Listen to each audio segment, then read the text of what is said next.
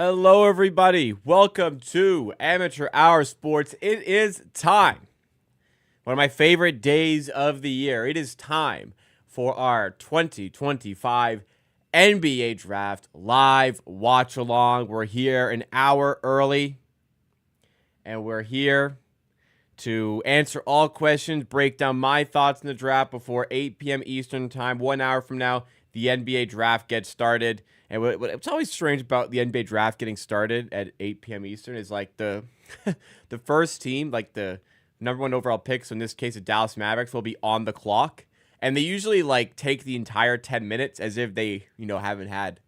Well, I mean, in this case, it's one of the most obvious first overall picks in NBA history, first of all. And second of all, even if it wasn't, you've had all this time. Like, surely by now you kind of know who you're going with at the time of the draft. My dog's being fussy if you hear, unfortunately. But anyways, we're out here.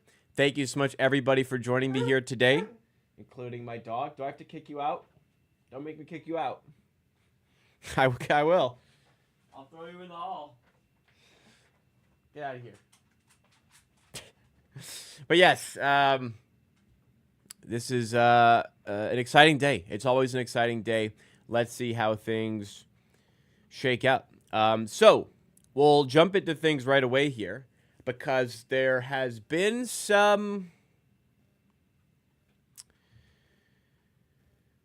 movement here, some interesting movement, and a player that I'm not seriously interested in may all of a sudden have leapfrogged ahead of where the Raptors are selecting, which means another interesting player is going to fall to the Raptors. So, like, my understanding would be, so if you don't know, I'll pull up my wish list here. This is the wish list. I do a wish list like this for every NBA draft. So number one on my list, Common Malawash. I think Malawash is going to go, at least I thought, Common Malawash is going to go 7 to the New Orleans Pelicans. And the best player the top player on my list that I think will be available at 9 if Malawash goes there is Noah Isanga. Now, the problem is, all right, you're going in the hall. Sorry, one sec, guys.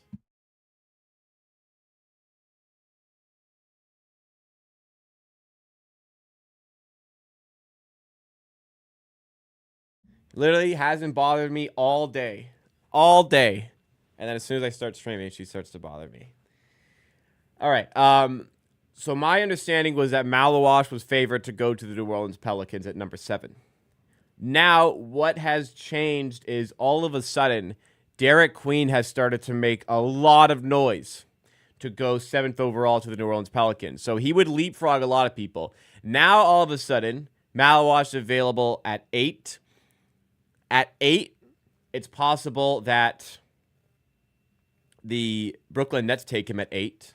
It's possible that Brooklyn go for Trey Johnson at 8 if he's available, or they go for Jeremiah Fears at 8. But if they don't go if Derek Queen goes at 7, it just gives them a lot to think about with Malawash at 8. And if maybe they really want Malawash, all of a sudden, does a player like Jeremiah Fears become available at 9? Does Trey Johnson all of a sudden become available at 9? That is where there is a little bit of wonder for me as to what the Raps are going to do, because I would have thought that Malawash wouldn't be there, but he may not be there, but somebody else who's really interesting may be there, because like I said, Derek Queen really has vaulted upwards as a potential 7th overall pick. So I'm not sure how much I want to buy into that, because there was some reporting. I'm trying to figure out where this motion on Derek Queen is coming from. I'm wondering if I'm trying to find the post that did it. Yeah, I'm wondering if it was this post that did it. Reputable, so pretty decently reputable reporter here. If she says if Derek Queen doesn't go to the Pelicans number 7, he could slide all the way to the Timberwolves at number 17 per Jonathan Givony. Now the issue is what I've seen from Jonathan Givony is that, like, the New Orleans Pelicans is his ceiling. Like, the Pelicans have looked at him. There is some interest there. But, like, number 7 is his ceiling, Derek Queen. But I think, like, that... I'm confident that the wording used by Gavoni is that, like, is still upper end. You know what I mean? So, I don't know if that post specifically kind of changed some opinions, changed the market a little bit. I'm wondering if that did it. I'm wondering if it was already heading in that direction, because I'm going to find the terminology specifically used here by Jonathan Gavoni in his mock draft, because he has Derek Queen going 15th. So I'll read it out for you guys here. So again, he has this is from this morning, and a lot of things changed throughout the day, remember? But I'm just pointing out here, Derek Queen, the terminology he used here. There are rumblings that Queen could be selected as high as number 7, where he has a big fan in the Pelicans general manager Troy Weaver.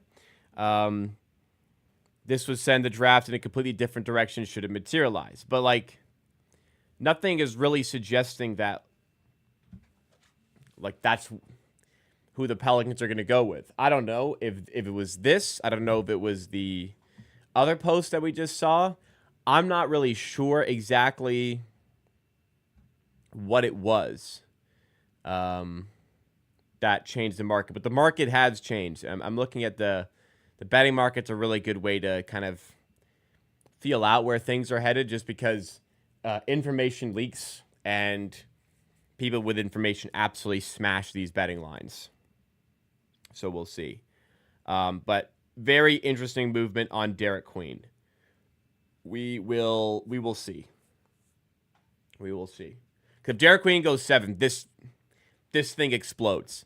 My current thoughts are, and I'll stick to my guns on this prediction.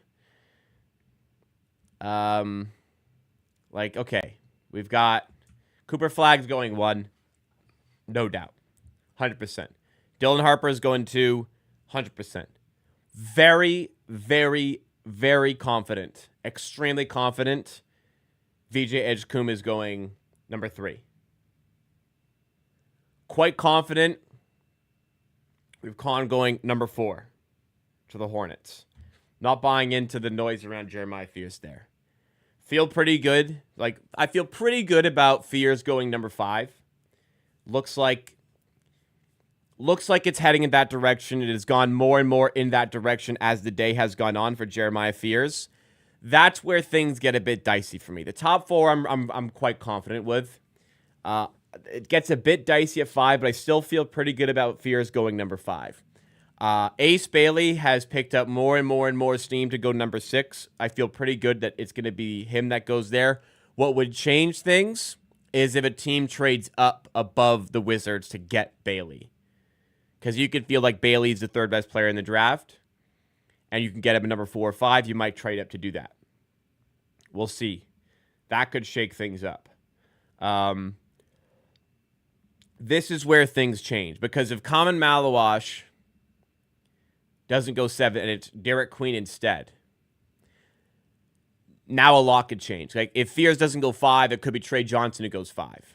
Ace Bailey could get taken 5 because somebody trades up, and all of a sudden number 6, the Wizards, do they go Fears? But if Malawash slides to 8, now Trey Johnson or Fears might be available at 9 for the Raptors. Then all of a sudden Noah Isung doesn't become the guy they want to take. Complicated one.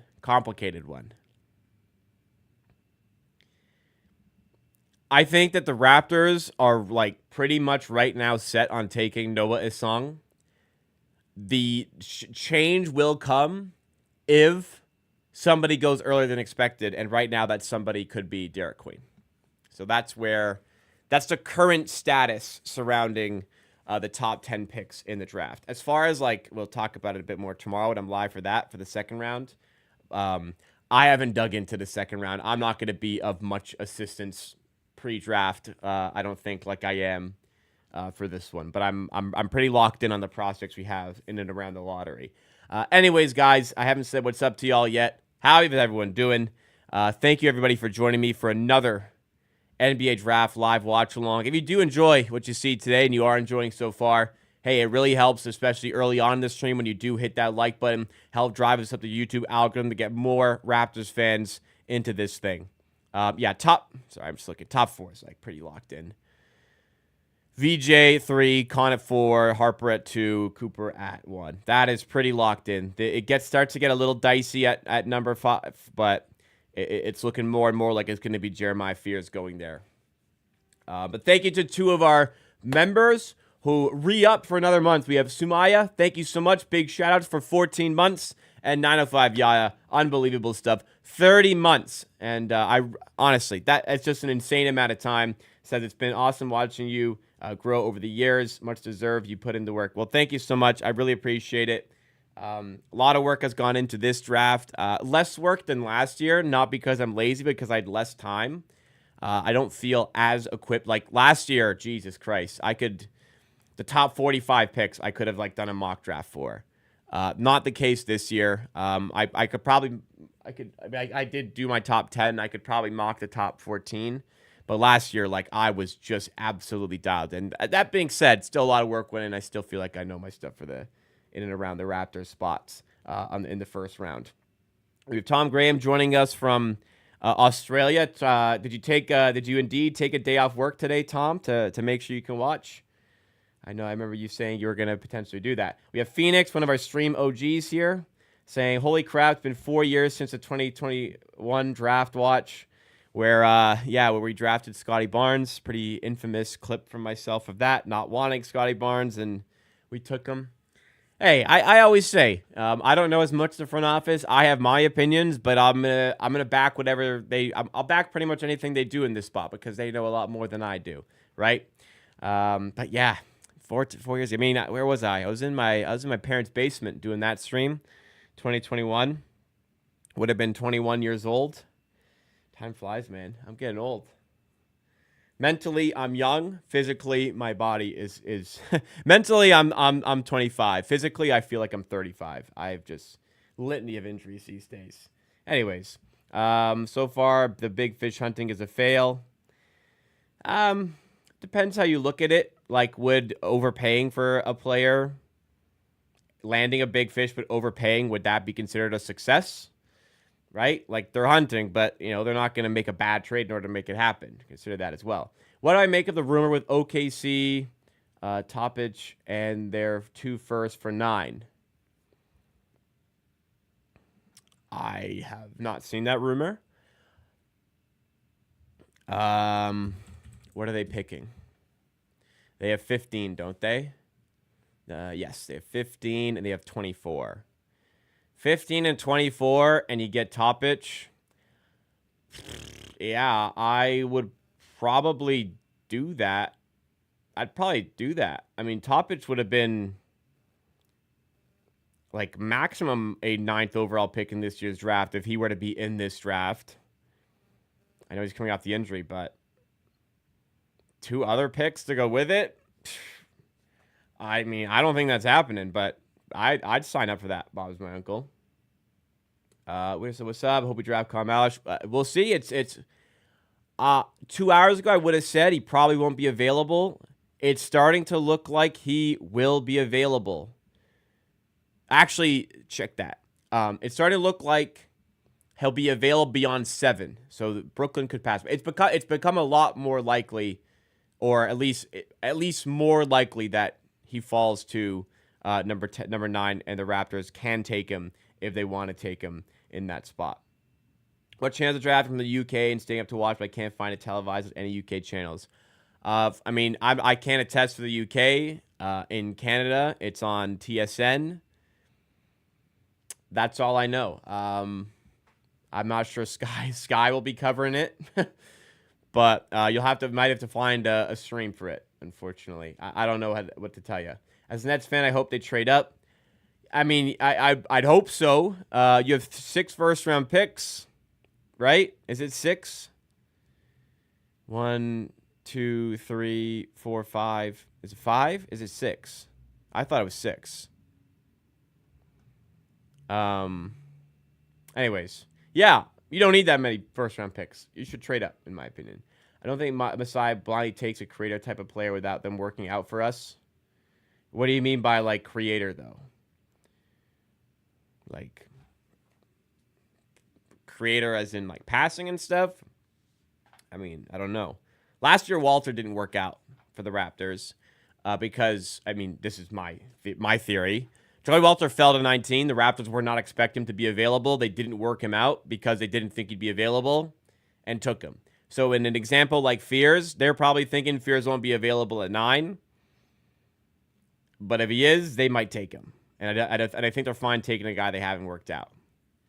The draft's at 8 p.m., by the way, guys. We're 45 minutes away, so it hasn't begun yet. But if you don't have access to it, you can just watch along with my reaction and everything. The only time I went blind with Joey and Grady because those guys are ancillary pieces. Grady as well was probably not supposed to be available at 13. So they took him because, like, hey, we think he's a top 10 player. We get him at 13 type thing. I don't think the Raptors are trading this pick anyways. Raptors are going to keep this pick. That's from Jay. So you have a personal beef with Queen? I don't have a beef. Like, I just don't see it from a prospect standpoint. Been vocal about that. I don't have a personal beef with anybody. I think there's better players. And the other day, he's number 6 on my wish list. So, like, I still like him. I like other players more.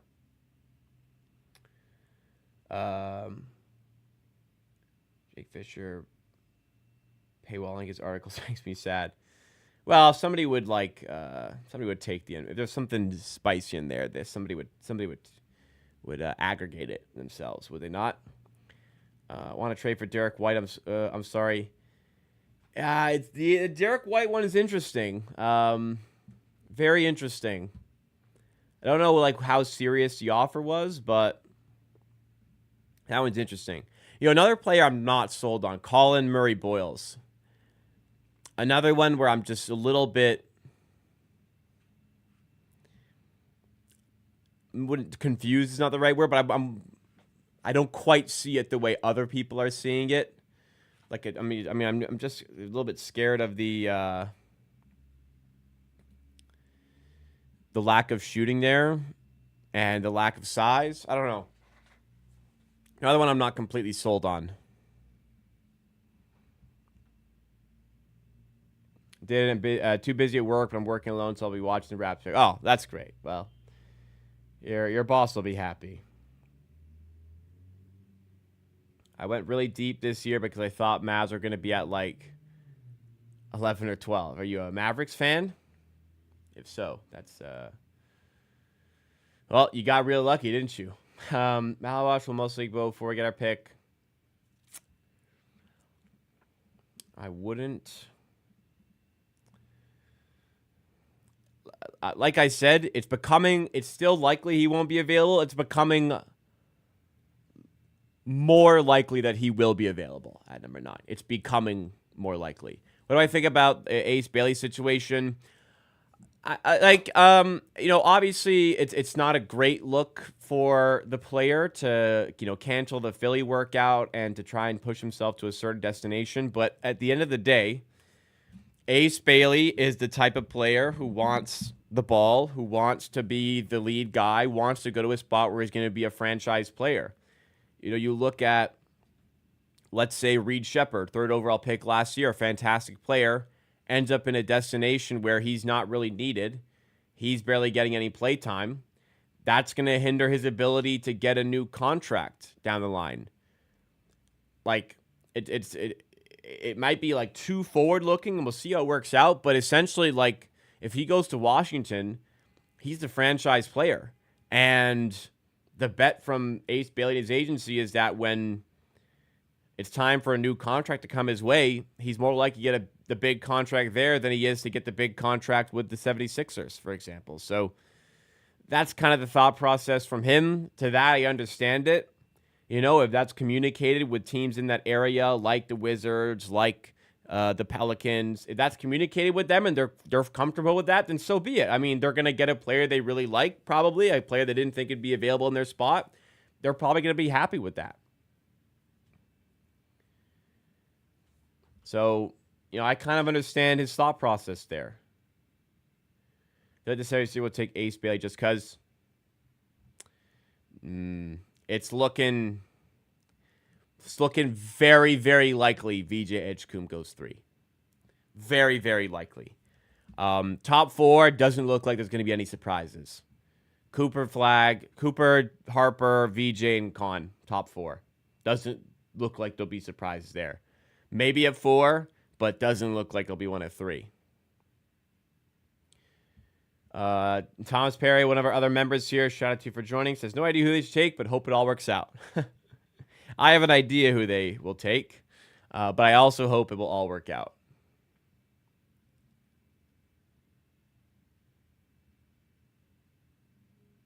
Suggs would have been terrible. Well, no, Suggs is really good as well. It's just Barnes is better. You know. I would love if Dallas took Dylan Harper over Cooper Flagg for the cat. It's not happening. Cooper Flagg's going first. Cooper Flagg is going first. End of, you know. After second pick gets interesting. Again, after the 4th pick, it'll get interesting. Number 5 will be an interesting spot. The first 4, I do not expect the first 4 picks to be interesting at all. I expect it to go as expected. Unless there's a trade, which I don't think will happen. Join the Amateur Sports Discord legal source. I don't know what you mean by legal source. Oh, I see. Quotations. Well, yeah, if you want to stream, I mean, somebody, I don't know if anybody's posted it there. But hey, regardless, you should join the Amateur Sports Discord. Join the Amateur Sports Discord with the link in the description. Another thing you should do is check out the Amateur Sports merch. I'm wearing the hat in white. I've got the shirt up on the wall on display. Get yourself some Amateur Hour Sports merch. It would mean a lot. It would support the channel. You get some cool stuff in return. Win-win. Please support the channel in the best way possible. Get yourself some merch. I've got it on hand right here. I don't ship through Canada Post, so no problem there. I've got the merch right here. You want it? I'll ship it your way. If you're in Toronto, fuck it. It's nice weather. I'll bike it over to you. No, you don't even have to pay delivery if you live in Toronto. I will literally just come to you myself and deliver it myself for free. If you're not in Toronto, you have to pay shipping. But hey, you get multiple items, you only pay shipping once. Free shipping on stickers, though. And those are cheap. Those are cheap. Check out the merch, please. Imagine if A's falls tonight because of the way he handled his drafting. Yeah, again, it's. I know I'm like going through comments and like I've said stuff and then these comments before I said the things, but like if Ace Bailey goes to the Wizards and says, "I want to play for your team. I want to be your franchise player. I want to be the lead guy for your team." Are the Wizards like treating that as bad character that he didn't work out for the 76ers? Or are the Wizards going like, "Fuck yeah, man. We think you're great. We want to draft you as well." You know what I mean? Like it's not. There's no way Ace Bailey's just done this, hasn't talked to the Wizards or the Pelicans, whatever, and he's just gone to Sixers and say, "You know what? I'm good. I'm not going to work out here." He's probably in communication with them, and it's probably a calculated move. Very likely a calculated move. 5 first rounds and Cam Johnson for _1 pick. Would you do that? No. The 5 first? No. For Cooper Flagg? No. Not happening. Jet Howard was a shocking pick, it looks like. Absolutely looks like a shocking pick. What was he? 11th overall. In that window, 10th overall was Cason Wallace. 12th overall was Derek Lively. 13th overall was Grady Dick. And then Grady Dick's not as good as Cason Wallace or Derek Lively, but he's better than Jet Howard. Quite a miss there from the Orlando Magic. Rather not get White, but he does fit perfect. Can't over that. I mean, think of the upgrade, respectfully. Think of the upgrade from RJ to Derek White. Like, the Raptors get a lot better if they were to swap those two. Just, am I willing to pay the 9 to do it? I don't know. I don't think that's going to happen.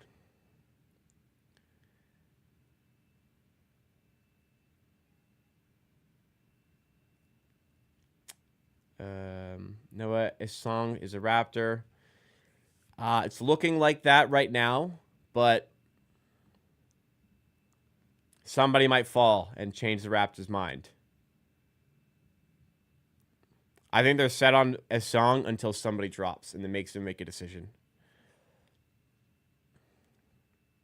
The Spurs are trading the number 38 pick tonight for the Indiana Pacers for a future second-round pick in cash. So Spurs clearing some space for something. I guess it's maybe they have to do it to afford Dylan Harper. I'm not so sure.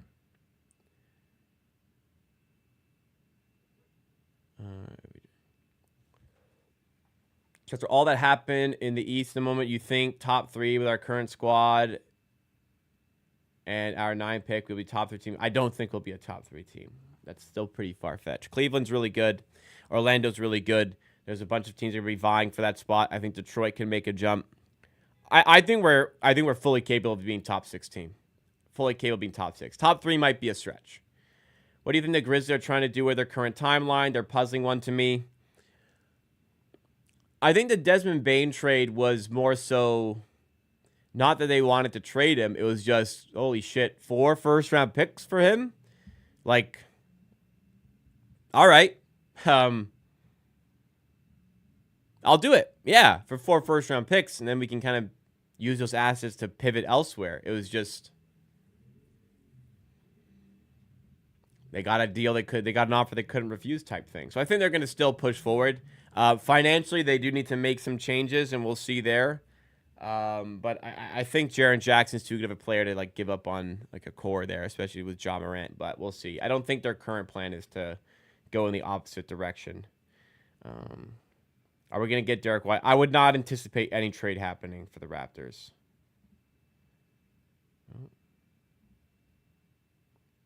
Sorry about that. Mexican of Willow. Ryan Nembhard is probably a pacer. I mean, down the line a little bit. Potentially. Are you saying at 38? Is that his range? Yeah, maybe that's what they're looking at. Who knows? Maybe they're looking at somebody else. Thoughts on picking Carter Bryant? Carter Bryant is the last guy, like the lowest on my list where I'm like really happy to take. Looking like we won't have to choose him because we'll probably go with one of these. I currently have Carter Bryant going 10th to the Suns. Derek Queen may go to the Suns as well, but I don't see the Suns, who already have like Devin Booker, Jalen Green, and Bradley Beal. Like, does that team want a center who can't play defense? I don't know. I don't think so, but I'd be quite happy with Carter Bryant as well. Yeah. I think the Celtics will trade. We'll see. I don't think the Raptors will trade the pick, though.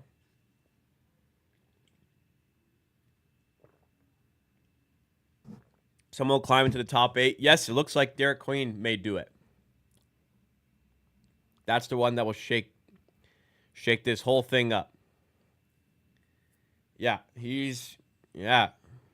okay. Yeah, he is. Derek Queen is making noise at 7, guys. Raptors have a tough decision to make at 9, it looks like.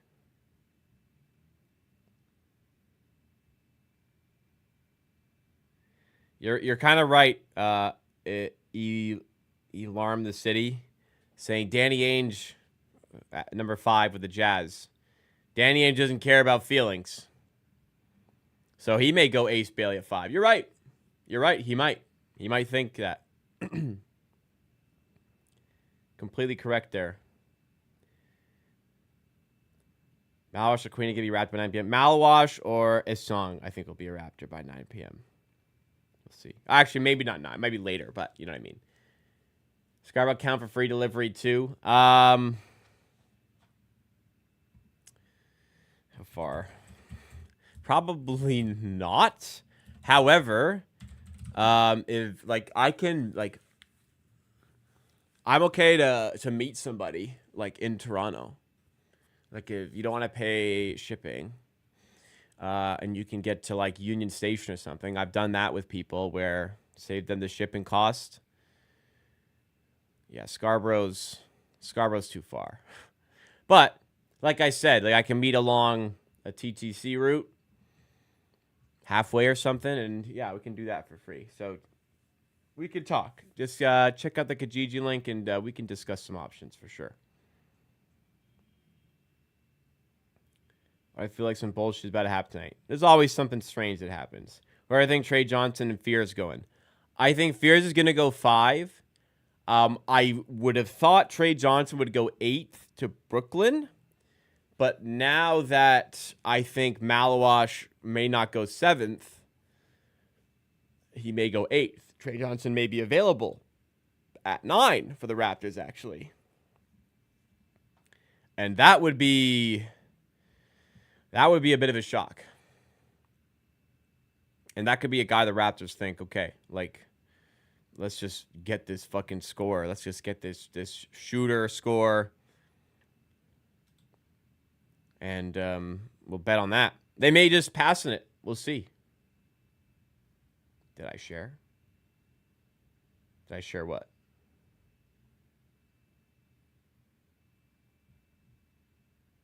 Deshaun's tweet? I mean, I saw that Indiana traded for the 38th overall pick. They might like somebody in that spot. It might just be a case of San Antonio clearing some cap space.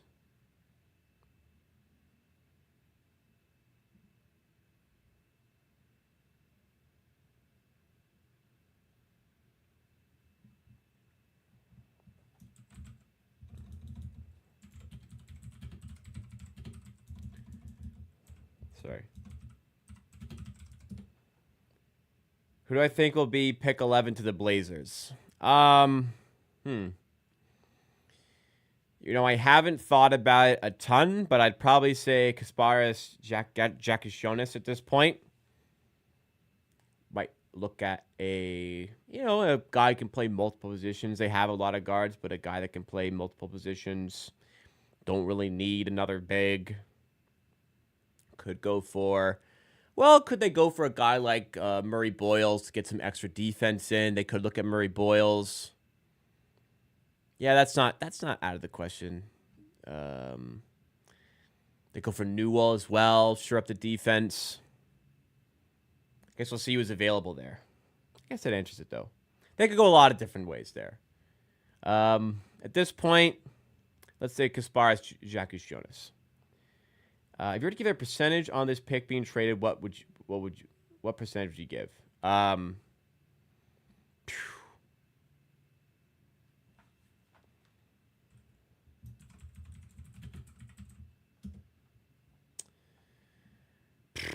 Like less than 10. I'm thinking like 5.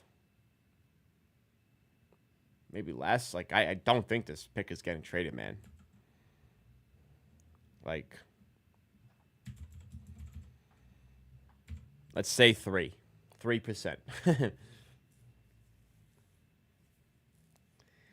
Possible that we pick Murray Boyles over a song. I don't see it. I'm not super convinced on Murray Boyles. So for me, no. But some other people do like him, but there's been no noise there. I seriously don't think a song goes past us. Malawash, a song, or Bryant. I do not think any of those three go. If one of those three is available, one of them's getting drafted by the Raptors. Do I think it's worth for Toronto to trade RJ in the pick for Derek White? I feel like RJ plus the 9 is a bit expensive. I like Derek White like a ton. I'm a very, very, very big Derek White fan. I'm not sure it's worth the 9th overall pick. I feel like we got a really good player here. And Barrett could be served elsewhere in the trade market. Yeah.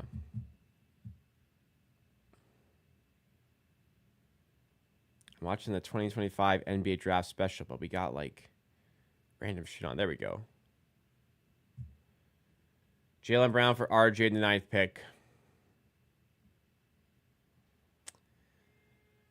I mean, I'm not a big Jaylen Brown fan, but I feel like you might have to do that. Would you? I mean, would I rather have Derek White though? Interestingly, I feel like Derek White might be better fit, but I don't know. I mean, the scoring, Jaylen Brown. That's a tough one. I don't know. Here's my list if you're joining us later here. Here is my list for the draft. By the way, guys, if you're enjoying so far, please hit that like button.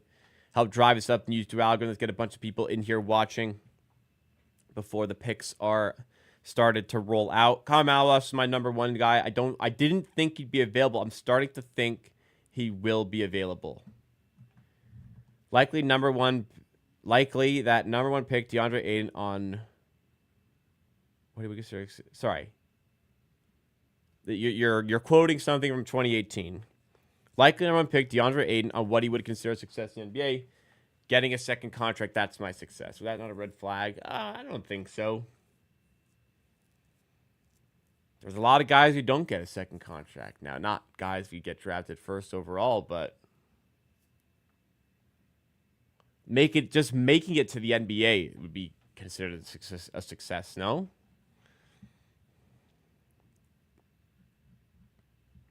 Sham said Ace Bailey's range between 3 and 9. Like, no shit. Respectfully. No shit, Shams. Yeah. It is. You're right. Like, that's such a wide net. Of course he's going to go 3 to 9. Like, can we refine? That's not interesting at all. Like, if he said 4 to 9, like, absolutely he's not going third. I mean, I guess it's a bit more interesting. But like I told you guys, VJ Edgecombe's going third. Period. So, even that, like, you know what I mean? It doesn't really give us anything. Thank you for letting us know, YG7. I'm not upset with you. I'm just, from Sham's perspective, that doesn't do anything. We don't learn anything with that report.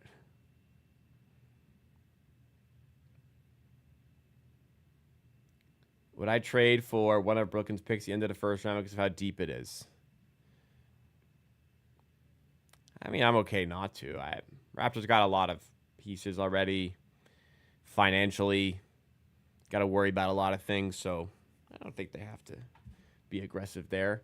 Unless they really like somebody, which I can't attest to. I cannot attest to. We'll see where things fall in this draft. Always teams that do some dumb shit at 5 or 6. Well, 5 is pretty wide open.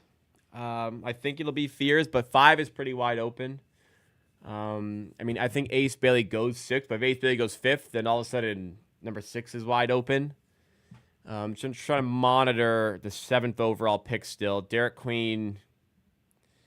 Okay, we've lost a little bit of steam. We've rolled back a little bit, but still. Ooh, he's picking up at some areas. Ooh. Does Derek Queen starting to? Yeah, I guess similar position. Derek Queen is similar position there. Number 5. Is this changing? Yeah, it's. We're moving more and more in the direction of Jeremiah Fears. Yeah, more and more in the direction of Jeremiah Fears going 5th. We're continuing to push in that direction. We have not quite moved much on the Derek Queen front. Oh, we're still moving that. Now we're still moving that way. Becoming more likely that Derek Queen goes 7th, guys. That's gonna shake things up. Noah Isong has picked up a ton of movement at number 9. A ton of movement. It's beginning to look. Ooh, it's beginning to look like, yeah, we're getting into above 50% territory on Noah Isong going 9. So it's beginning to look. Malawash may slip out of the top 10 here, actually. Ooh. Who's my source? Betting markets. The best source. Betting markets move before Shams says anything. 20 minutes before Shams reports something, a market will move. Then Shams comes out with it. I know from personal experience. A report will come my way. 20 minutes later, Shams will report it, but betting markets already get nuked. It's all information-based. It's all information-based. There's people out there who have information who are putting big money down that's moving these markets. That's why this is where the real news comes from. I would like to bet Common Malawash does not go top 10 if I can. I want to see the price on that because I can very much, I think I can get a good price there. And I'm starting to see how he falls out. Can I even bet Con Malish? Cannot bet. What's his over-under? Okay, let's do this. Common Malish.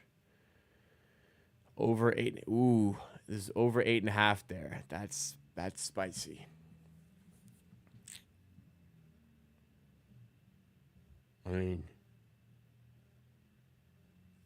he's not going. He's not going. He's not going to go top 8. If Derek Queen's going 7, he's not going to go. Doesn't look like he's going to go there. All right, let's stab. Let's take a stab here.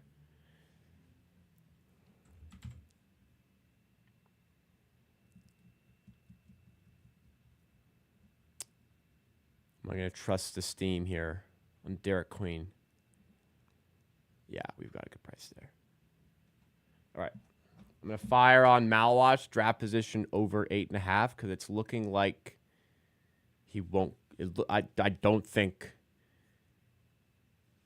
he's. It started. I thought he was going to go 7. It doesn't look like he's going there anymore. Looks like it's going to be Derek Queen. And it looks like Trey Johnson is picking up some movement at number 8, in which case it would be over 8.5 for Malawash.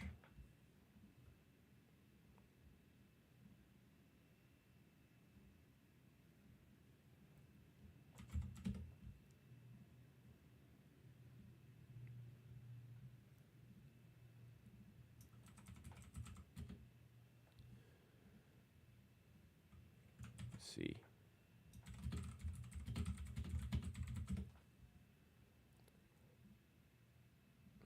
All right, one sec. Just gathering myself here. Okay.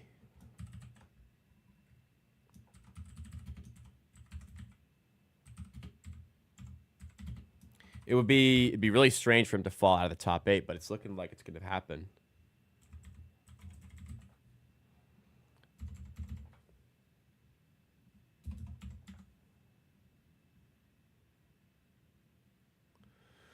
Let's just see how this market moves, though, because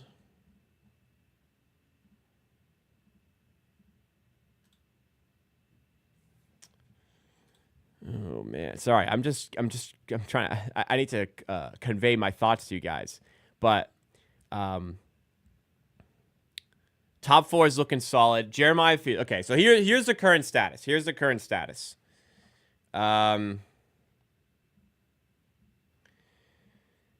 Top 4 is solid. Rock solid. Flag, Harper, VJ, Con. It's rock solid. Fears is picking up steam at 5.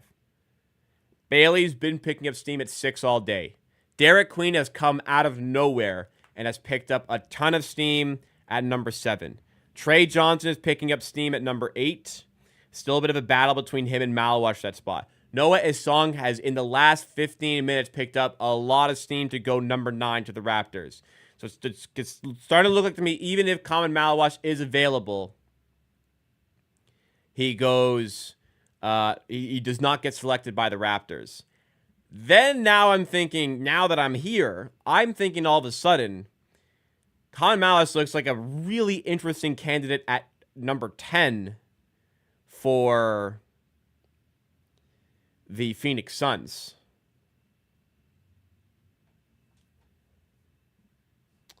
Ooh. Yeah. Yeah. Really interesting at number 10.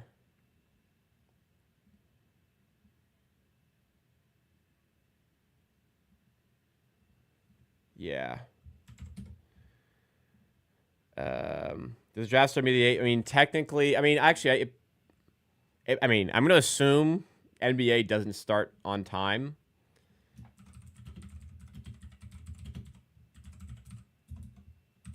And then remember, when that draft starts, the Mavericks are on the clock for like 10 minutes. So why they have to be on the clock for a guy everyone knows they're going to take, I don't really know. But We'll see.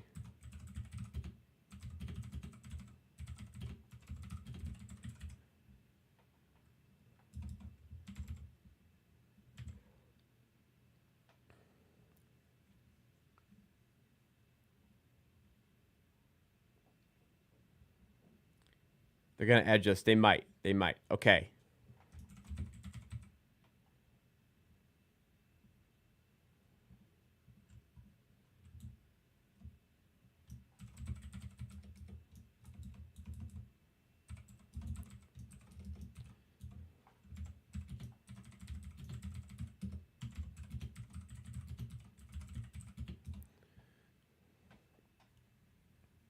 That thumbnail ESPN in the draft. I have not seen the thumbnail. All right. Here is, okay, my new list. My new top 10. My new top 10 prediction. Subject to change. Just trying to gauge the market right now. Number 1, Cooper Flag. Number 2, Dylan Harper. VJ Edgecombe. I'm calling it 4. 5, Fears. 6, Ace. 7, Derek Queen. Has it moved any more, Derek Queen? It is not.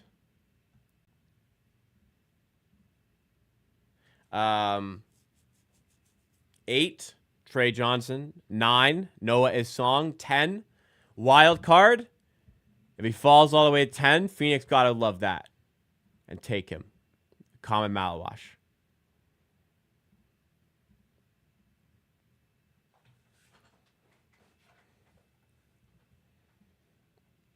But lots of interesting stuff here. It's I don't know.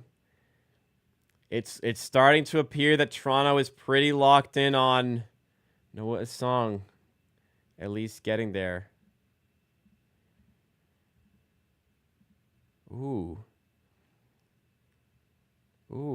unless. Oh no. Okay, we got to change.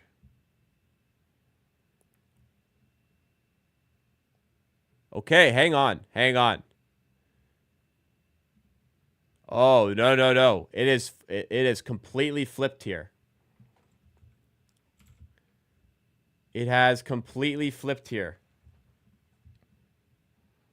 Malawash is all of a sudden flipping to be the favorite at number 9.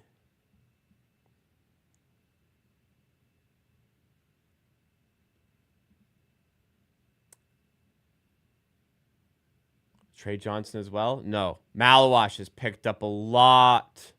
Malawash all of a sudden in a battle with Noah Isong to be selected by the Raptors. Oh, man. There's a lot of movement here. So as it started to appear that Derek Queen was going number 7 and Trey Johnson was going to 8, it appeared as though the Raptors are going to all of a sudden go for Malawash at 9.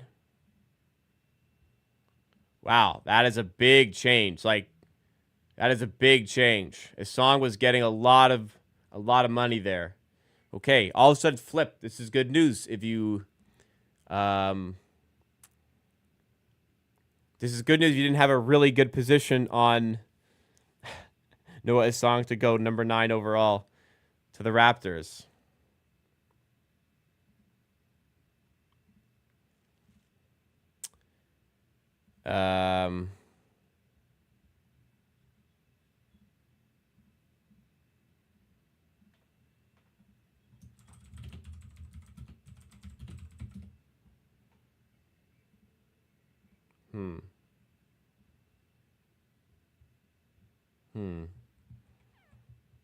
Trying to make a decision here.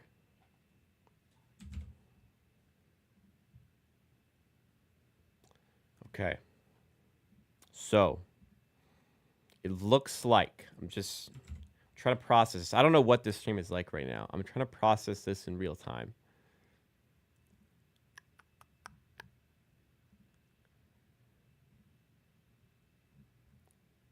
It looks like the Raptors were set on a song because they thought Malawash would not be available at 9. Now that Malawash looks like he will be available at 9, the Raptors have pivoted in the dying stages here. Okay. Absolutely starting to look like it's Common Malawash number 9.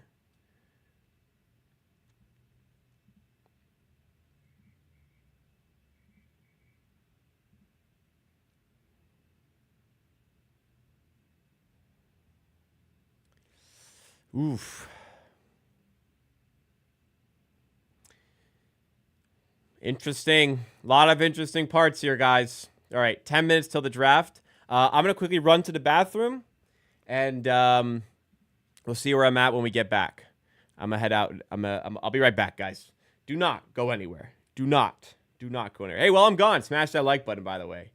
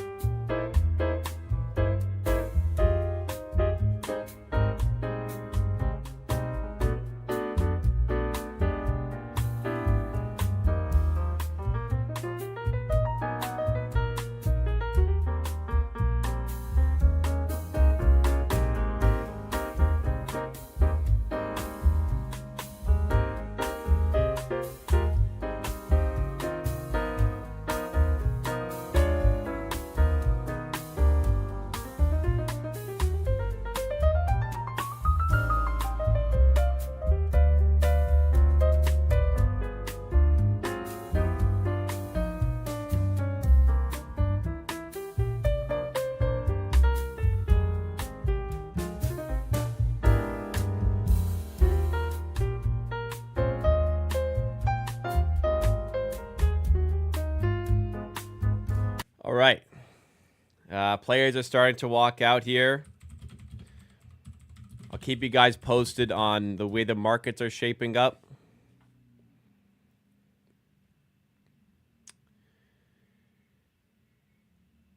Let's see. Oh, yeah. Number 9. Even more movement, it looks like, towards Malawash. Let's see. Refresh. Let me see. Yeah, we're at a bit of a divide. Malawash has taken over Noah Esong as the favorite to go number 9. It appears as though the Nets are zeroing in on Trey Johnson.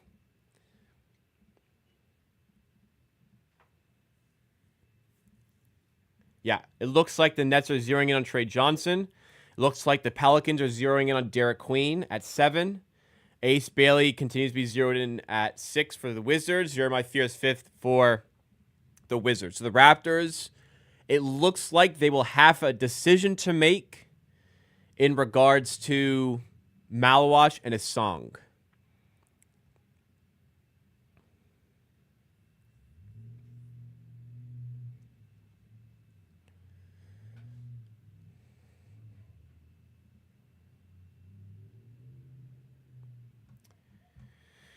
This is interesting. This is interesting. What's Malawash to go over? Yeah, I don't know.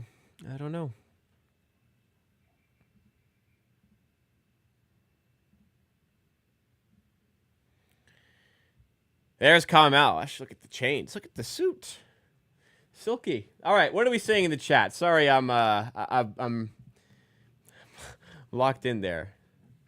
It's Essange. Do we know that for sure? Because I've seen Esenge. I've heard Esenge. I've heard Eseng. I've heard Esong. I've heard Essange. French pronunciation, Gue is usually just a G sound, which would therefore make it Esong. Could be pronounced Essange. I'm happy to correct myself, but I guess I'll wait to see how it's pronounced here, unless I missed it already.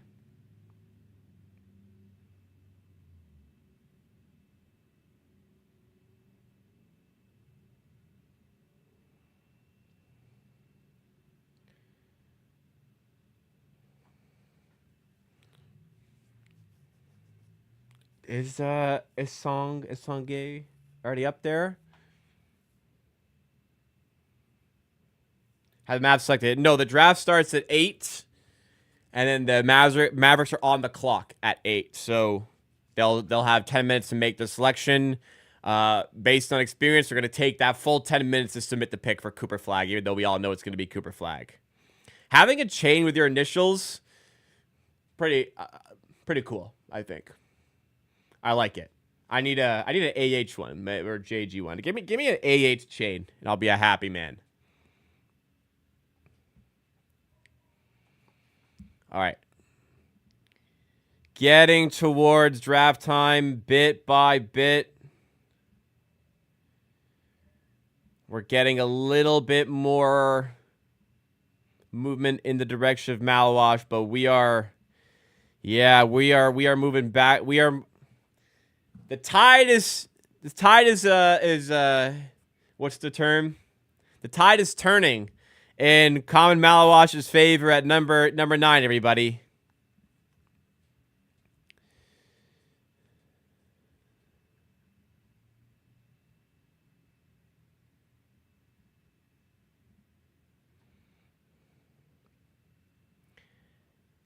So the story I believe is unfolding is that the Raptors were going to take Noah Essange at number 9, but they were not expecting Common Malice to be available at 9. All of a sudden, it looks like he will be available at number 9.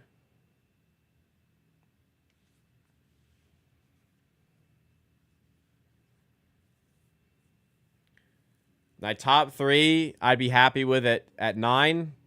These are the top 3. Common Malice, Noah Essange. I'm not sure. Carter Bryant. I'm going to stick to my guns and say Noah Essange until I'm proven otherwise. Common Malice, Noah Essange, Carter Bryant, my top 3. We're getting one of them. We are getting one of these. You know what? Scratch Carter Bryant.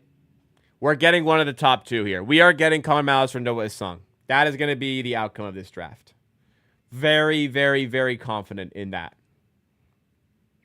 Currently, a decision is being made regarding which one they're going to select.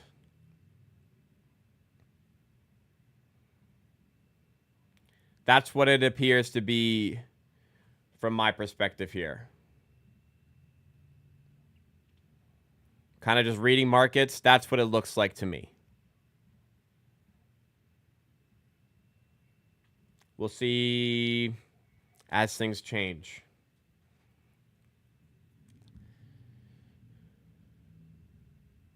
God. Financially speaking, if Malawash went 10th and Essange went 9th, holy fuck, it'd be a good day. From a Raptors perspective, I do prefer Malawash. Financially, it'd be a lot better if Essange went 9th and Malawash went 10th. I gotta tell you. Best thing on the drafts that we can finally hear how to say their names. Yeah, that is a bit of a perk, isn't it?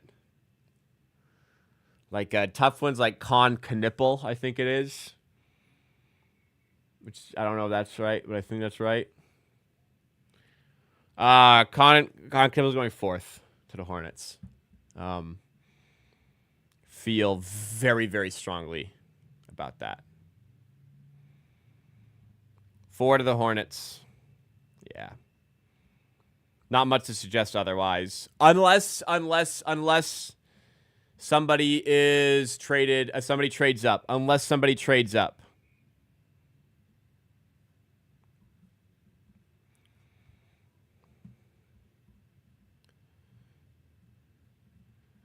All right. Okay. As the draft is set to begin here, guys, if you haven't already, please make sure you do hit that like button. We are currently at 56 likes. Let's get this thing to 100 likes, everybody. We got 213 people here. Let's get this thing to 100 likes, first of all. Second of all, I do ask, I don't ask, I beg. I would like to watch the draft in real time. I do not want to read Sean's notifications all night. I want to watch the draft. If you want to look at the Sean notifications, you are more than welcome to do so. Please, if you don't mind, do not put reaction to any of the draft picks until you hear it announced by Adam. Better yet, you hear it announced by me. I will like word for word copy Adam Silver. I will word for word repeat what he's saying as he's saying it, so you will know when I have seen the player selected. Please, if you don't mind, do not spoil it for myself or anybody else who is doing that with myself by putting something in the chat early. I would really appreciate it. My viewing experience, I would like to just watch the Adam Silver say it as it happens. Nande, it's my stream, and I hope you can respect that wish there.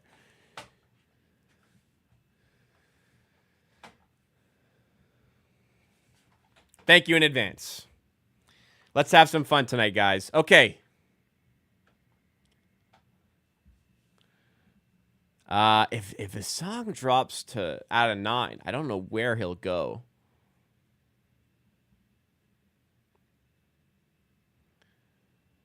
I guess he would fall beyond the top 10. All of a sudden, 11. Yeah, he'd go 11th.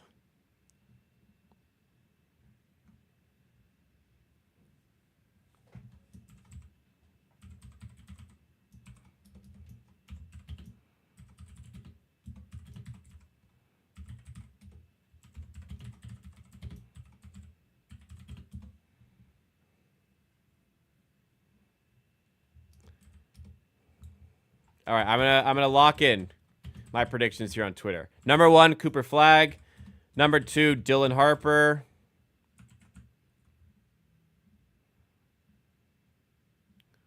Hang on.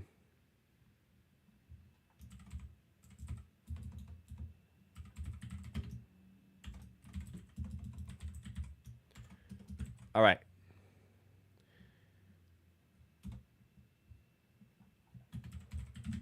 Final update. Here's what here's my prediction for the draft tonight, everybody.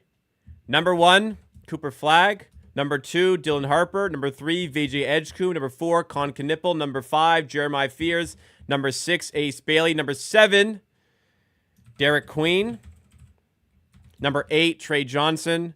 Number 9, Colin Malawash. Number 10, Carter Bryant. That is my prediction. Colin Malawash goes 9th to the Raptors. Let's see.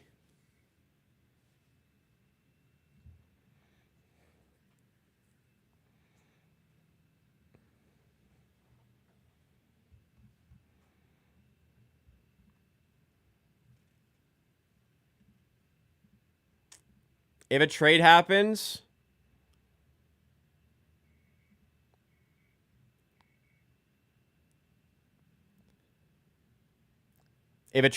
let me know in the chat. You can spoil that.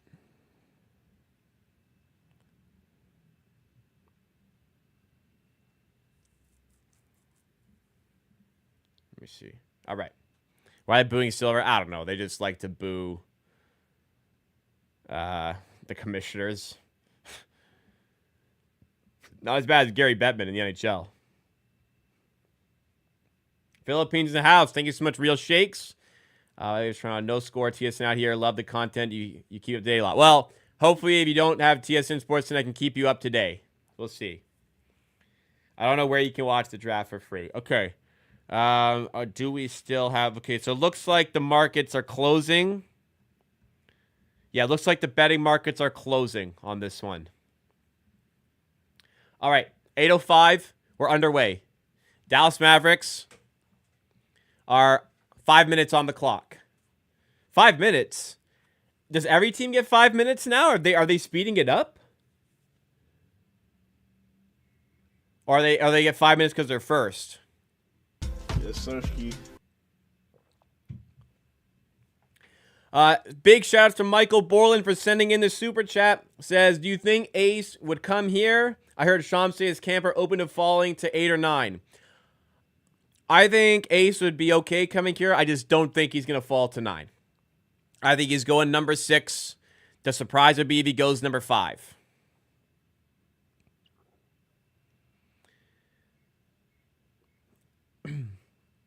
All right, guys. Final prediction from myself. I will once again reiterate my final update here. We have Cooper Flag 1, Dylan Harper 2, VJ Edgecombe 3, Con Knipple 4, Jeremiah Fears 5, Ace Bailey 6, Derek Queen 7, Trey Johnson 8, Common Malawash 9, Carter Bryant 10th overall. That is my final prediction. Let's see how this unfolds here.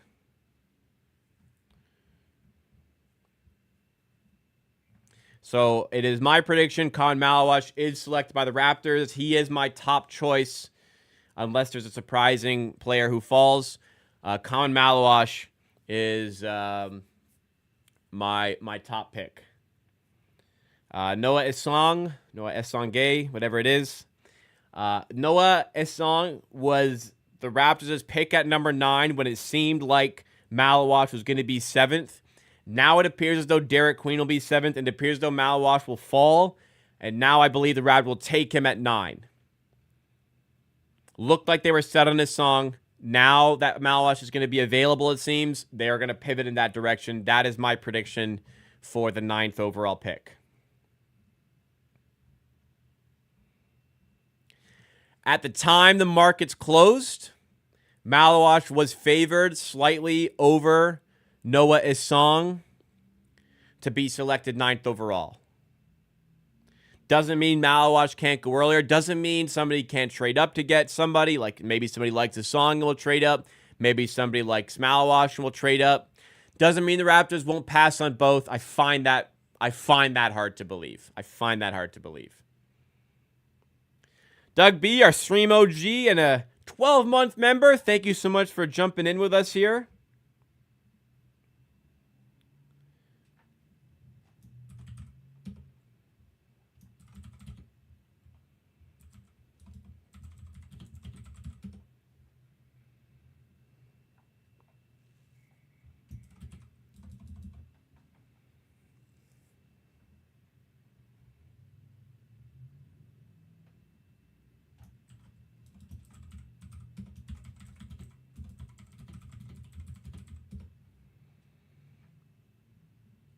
All right, should be like time here. Okay, reminder, do not spoil, do not tell me, do not tell me what's going on. I don't want to know. Do not want to know.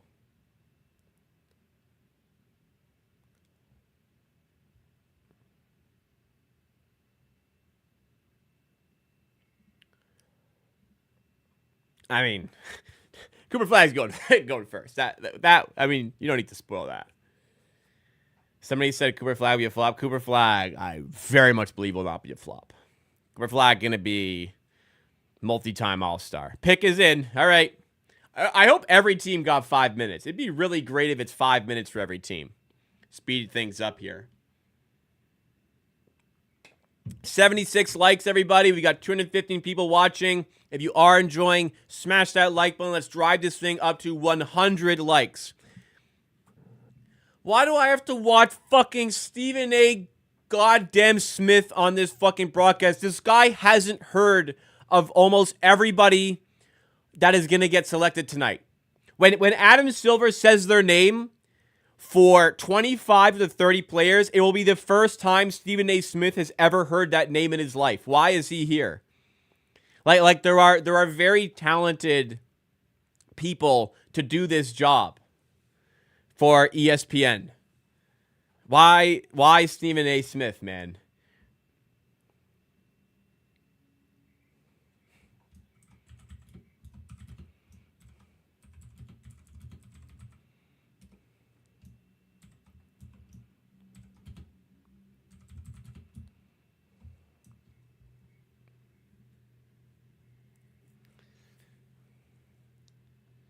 All right. From a non-financial perspective, from me as a Raptors fan, I want Malawash to go 9th to the Raptors. I have made some bets on this event. If Assange goes 9th and Malawash goes 10th, and Fears goes 5th, it's gonna be a good day.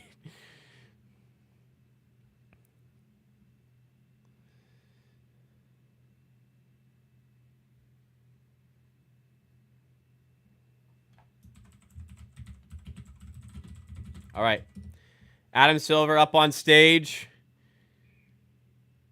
with the draft sound. Do I have that? First pick, 225 NBA draft, Dallas would select Cooper Flagg. All right.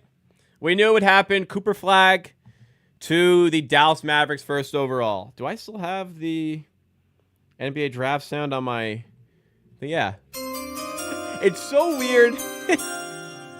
I just played that myself. It's so weird hearing it on the broadcast every year because it is when somebody subscribes, I think, that is the audio cue. If you want to listen to the audio cue, you can subscribe to the channel right now. And if your subscribers on your profile are set to public, it will pop up. Hey, if I do Raptors content, I do Raptors live streams. If you guys like the Raptors, you like the NBA, you might like the channel. Subscribe to the channel. Remember to drop a like if you haven't. Yes, Flagg has been captured. The Dallas Mavericks. I don't want to start talking about it because I will dive into a tirade of fury on how upset I am that Dallas got the first overall pick. Yeah, it sucks. It sucks that they got it. From a Cooper Flagg perspective, he must feel really lucky. But, yeah. Cooper Flagg goes number 1. Shams hasn't tweeted anything. So, okay, interesting dynamic. If is this Shams' first year as ESPN's lead? What's his role? In this role, is this Shams' first year with ESPN doing this since he came back?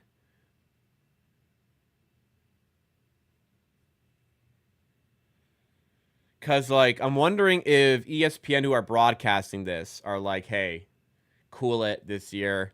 You don't have, you're not battling with Woj, so it's not like we need the fight there. Nobody else is going to break this ahead of you, are they really? I mean, there might be a few, but... Anyways, let me know. Don't spoil the picks. Let me know if the Shams tweets are not coming early this year. That'd be an interesting development.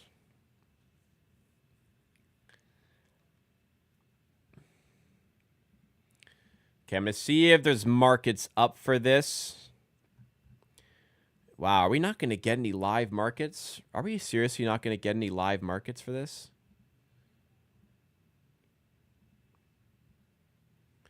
Wow. They scared, man.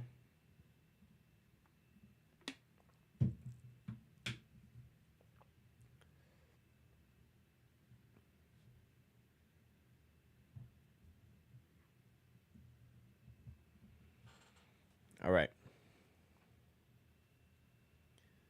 The fans deserved it. The Mavericks organization did not.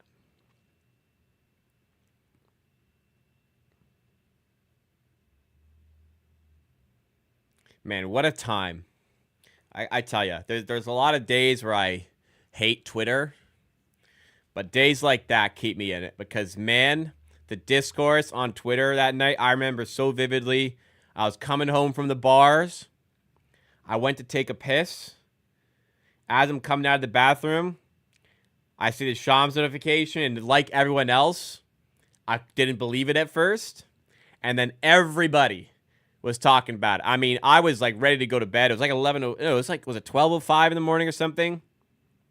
I was ready to go to bed after drinking a bunch of beer, and I stayed up for like another 2 hours just on Twitter. It was awesome. Well, congrats to Cooper Flag.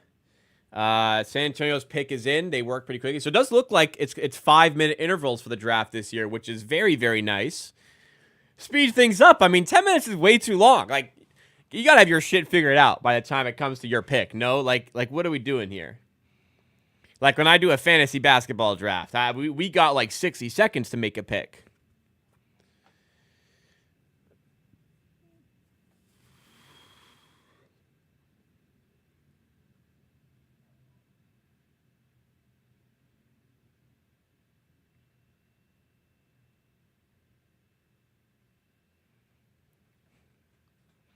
Did I say anything about the KD trade? I missed it. I haven't talked about it. I like it for Houston. I don't think they gave up much to get a really good chance to run it this year with KD.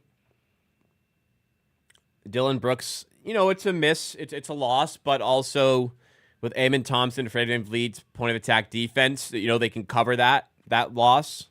I think Jalen Green, they're going to be happy to get off, to be honest. And for Phoenix, kind of a shit situation. I don't think they could have gotten any better. So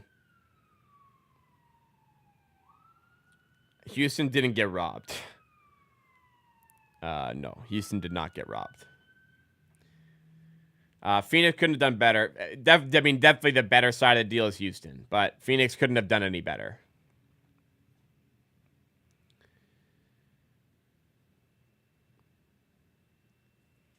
I'm glad it's going faster as well. Although the pick is in, let's get the pick then, huh?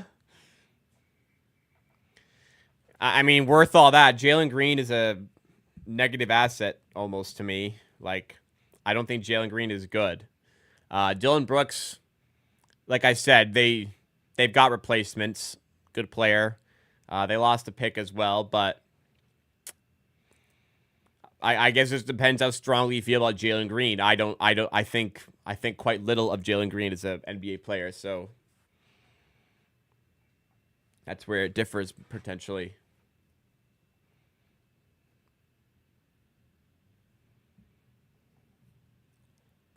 All right, Adam Silver up for pick number 2, everybody. So expectation here is it will be Dylan Harper. It's going to be Dylan Harper. I mean, just straight up, it's going to be Dylan Harper. End of discussion. Second pick, 25 NBA draft. San Antonio versus select Dylan Harper. Dylan Harper. All right, Dylan Harper goes number 2 to the San Antonio Spurs. No surprise there. San Antonio were big fans of Dylan Harper before they even got the second overall pick. They were so happy to get that spot so they could get this guy. No surprises at all. Yeah, fit. I mean, look at that fucking watch. Frostbite. Jesus Christ, look at that thing. God damn. Let's look at that. Lost my train of thought. Yeah, not positionally, fit-wise, not... Oh, look at Ron Harper. Ron Harper Jr. with him. Former Raptor.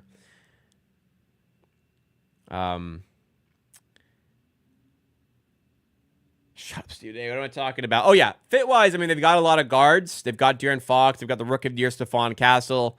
But when you're this high up especially, you need to take best available. Now, does it get interesting? No.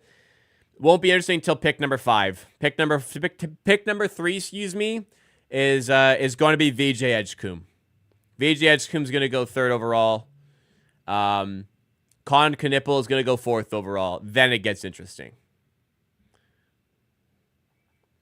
I don't really see the draft going in any other direction for the top 4. Crazy that Rutgers have the 2nd overall pick and the potential 6th overall pick and didn't make the tournament. By the way.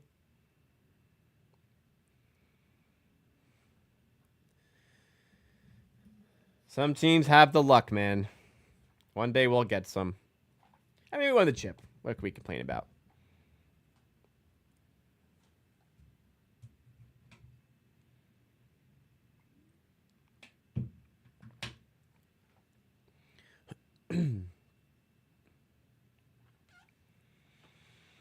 Yeah, so it is 5 minutes for all the selections, which is great. It used to be 10 minutes, and it used to be way too long.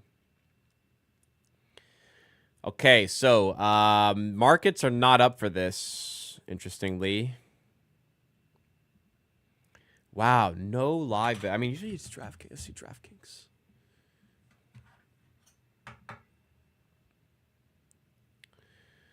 Let me see if we have movement on Malawash Isong. We do. Oh, I think we do. Let's see. Okay. Number Derek Queen is very firmly the favorite to go number 7. Ooh. Malawash may all of a sudden go number 8, which would mean Isong would go number 9. Okay. Trey Johnson has lost a lot of motion at number 8, it seems. Number 5 is not up. So I wonder if Fears has actually come off of being selected number 5.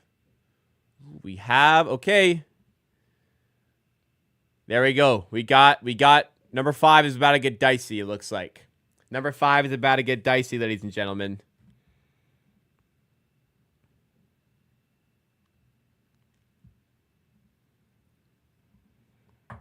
Fuck. This is a problem for me.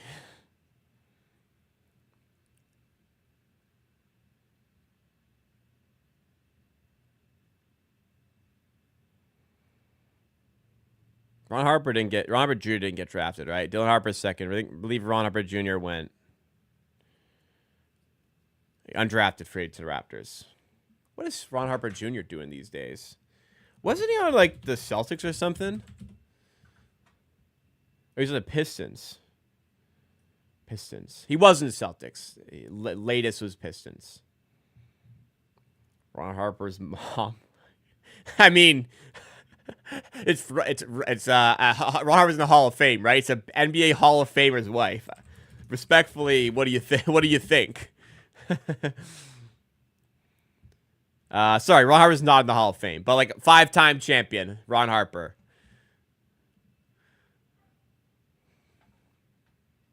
I never really understood why the Jazz would go Fears inside the arc point guard. They have that in Collier already. Yeah, but Fears is better. Anyways, we'll see. Number 5 is looking dicey now. Number 5 is looking very dicey. 6 and 7 look solidified as Bailey Queen. Number 8 though might be Malawash all of a sudden.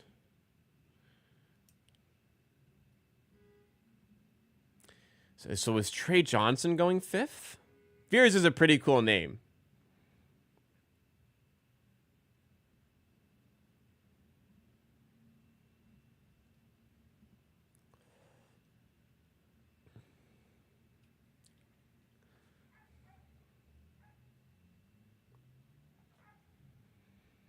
All right, Sixers, 42 seconds to make their selection.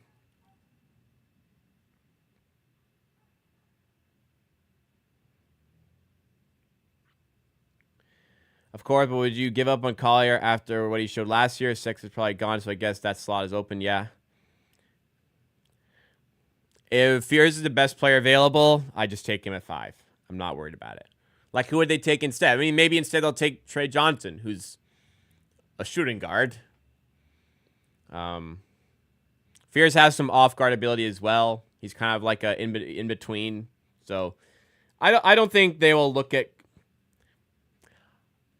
I really don't think they're going to look at Isaiah Collier and say, "Do we need another point guard?" I don't think Isaiah Collier is the roadblock to taking the best player available.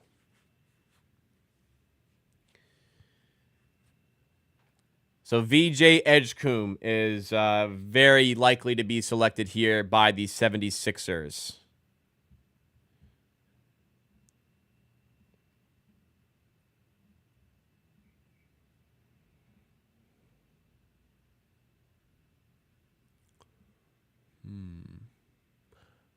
No, I was going to say, there's no way they go Malawash at 5, right?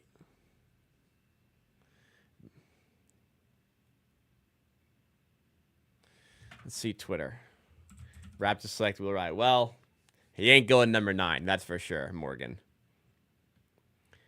I'm also not as high on fears as most. I agree, but other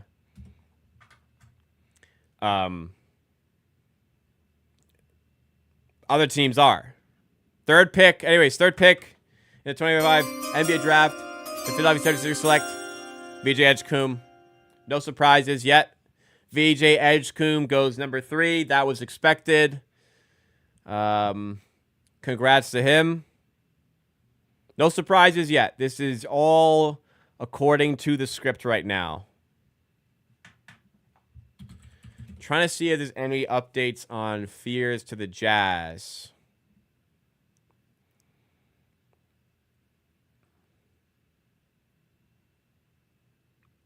They could go trade Johnson. So Trey Johnson has picked up some noise late.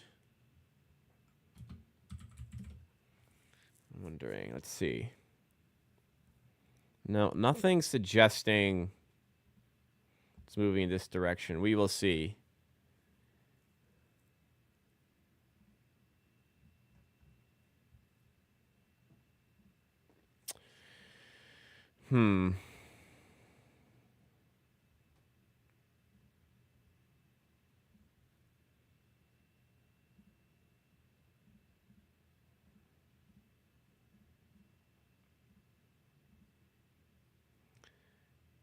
Number 8. Okay. Number 8's wide open, it looks like. I mean, it just looks wide open right now. Has Ace Bailey fallen out of number 6 here? Ace Bailey's all of a sudden on the board at 8 as the favorite. I don't know if that's fake. Huh.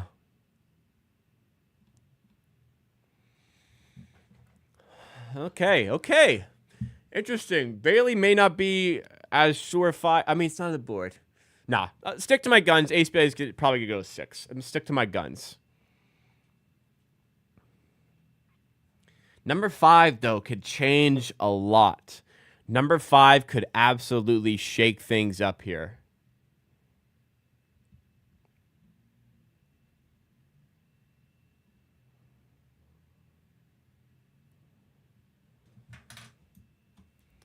Let's see.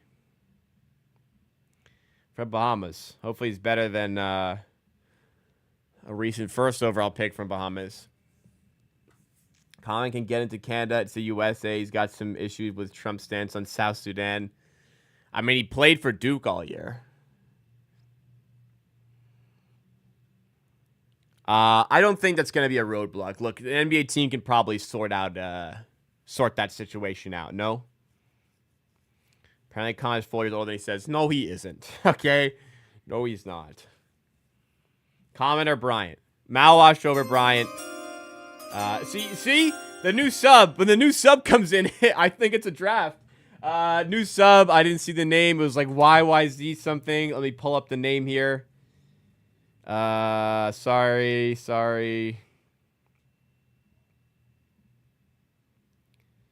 Where is it? Uh-oh. It's not loading.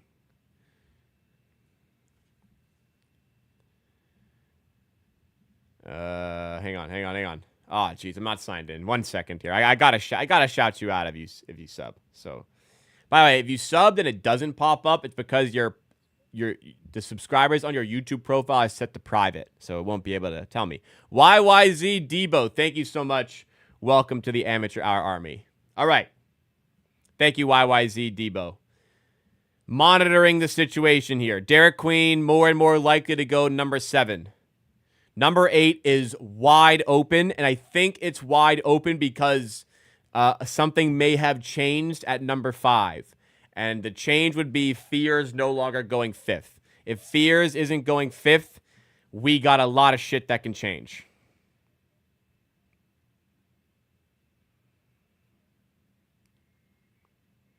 I would also concur that Noah Esong, Esongay, whatever it is. 2 hours ago was the Raptors. So this is my theory. 2 hours ago, the Raptors were locked in on Noah Song to take number 9. Their thought process was the Pelicans were going to take Common Malawash at number 7. Then it became apparent that Derek Queen was all of a sudden picking up steam to go number 7. Therefore, Malawash could fall. And if Malawash falls, the Raptors will take him at number 9 instead. That is the situation that seems to be brewing right now. There's a fly in here. Big hug from Portugal. Big ups, Portugal. Yes, there are some Raptor fans here too. Keep up the good work. Thank you, Pedro. Thank you so much for supporting all the way from Portugal. I really appreciate that. Raptors have been noted to lack a traditional rim tip and Yucca Pearl. Yeah, for sure. I mean, Kyle Mao is still top of my list. Right? Kyle Mao is still top of my... Sorry, ignore that. Kyle Mao is still top of my list. If he's available, that's the guy you take. Unless, you know, somebody surprising falls, and we'll see.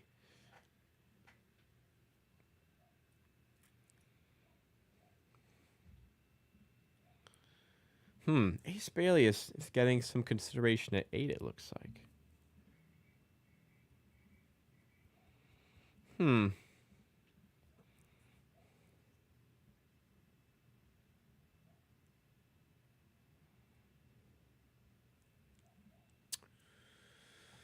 Okay. Sean's trying to spoil picks. Don't spoil it for me. I'll be very upset if somebody spoils it for me. Do not spoil it for me.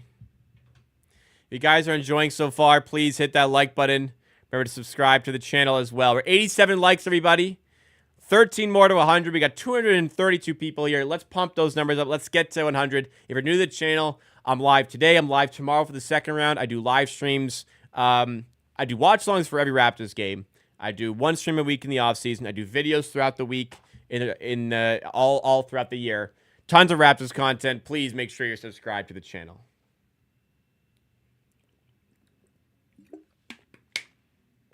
There's a goddamn fly in here.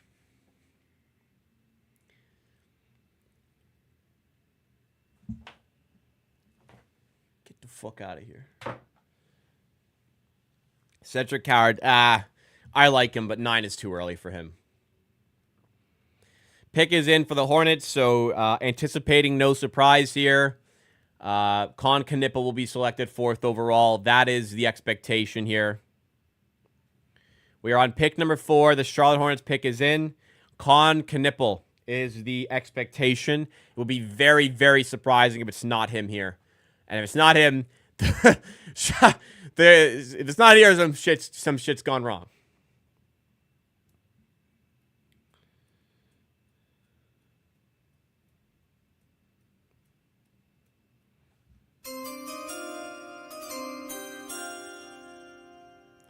Another new subscriber, Thomas James Moran. Thomas James Moran.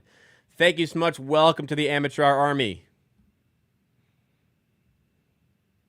Why is Stephen A. Smith on this broadcast? I am not qualified to do this. I'm more qualified than he is. All right, 4th pick. 225. NBA draft. The Charlotte select.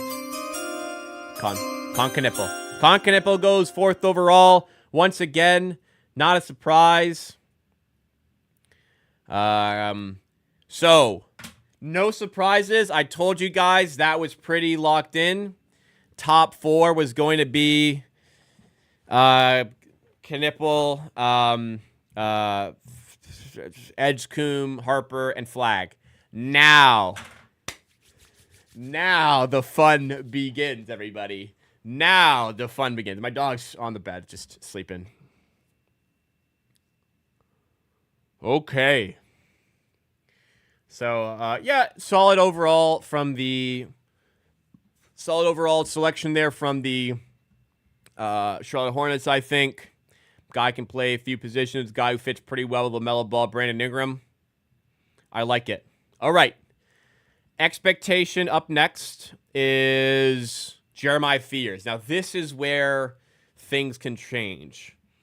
There's many conversations brewing here. There's a lot of choices here. Fears was looking like they were zeroing in on him, but things can change.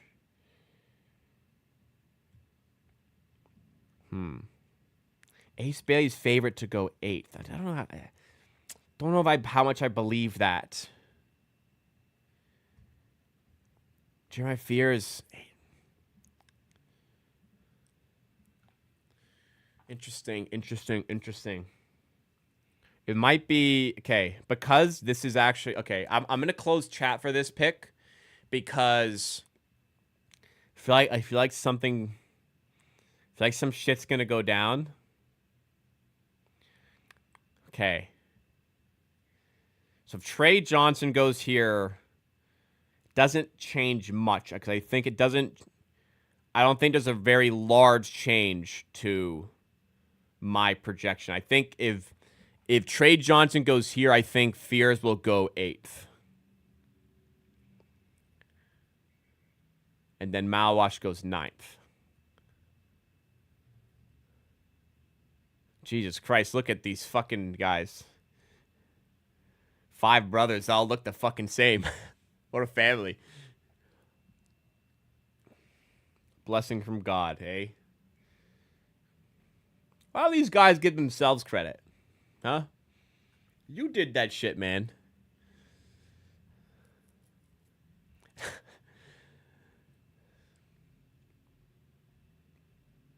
How does it feel as a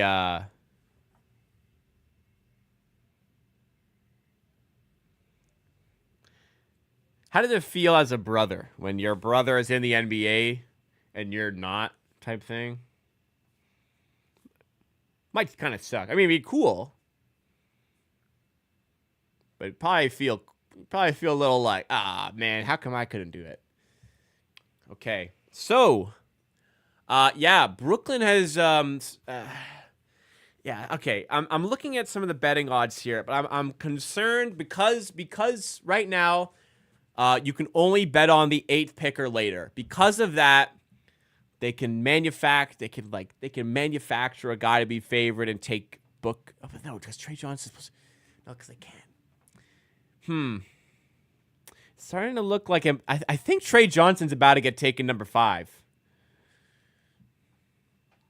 So pre-draft, I said Jeremiah Fears number 5, a guard, point guard. Kind of like Emmanuel Quickly in the sense that it's a point guard who's like maybe shows more some shooting guard tendencies. Trey Johnson is a 2 guard.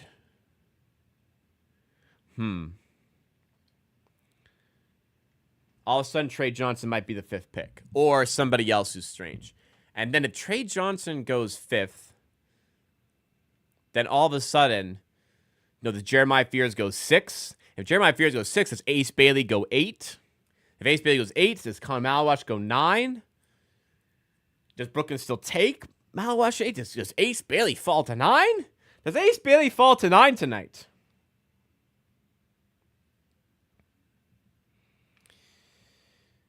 This pick is going to change a lot. This pick will dictate a very large. This pick will have an extraordinary ripple effect. An extraordinary ripple effect on the rest of the draft.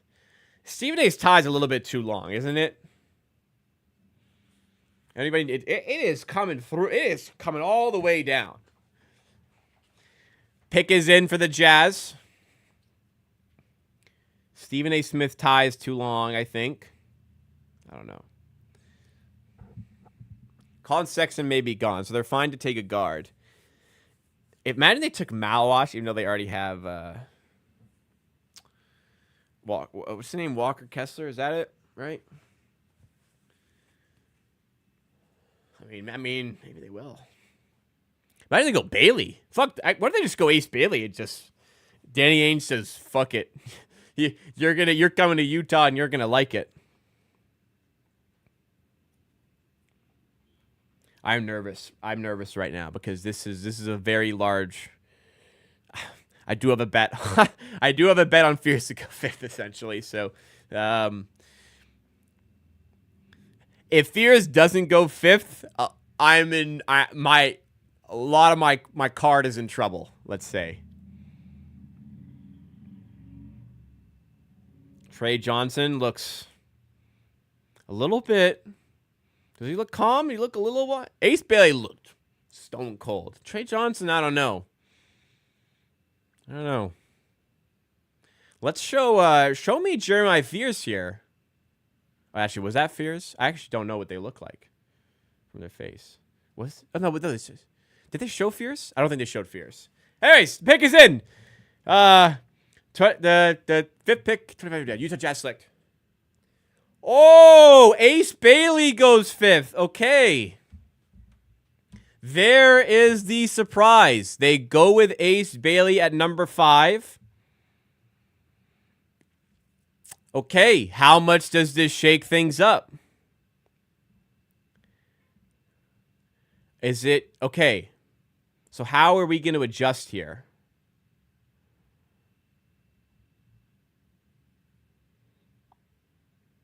So the Wizards can just go Fears here, and we can stick to the status quo. Go back to normal. Just flop them one and the other. Have the Jazz selected Ace Bailey for somebody else here.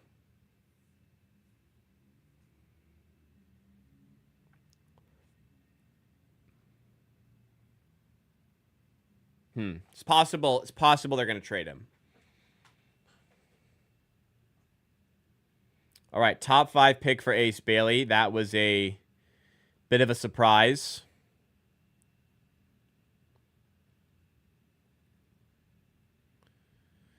Okay, so now Wizards. Wizards will not go Malawash.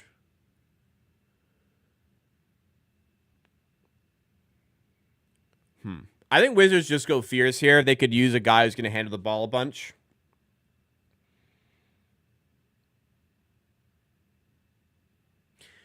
Yeah, I think it makes sense for Fears to go number 6 here.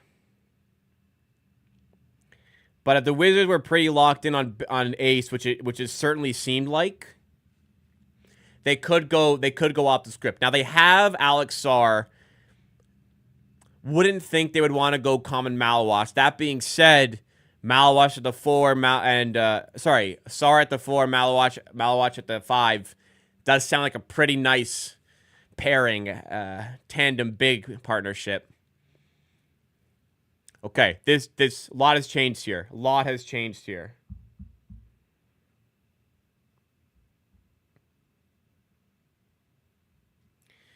Wizgo Asonge.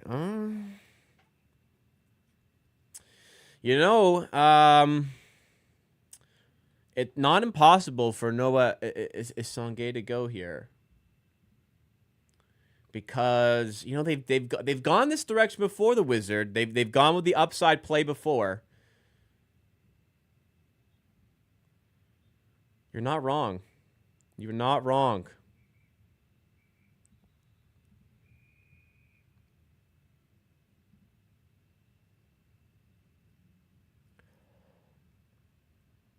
There is no trade. Ace Bailey to the Jazz, number 5, one spot before his widely preferred home with Washington. Okay.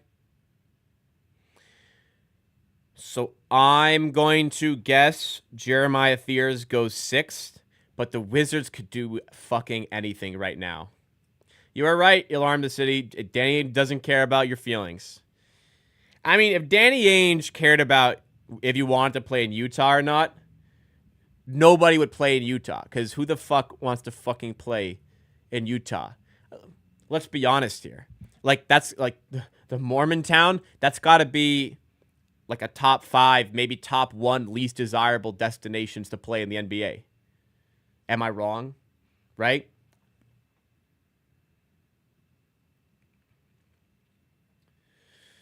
So you gotta. I mean, does he? All right, it's commercial. I'm gonna rock a piss real quick, and then we got the 6th overall pick coming up. Be right back, guys. Smash that like button. Oops.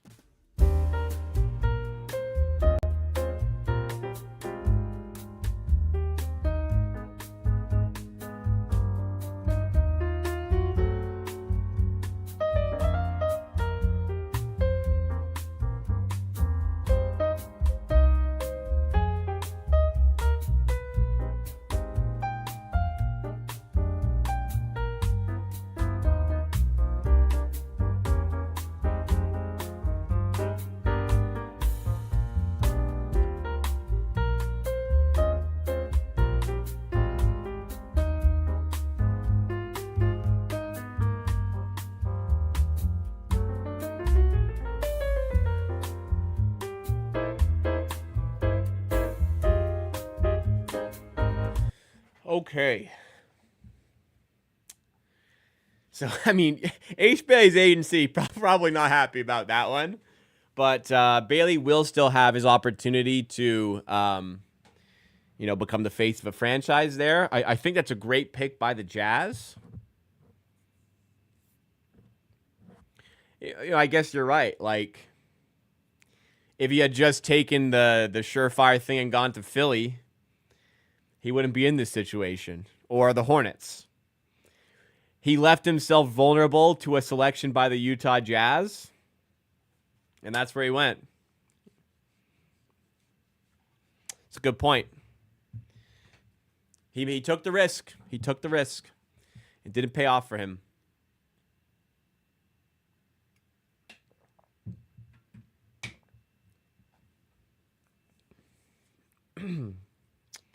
All right. Number 6. Okay. I mean, this is copium because like I really need Fears to go here to not fuck up my betting for the day. But Fears makes sense here, doesn't he? Wizards could use that sort of guard. They just trade away Jordan Poole. They could use a more ball dominant player here. I mean, I guess they've got Bub Carrington.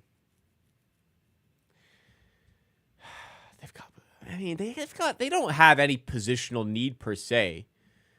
I guess they kind of could go for a center here. Like anything is on the table. Honestly, they could go for a forward like a Song. They could go for a big like Malawach. They could go for a 2 guard like Trey Johnson. They go for a 1 guard like Jeremiah Fears. There's a lot of directions they go here. I mean, all of a sudden, does Derek Queen become a thought here at 7? I don't think so, but or at 6, I don't think so. I think he's still going to go 7th, but who knows, man? Pick is in, I think. Or they're on the clock. Pick is in for the Wizards. All right. They've got a point guard. They've got guards. They've got everything. Whatever they draft is gonna. It's not necessarily a position lead, other than honestly a center. Like I could see Sarr having a future as a 4, a little bit. Let's see. Adam Silver at the podium. Let's see. Pick is in. With the 6th pick in the 2025 NBA Draft, the Washington Wizards select Trey Johnson. Okay, Trey Johnson goes number 6. Congratulations to him. Doesn't change a lot necessarily because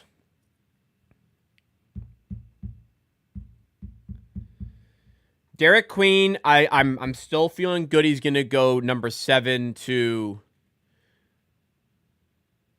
I still feel good that number 7 is going to be Derek Queen. 8, all of a sudden the Nets have a decision to make it 8. If they're gonna go Johnson, they should probably feel okay to go Fears. So they could go for Fears. Could go for Fears at number 8. Because I feel pretty locked in with number 7 being Derek Queen. We'll see. I mean, I guess it's not a guarantee. Not a guarantee. But Trey Johnson. Wow, he's wearing shorts. Okay. That's a horrible look, man.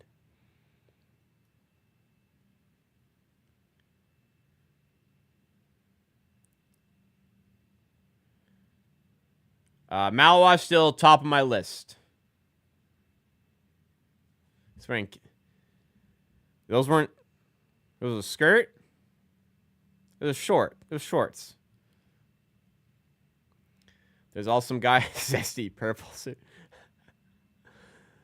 Oh, all right.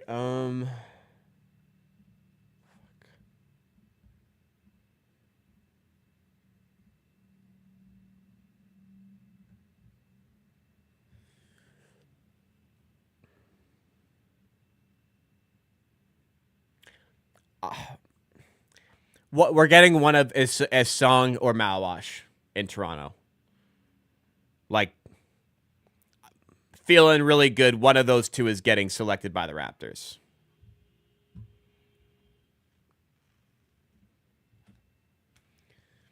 Feeling confident. Derek Queen, nothing has changed for the... Well, unless the Pelicans were enamored with Jeremiah Fears, and now they're like, oh, hang on. If Fears is available here, we're going to take him. That's the only thing that could shake this up. Because if the Pelicans pass on Queen, all of a sudden Queen could fall to like 15th. I don't think it changed anything for the Raptors here, because if, let's say they love Fears, they go with Fears at number 7. And then let's say at 8, who would they go at 8? I don't think Derek Queen goes 8th. I think then all of a sudden Malawash goes 8th. And then I still think we get a song. But if Fears isn't going earlier, the Raptors may say, hang on, we weren't expecting Fears to be available. We're going to go Fears. So, okay, all of a sudden Jeremiah Fears has potential to land in Toronto. I think it will largely depend on where the Brooklyn Nets go at 8. Yeah, I think it's going to be where the Brooklyn Nets go from 8. Because I think Derek Queen, I still feel good about Derek Queen going here. If Fears is there at 8, at 9, sorry, you might have to take it. You might just have to go for it. Makes sense. Makes sense.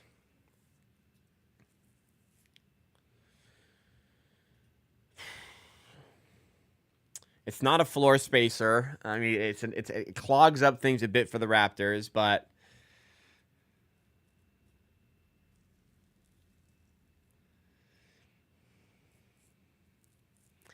I don't think Fears gets past 8. I think next two are going to be Queen and Fears.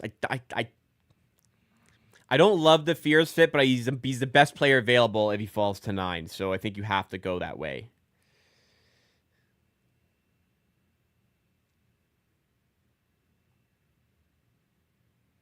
Yeah. So what would have to change... The Pelicans would have to go, wow, okay, we didn't think we'd get Fears. We're going to take him instead of Derek Queen. That would rock this thing. That would absolutely rock this thing. Nothing has really completely changed the landscape of where the Raptors are picking, unless Derek Queen gets passed on at 7 now.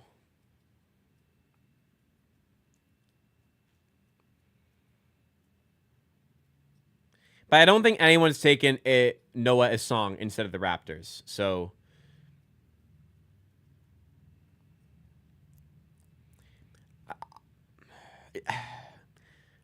if Fears falls, I think the Raptors will take him. If not, they'll take Malawash if he's there. If not, they'll take Noah Isong. I think that's the 3. I don't think... Yeah, there's 3 picks. One of those 3 is coming to Toronto. Don't think it'll be Queen. I don't think Queen will be available. I also don't think Queen is on the Raptors board, the spot.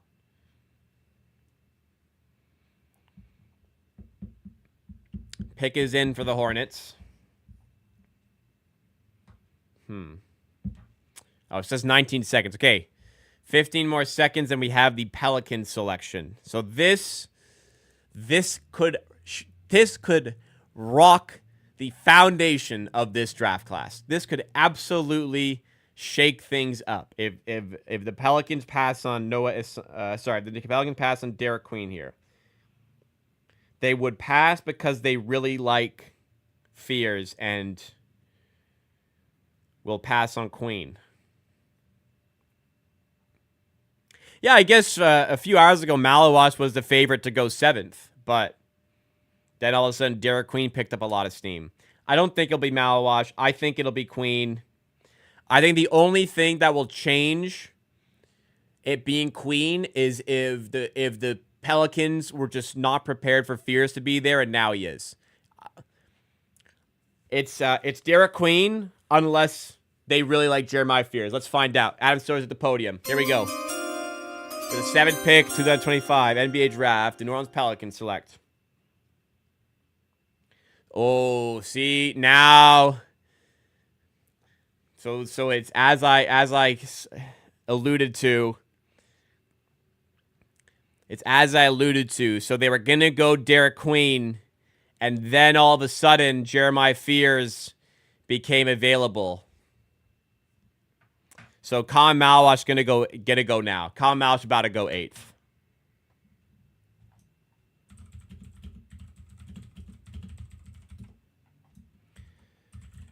Okay. So Colin Malawash, I think, is about to go 8th now.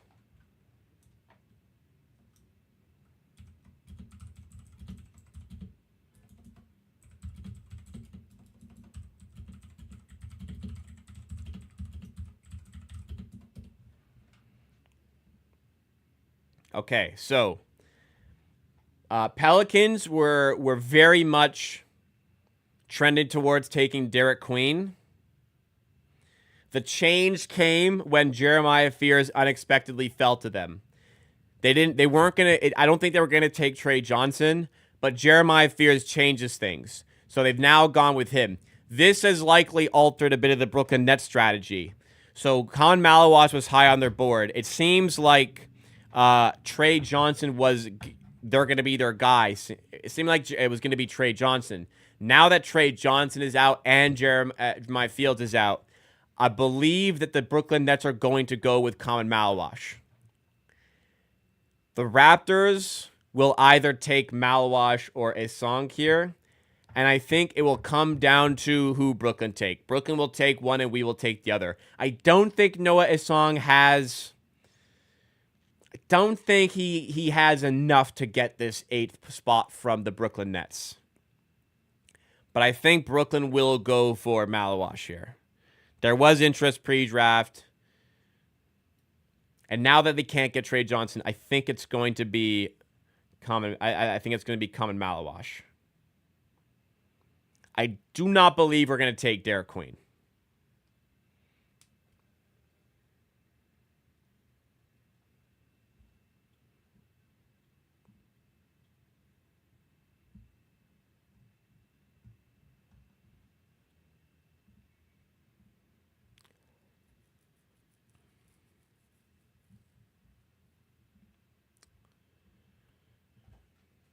All right. If Malawash goes here, it's Noah Esong.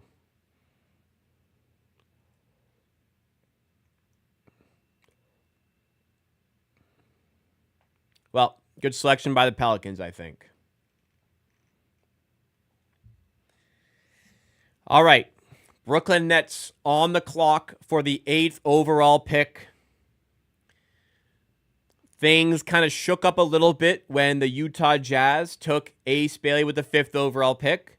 Because he went 5th, the Wizards pivoted and went with Trey Johnson at number 6. Because they went Trey Johnson number 6, the Pelicans, who I firmly believe were going to take Derek Queen, decided Jeremiah Fears was worth deviating away from that plan. So because Jeremiah Fears fell further than expected, the Pelicans pivoted away from what I thought was them about to take Derek Queen. They've gone with Jeremiah Fears instead. So now we move to pick number 8. I don't believe Derek Queen has a lot of fans in the rest of the lottery range. I believe he's got the ability to slip here. So I don't think he's going to be on the board here for Brooklyn at 8 or the Raptors at number 9. So it's looking like number 8 is going to end up being Colin Malawash, which is a big shame because had the Pelicans stuck to it and gone with Derek Queen number 7, I very much believe Jeremiah Fears would go 8, and then the Raptors would get my preferred choice with Colin Malawash. Colin Malawash, I think, is about to go number 8 in a minute and a half to the Brooklyn Nets. And that will leave Noah Esong available to be selected by the Raptors. Noah Esong over the course of the day picked up a lot of steam with the Raptors and all of a sudden became their favorite. Things started to shift. As Derek Queen became favorite to go 7th, Colin Malawash became favorite to go 9th because initially Colin Malawash was favorite to go 7th. So that's where the moving parts are. I think the Raptors' top choice right now is Colin Malawash. and will take him if he's available. If Con Malice isn't available, they are going to go for Noah Isong. I don't think we have to look past that. I don't think they're going to go for Derek Queen. Carter Bryant may be in their considerations, but I think we have either Common Malawash or Noah Isong coming to the Raptors. It will depend on who the Brooklyn Nets take here. Brooklyn may just go off the board. They apparently have been a certain fan of Noah Isong. I don't know about this high in the draft, but I think Noah Isong's floor right now is actually it could go further than Con Malawash's floor is 9. Con Malawash, I don't believe, is getting past 9.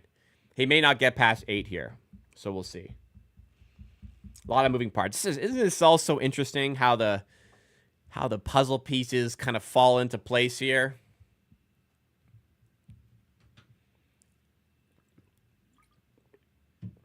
There must have been a pretty, the Brooklyn Nets probably had to pivot from what they thought was going to happen today. They probably had to make a pivot here. All right. Looks like Adam Silver is going to walk out any second here. We will find the results of the 2020 of the 8th overall pick. I'm nervous, man.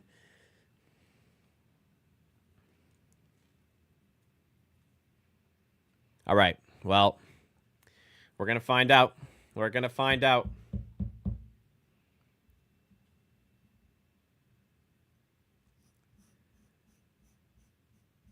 We're delaying here. We're delaying what's about to go down. Come on.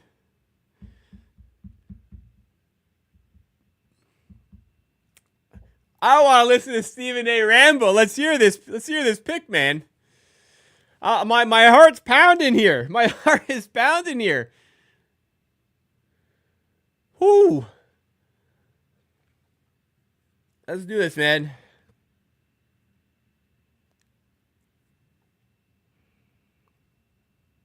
All right, there we go. Adam Silver at the podium. Here we go.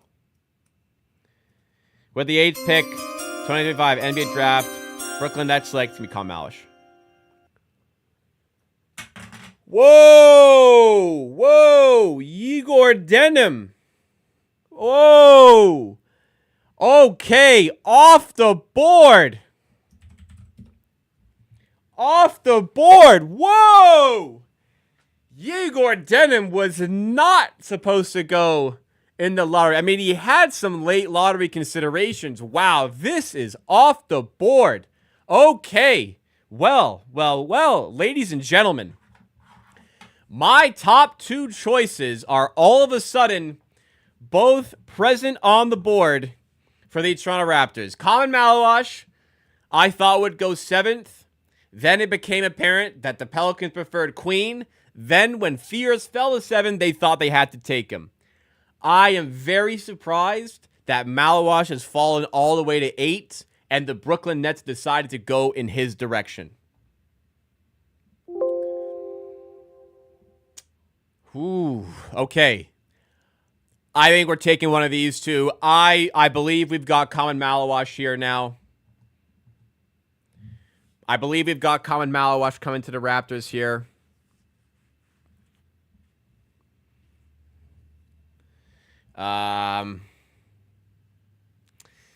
There is a chance. So pre-draft, about an hour before the draft, this is the story as I watched it unfold. Okay,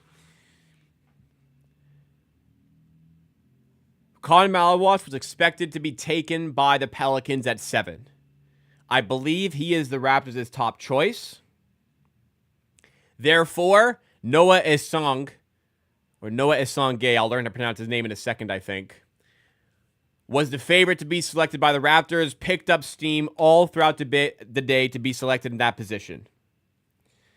Then it became apparent that Derek Queen was the preferred center to Con Malawash for the Pelicans at 7.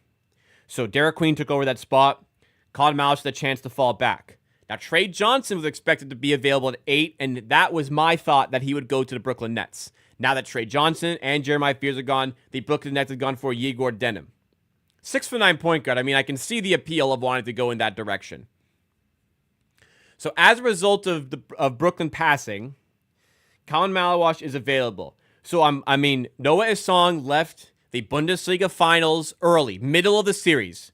His team, Ratio Farm Ulm, were up 2-1 in a best-of-5 series. He left early to do a secret, private, I mean, not so secret anymore, a private workout with the Toronto Raptors. It's the only team he worked out for.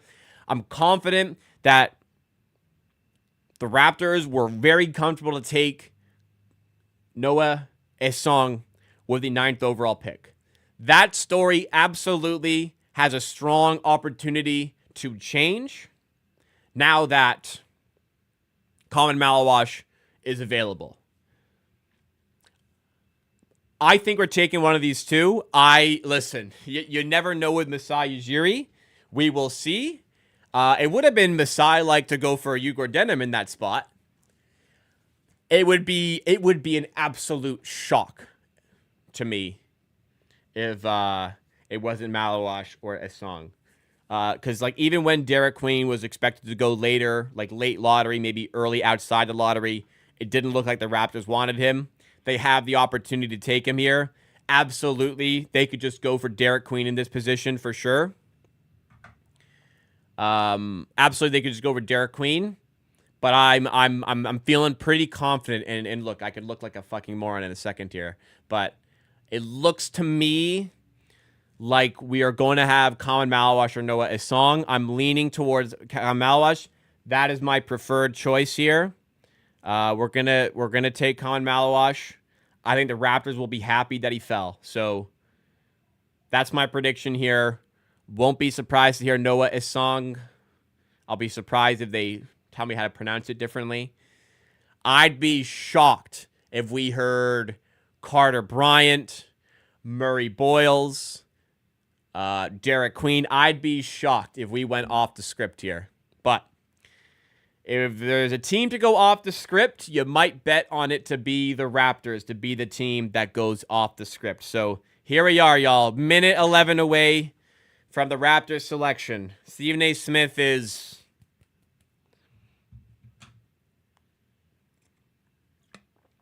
I am all of a sudden a lot more calm. I was nervous ahead of that Brooklyn pick. They took a person I was not wanting to take at number 9. They went off the board there a little bit. I'm no longer nervous. I feel okay. I feel like we're about to draft a player I'm happy with. If it's not Malawash or Isong, I won't be upset, but to have had the opportunity to take one of those two players and refuse that opportunity, I would probably be... Upset is the wrong word, because I trust the front office to make the correct decision, obviously more than me. But I would feel like, ooh, I probably wouldn't have done that. I trust you, but that's not what I would have done. But I trust you more than me. You know what I mean? We'll see. Pick is in. Timer is up. Here we go.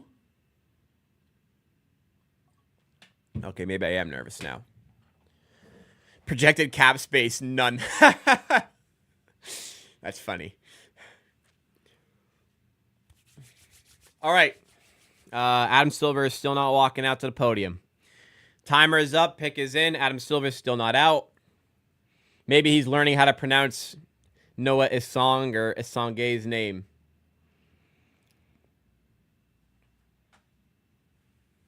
Dragging it on. Maybe I am getting nervous.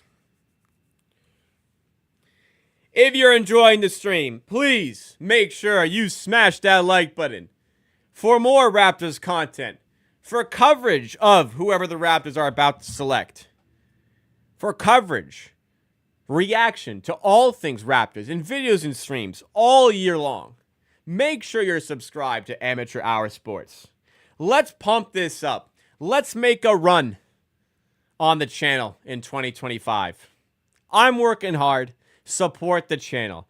They're really dragging this out. Come on, Adam. Let's get announced this already.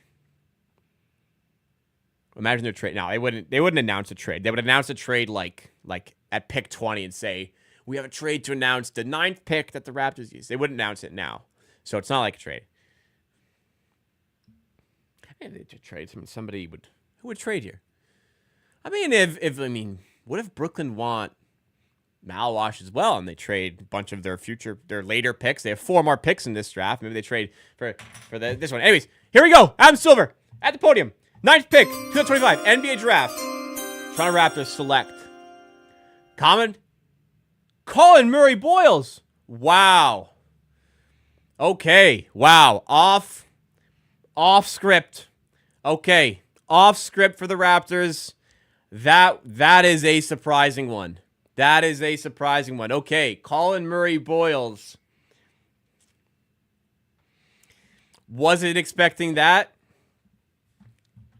Like I said, I'm shocked here. This was not on my radar at all. First of all, this is off the board. This is off script. Not on my wish list. So was not anticipating Colin Murray Boyles to come into play. I heard like comment. It was Colin. Okay, so the Raptors are essentially going to bet on the positional versatility on the defensive end of Colin Murray Boyles here. Not a lot of floor spacing, but they're going to bet on the athleticism and they're going to bet on the versatility of him in this position.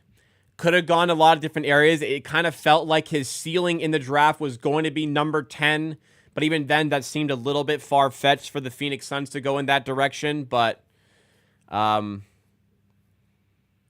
switchable defender, can play a variety of positions there.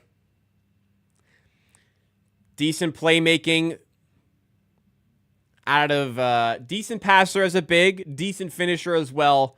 Not a floor spacer here and a little bit undersized. So my fear here is a little bit of the size, going a little bit undersized. That's what drew me away from the player. But the Raptors have clearly identified something here. They've clearly identified something here that they really like. They like the defensive versatility that he can provide. They feel like this is somebody who's going to help the team out the gate. And I can see why they would go in that direction. Again, not the direction I was expecting them to go. I'll be completely 100% honest and say, like, you know, I was against drafting Scotty Barnes when they did it. This was not the direction I wanted the Raptors to go, especially with Noah Isong and Colin Malwash available in this spot. But I will trust the front office big time. They've seen something they really like here. They see talent. They see fit. They see 6'7" with a 7'1" wingspan, and they think this is a player that is going to help them for the. This is something that's going to help them for the present and going forward.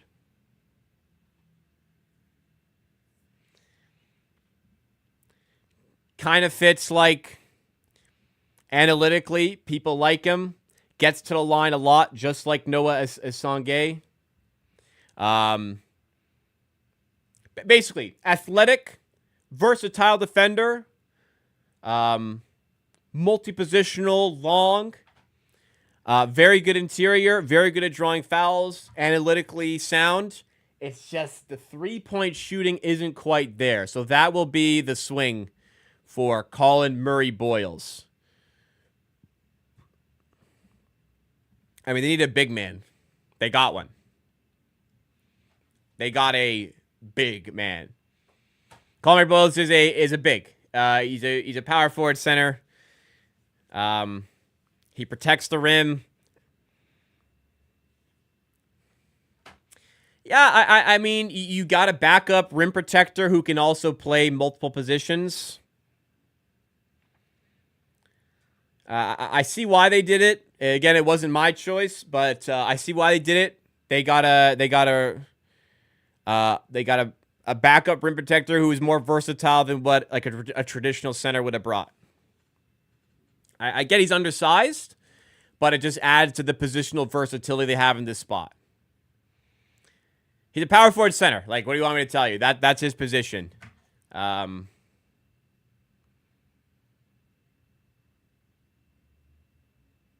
Dude shook his head. He said, "Fucking big." I'm sure Colin Murray-Bowles is very happy to be selected here. He had a chance to fall further. I'm sure he's happy to go here. So probably looking at like a much better version of Jonathan Mobo with this selection. I think that's probably what we're going to have to think about this here. RJ Barrett is not affected by this pick. This is a power forward who can play small ball 5. They probably see him in lineups alongside Pirtle, which maybe they didn't see with Common Malawash. And they're going to bet on some shootings here.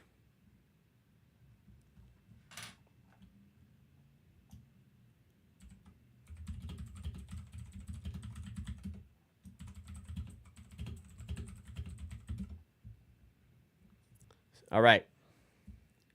In the end, wasn't going to be my choice. I see why they're going to do it. They have a bit more positional flexibility with the backup center or the backup rim protector that they needed and wanted to take. That's what they've got here. They've got a super athlete who we'll see the upside potentially on display. I'm looking forward to see his development. Again, not a session. I trust Fanovs. I'm looking forward to his development. Excited to see what Colin Murray-Bowles can do with the Raptors. That's it. I get there's going to be anger, guys, but for me, I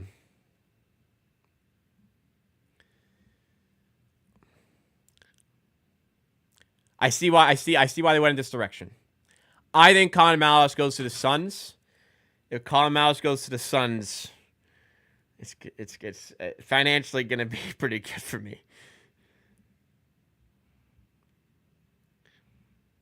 Last year we were pretty happy about. I don't see any reason to have been unhappy about Jacoby Walter. A year before, I don't see any reason to have been unhappy about Grady Dick. All right. I request the fan base. I request you, the fan base, to put trust in Colin Murray-Bowles. Give him your support. Listen, any qualms you have with the front office over this pick, look, they also probably know more than you. But give this guy your support. Houston Rockets select.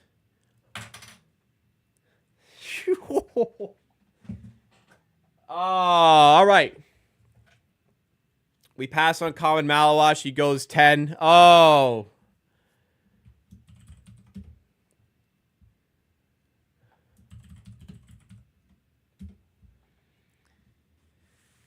Well, congratulations to Colin Malawash.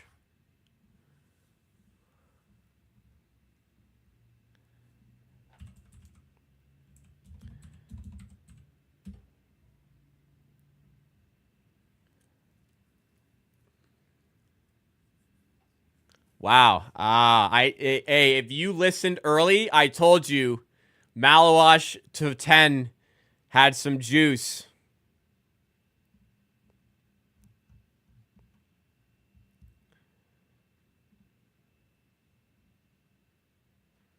I told you he had some juice at 10th overall.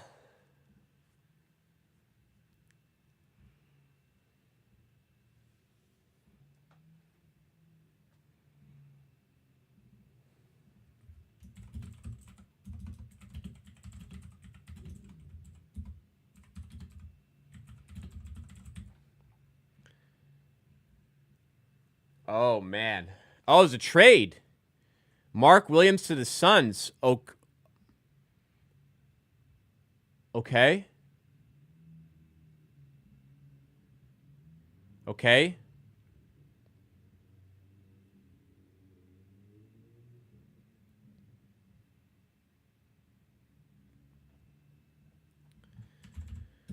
So, what's the trade?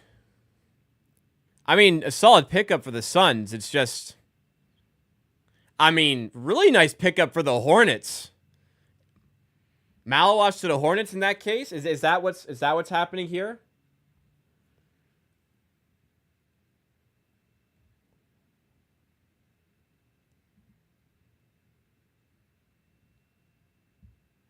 Sorry, can somebody fill me in on this trade?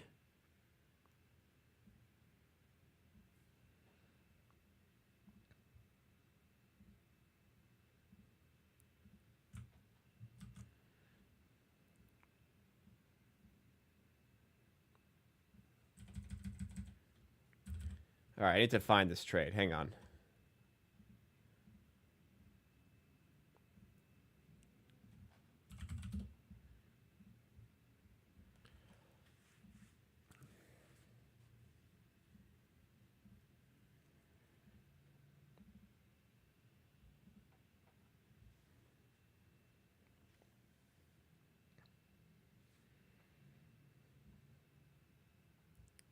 Wow.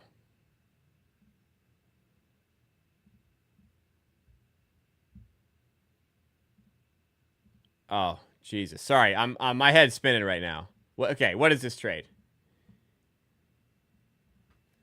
Philadelphia Phoenix receives Mark Williams, Hornets receive number 20 pick, 20. Oh, so Phoenix have Malawatch and Mark Williams?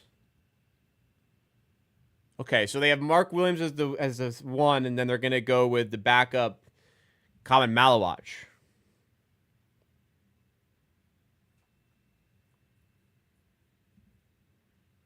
Okay, if we recall correctly, so Magog Gemini says, not too impressed with the negative attitude to getting picked by Toronto. Watch it again as well. When he walked off stage, he continued shaking his head no.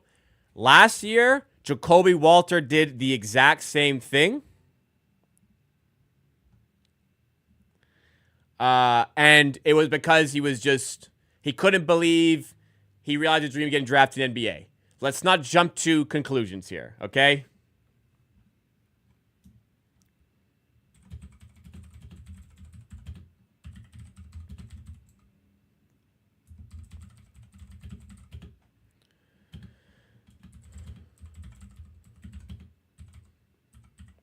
So I think Asong Gay will go 11th now. Another new subscriber, Super Gamer Jules. Thank you so much. Welcome to the Amateur Army.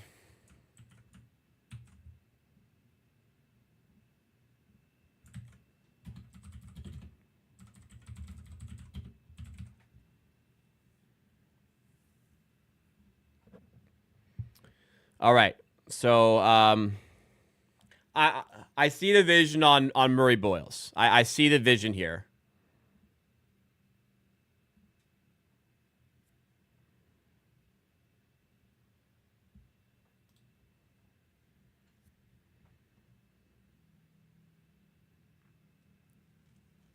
Really nice pick, though, number 10. To get him at number 10, you got to feel really lucky.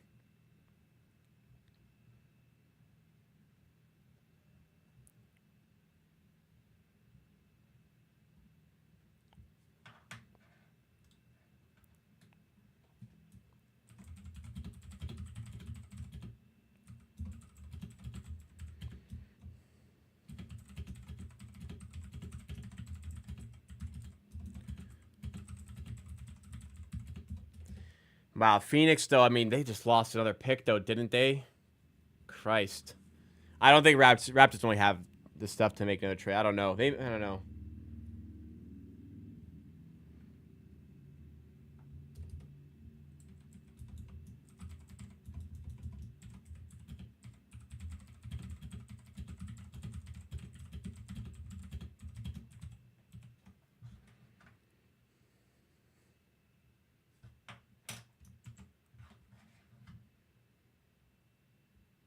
All right, so I'm not gonna jump to conclusions.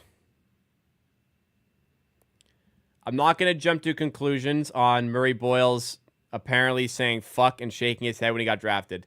Jacoby Walter did the exact same thing. It wasn't a fuck I got drafted here. It was fuck I can't believe it. I just got drafted into the NBA.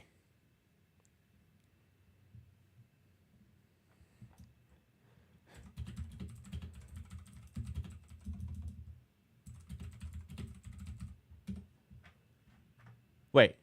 Oh. Colin Malice is going to Phoenix. That's the he technically got drafted by Houston, but he's going to Phoenix. That's the trade. So Cedric Coward goes 11. Okay. Cedric Coward, I like it. I think it's a nice pickup I think it's a nice pickup there by Portland. I think it's a good fit. The 3-and-D sort of profile. I'm surprised that Cedric Coward has gone above Carter Bryant. If you wanted a 3-and-D guy, I'm surprised Carter Bryant wasn't the choice.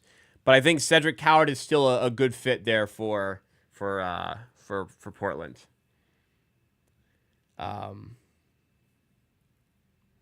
They're trading him to Memphis, apparently.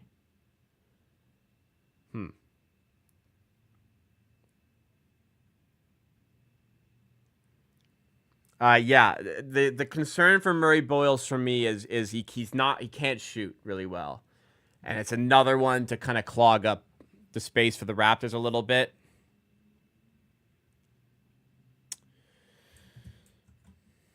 But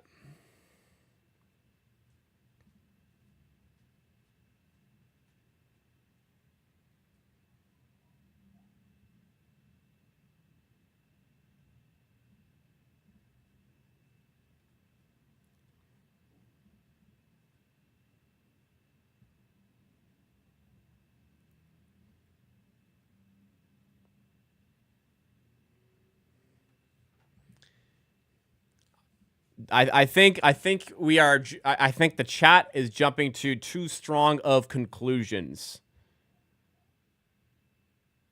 on Murray Boyles.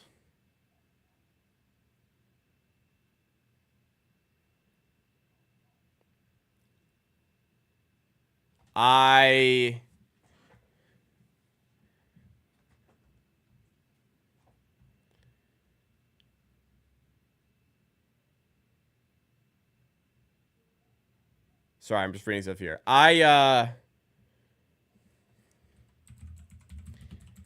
Do not jump to the conclusion of Murray Boyles shaking his head. I don't think that's anything. I think that's a player who was probably surprised that he went as high as he did.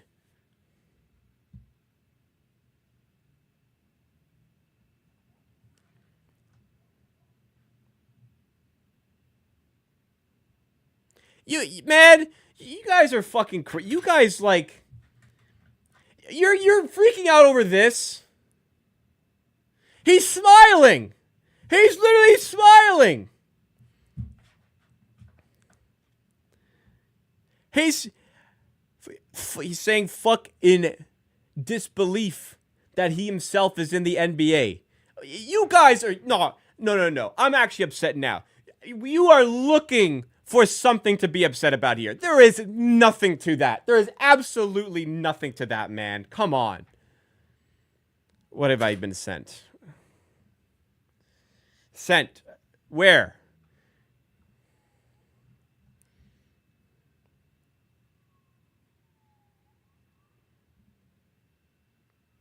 I just watched this clip. Duh, no. Shut the fuck up. Seriously. Like, no, we're not going to villainize this guy for that. That's absurd. That is absolutely absurd. You can be upset about, like, you wanted somebody else, you didn't want Colin Murray Boyles. Okay. No problem. But to say he's upset about getting selected there, when, like, literally yesterday in some interviews he was talking about how much he could help the Raptors, is absurd. It is absurd for anyone to make the comment that he was upset.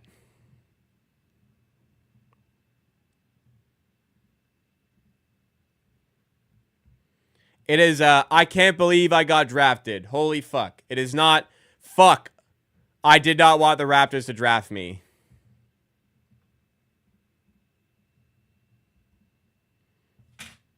Crazy. Anyways. Offensively, I love the fit. I like the fit. The Raptors get a backup rim protector. Say what you want his height. He's backup rim protector. Okay? He has the ability to play multiple positions, including center. He plays above his height. He can still protect the rim at his height. Can defend in space. A lot of positional versatility defensively. On offense, uses his body well. Draws a ton of fouls. Very efficient on twos. Analytically, very sound in that department. Now, the problem is he can't shoot very well. The spacing is still a problem that this doesn't solve. That is something we'll have to wait and see. Do we think this is imagine a much better version of Jonathan Mobo? That is essentially what the Raps have drafted here. Does this affect Mobo's game time? Yes, because the player we have selected is better than him and does the same thing he does. He's like Scotty. He's a center like Scotty's center, though. He is not. It is very much different. Not very much. It is different to me. I do not see them in similar fashion there.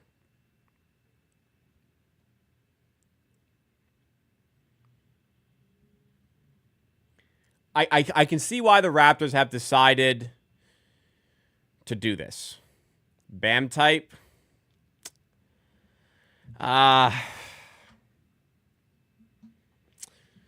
It's decent comparison, honestly. Maybe not quite as big. He's been getting some Draymond comparisons. Draymond might be the one that's like a bit more accurate.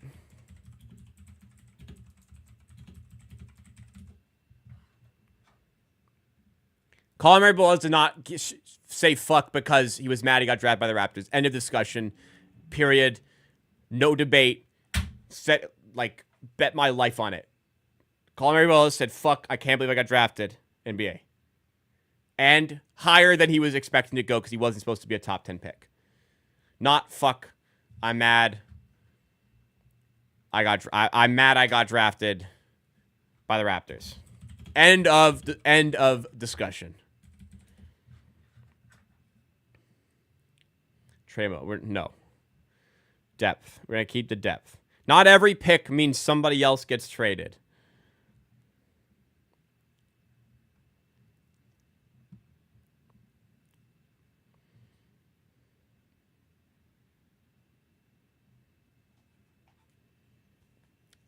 A lot of Raptor have a CMB. Not what I've seen. 12th pick. Let's see. Essengay. There's just no way that's how you pronounce it. So, Chicago get Noah. He says Essengay. It's French. It's got to be Essengay. I'm sorry. It's got to be Essengay. If it's gay at the end instead of G, it's Essengay. He said, I do not believe that's how you pronounce it. Anyways, Noah Essengay, according to him, is the 12th overall selection by the Bulls. I'm happy he got lottery selected because if he had left the Bundesliga finals early to go to the draft and not get in the lottery, he might feel a bit aggrieved.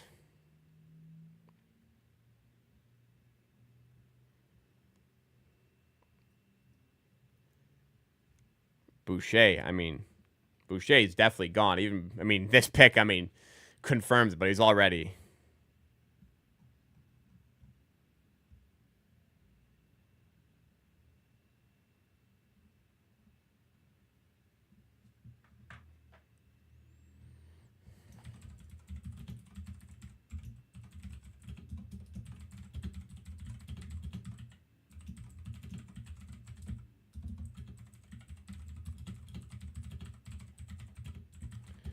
Twitter is upset about the head shake and the F-bomb.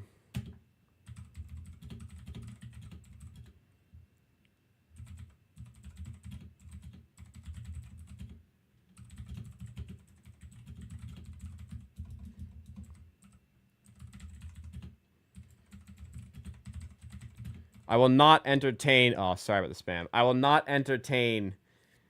He was upset he got selected.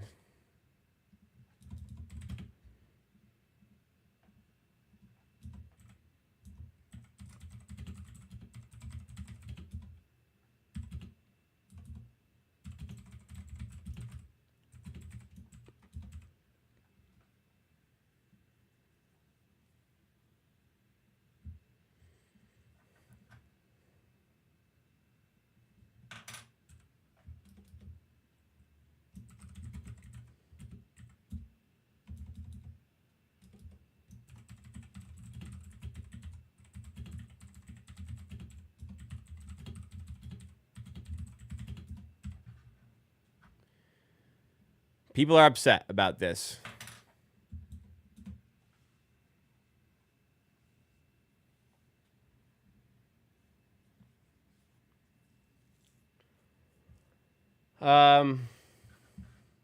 There's no coping for me. It's just, do I, sitting in my apartment in Toronto, who doesn't have a team of scouts watching games, who didn't see the private workouts, who didn't see the stuff at the combine, do I have a better opinion of talent than the Raptors front office?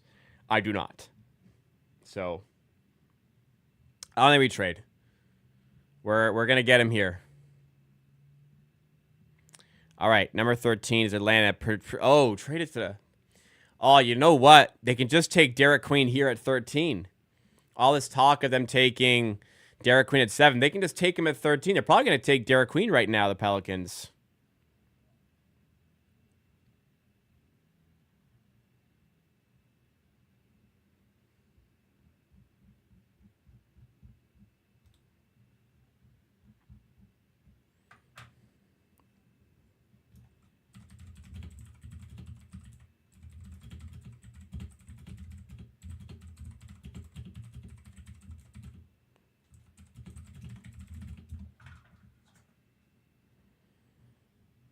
We need another center. We got one. Basically. First pick him out. I mean, Rafael Araujo got selected by the Raptors, as did Bruno Caboclo. So let's chill the fuck out. I am worried about the spacing. I can absolutely see it defensively. I absolutely can see it working defensively. I struggle to see the offensive fit. But I can see the vision. I can see why they went in this direction.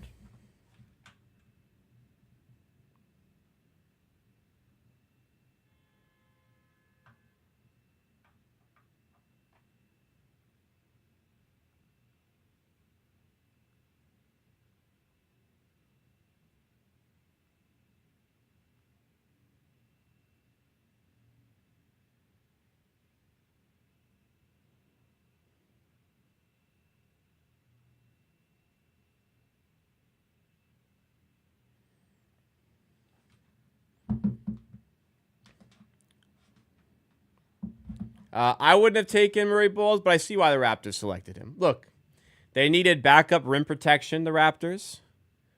They have it here. They've selected it. Like, say what you want about his height. He is a good defender. He protects the rim well, even for his size. And because of his size, it offers him more positional versatility defensively, which allows him to play in some lineups next to Pirtle, which a selection like Con Malish would not have provided them the opportunity to do. So the idea here is that it gives them some more flexibility in the backup big position than they would have had with Con Malish. Again, I would have just taken Con Malish, but I'll trust the front office decision making. I can understand why they made the decision that they did.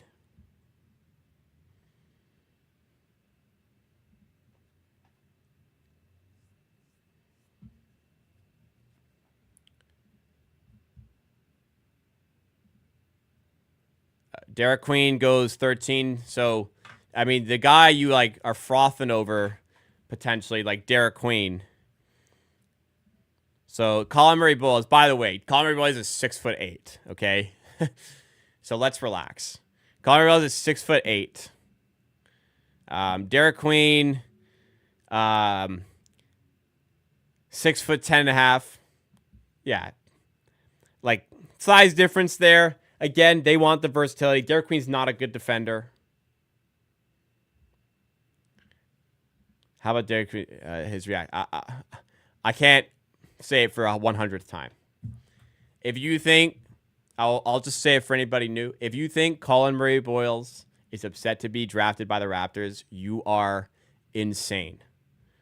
You are truly insane. You truly are insane.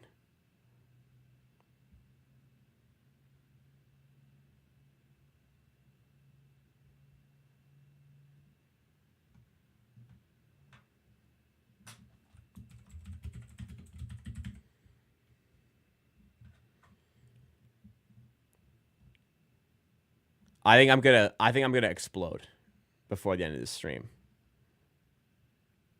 If you actually think he's mad, you are insane. You have a very damaging viewpoint. They are not trading him. They're going to keep him. They got the guy they wanted.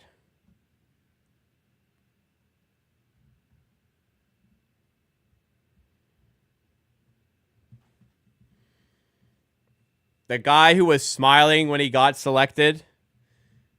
Do you guys should look at watch Jacoby Walter's reaction to getting drafted by the Raptors. Watch Jacoby Walter's reaction. Do you feel if you I personally wouldn't say Jacoby Walter is upset about playing for the Raptors right now. He had a very similar reaction to getting selected by the Raptors last year. It wasn't a pissed off.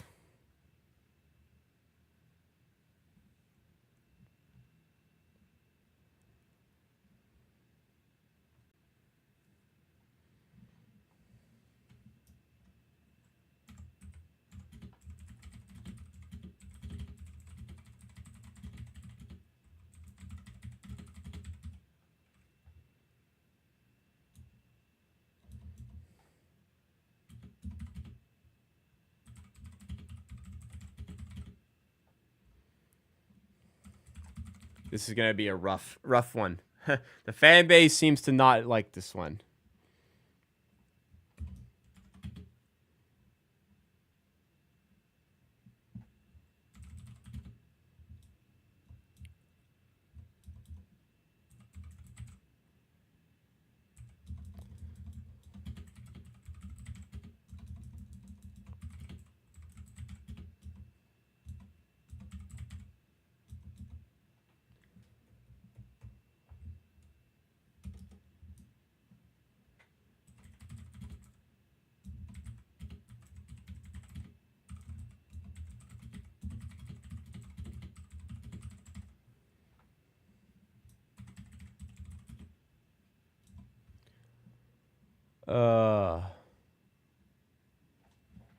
Sorry about the spam. Sorry, I missed that.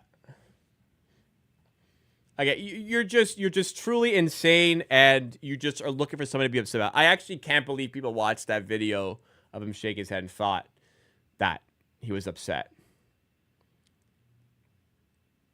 It's very strange behavior.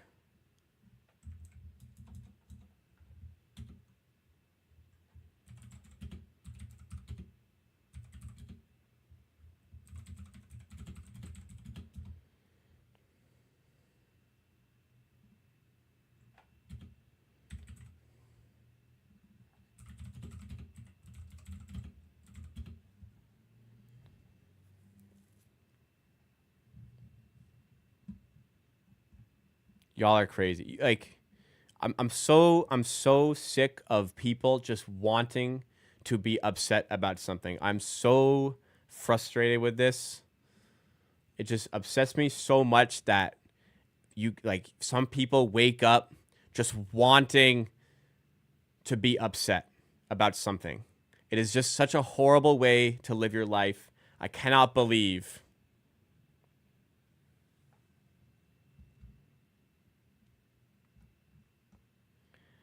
It's a sad way to live, man.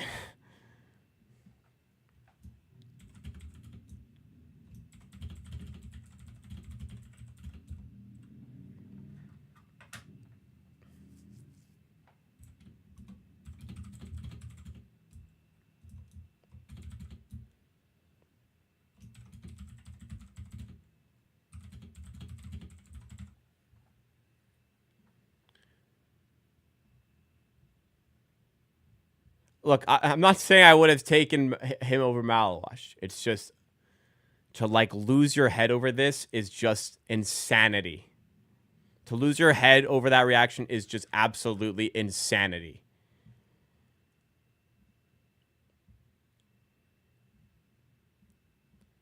Yeah, you don't have to like the pick, But to be upset over something as trivial as that is just absolutely fucking ridiculous.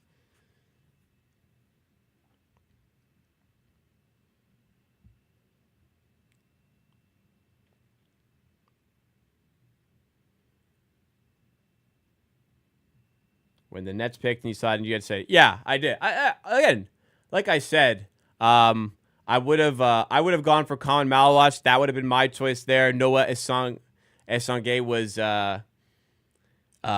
my second choice in that spot. I would have gone for either of them before I went with Colin Murray Boyles. I was surprised by the pick, but like that has nothing against Colin Murray Boyles' character, which is being called into question here. Like this is like are you not a fan of the Raptors?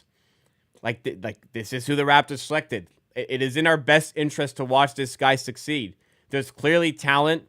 Like he absolutely had lottery potential. He went a little bit higher than expected, but like this guy's been a Raptors player for 30 minutes and people are already so upset about him. Let's wait and see before we make any definitive statements. Jesus Christ, man. It is in our best interest to see him succeed. I said it before the pick. I'm taking Malawash or Sange here. If they don't, I'll be a little upset. But they're going to have my utmost support because I want to see them succeed. There you go. Like, he's going to be online today.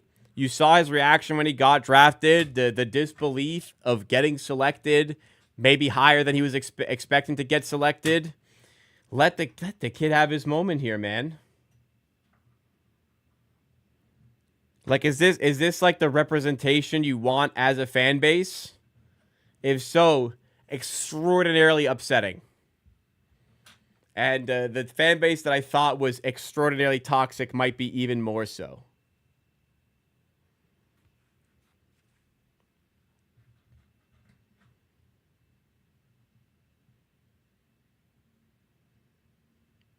Like, yeah, he's going to see people hating on the selection. He's going to see people hating on the selection, see people thinking that he doesn't want to be here. Like, he's just going to, like, literally in an interview in, like, an hour, he's going to say, "I'm so happy to be here. It was in disbelief." Like, that's literally what's going to happen. Because the exact same fucking thing happened last year with Jacoby Walter. He shook his head when he got drafted. Not that he was upset, because he was in disbelief over being selected and realizing his NBA dream.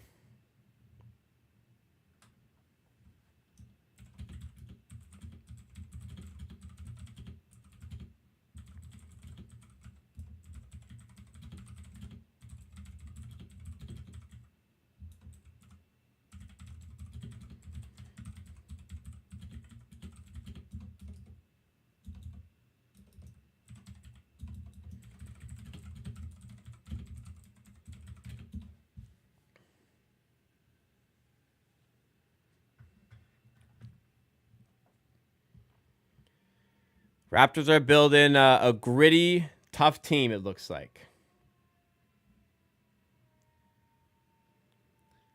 Believe me, the amount of people last year who went, "Why did he shake his head when he got drafted? He doesn't want to be here." Believe me. I remember it.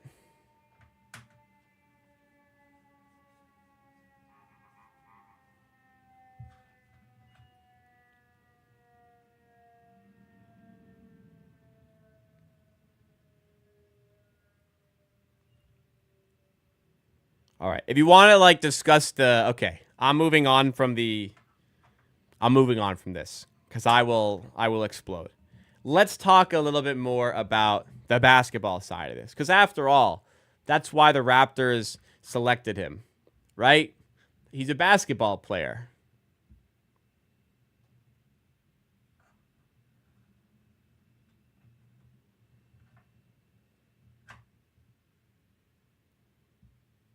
So, there was a clear positional need going into the draft to get a backup rim protector. That was what I've noted as something that they're absolutely trying to get here. Something that I've noted that they're definitely looking for. Backup rim protector. So when Common Mouthwash fell to number 9, that was going to be my expectation. That's fallen in your lap. That's the guy they're going to take. If they weren't going to take him, my expectation was it was going to be Noah Assange. Would have been happy with either of those picks. I mean, neither of those picks. I mean, Mouthwash was apparently shooting really well in the combine from 3. Noah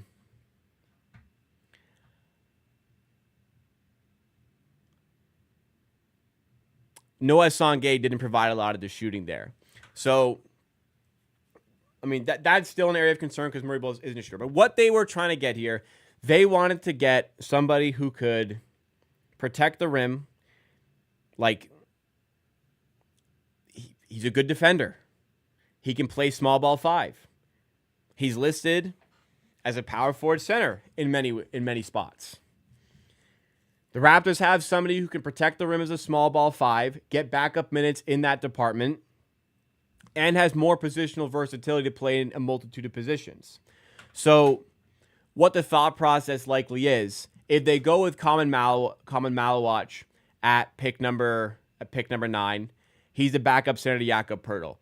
There's really no lineup that can exist successfully with Poeltl and Mouthwash on the floor at the same time. Basically, if Poeltl comes off, Mouthwash comes in. Raptors with this pick, the Raptors give themselves more flexibility because they can play Murray Boyles and Poeltl at the same time. They can have lineups that are tandem big lineups where both of them can play. That's probably the thought process going for the Raptors here defensively. So I can very much see why they like this defensively. Murray Boyles is a fantastic player defensively. Where I see the complications is I don't see a clear fit for him on the offense. Because it's probably not somebody that's going to be crashing the offensive glass.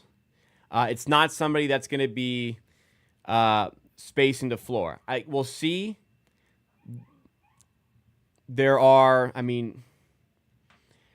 He is a good rebounder. We'll see at the NBA level if that can translate. He uses his size well.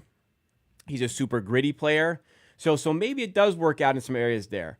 But offensively, the things that he's going to have to do, like, he's very efficient on 2s. He gets to the line a ton using his size well. It's just the spacing. And it wouldn't be as big of a deal because there is talent offensively. It wouldn't be as big of a deal if it wasn't already an issue with spacing with the Raptors. So that's the thing. Not somebody who's completely incompetent shooting, like a 71% free throw shooter. He shot mid-20s from 3, very little attempts, like 1 attempt per game, I think it was. Shooting can come. It's just, it hasn't been projected as something to be moving upwards. It's certainly a weakness in his game, the 3-point percentage and the projected 3-point percentage in the NBA. So they've got some positional flexibility defensively. They've got a really good defender here. That is going to help the defense for sure. Now, what is going to have to happen is maybe the Raptors see it. Maybe they're hoping it develops. But there's going to have to be progression on offense from a shooting perspective and spacing perspective, I think, to really make this a successful pick.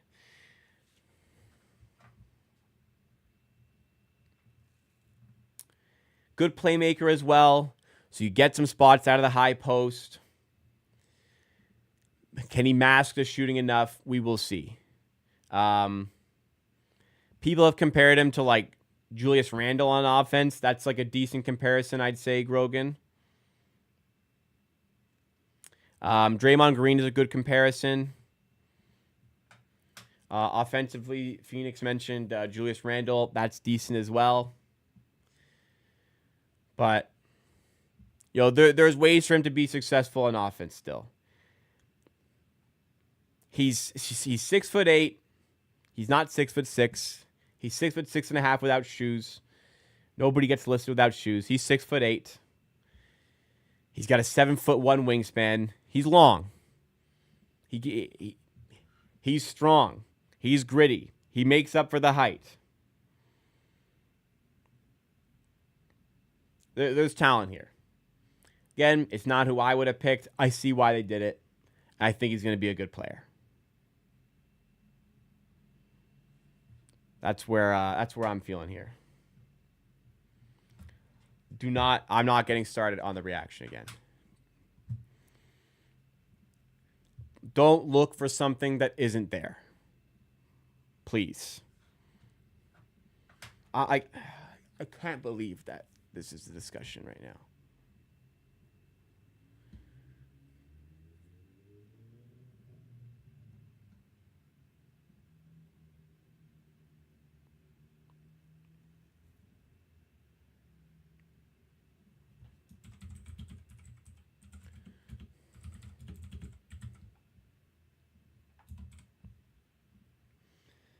If you want to look for something, you want to make a big deal about it, you want this to be the first impression of the fan base for this kid, fuck, go ahead. If that's the representation you want as a fan base, you want the first representation to be, fuck, why did we draft him? Fuck, this guy doesn't want to play here.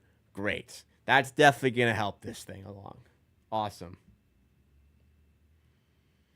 I would anticipate some small ball 5 lineups with him when he comes in. I mean, think about this season with the Raptors. Like, Jakob Poeltl was like the only center for a lot of the season. You know, there were guys like, is Jonathan Bobo a center? No, but he played there, can do a job. I prefer him as a perimeter defender, but he has the versatility to do both. It's nice to have the option to play the person in both of those positions. It's nice to have the versatility there. That's why they did it. Again, I'm not saying this is what I would have done, but I see why the Raptors did it. I can see their thought process. This is annoying. If it was a player if you like, that you would list him at his actual height, which is 6'8".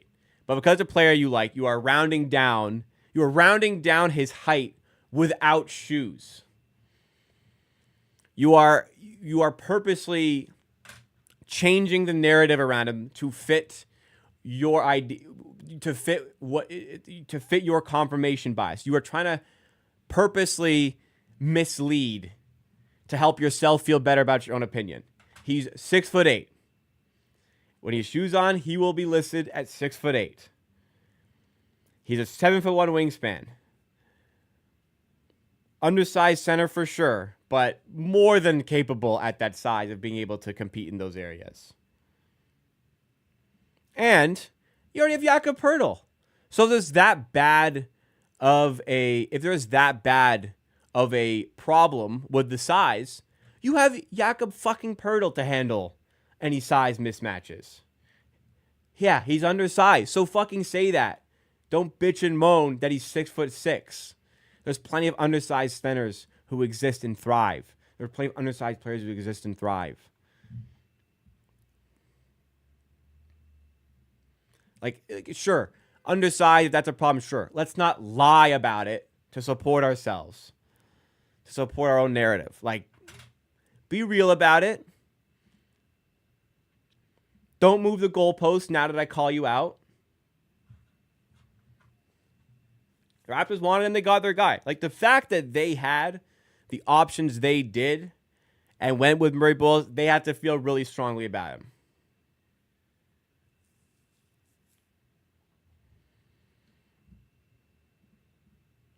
Like, they passed on Malwash, they passed on Assange. The fact they did that, they had to feel really strongly about Murray Bulls in this position. So I'll support it. I'll support it with what they're doing. Yeah, maybe a bit of Zach Randolph. Maybe not quite as sound as like a shot creator, though.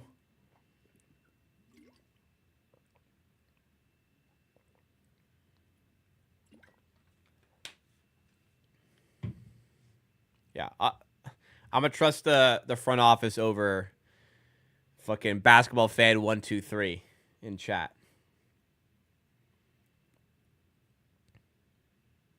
Jan Hansen goes 16. Wow. That was wow. That was off the board. Whoa. I mean, where was this guy projected? He's coming from the stands. Like,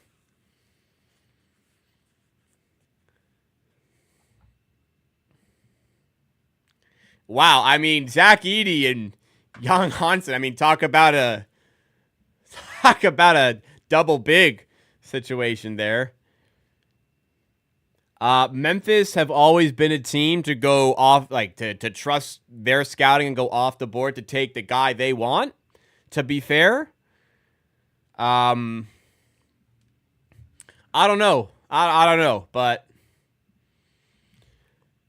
Memphis have gotten a lot right with these picks. They've gotten a lot wrong too, though.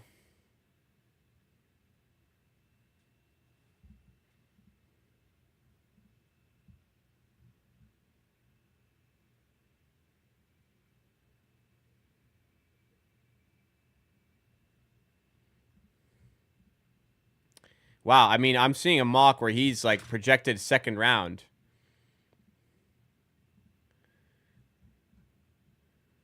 16th. Oh, so sorry. This is to Orlando, by the way. This is not a Memphis pick. This is going to Orlando. Is it not? Or is this going to Portland? Is this going to Portland?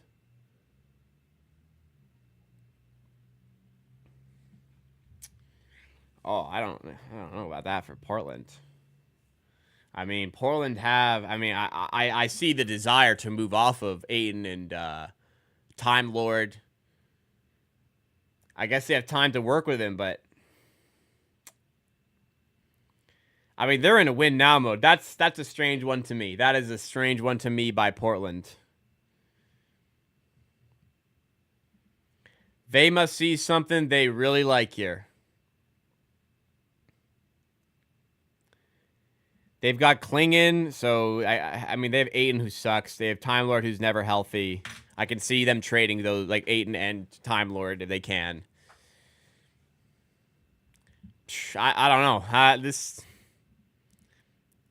That's a weird one to me. That is way off the board. Like, people are treating Murray Boyles like he was a second round pick. Like, Murray Boyles was a projected lottery pick. This guy was projected to go in the second round, if I'm not mistaken. This is way off the board. Way off the board.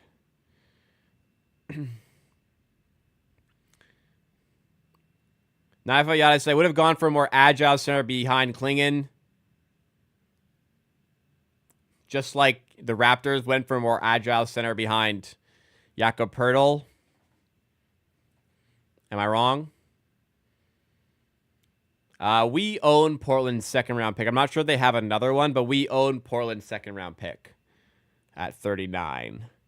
They do not have a second round pick. They must have really liked him, man.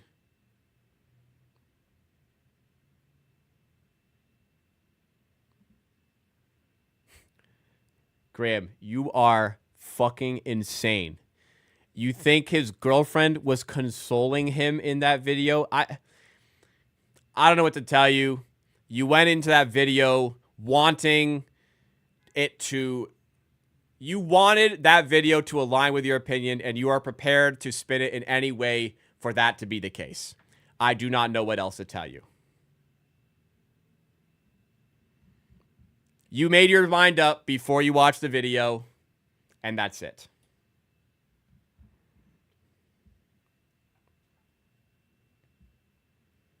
I'm not saying you, 9 out of 5 guys. Sorry, I'm not saying you're upset, but can you see why perhaps the Raptors went in that direction? Maybe.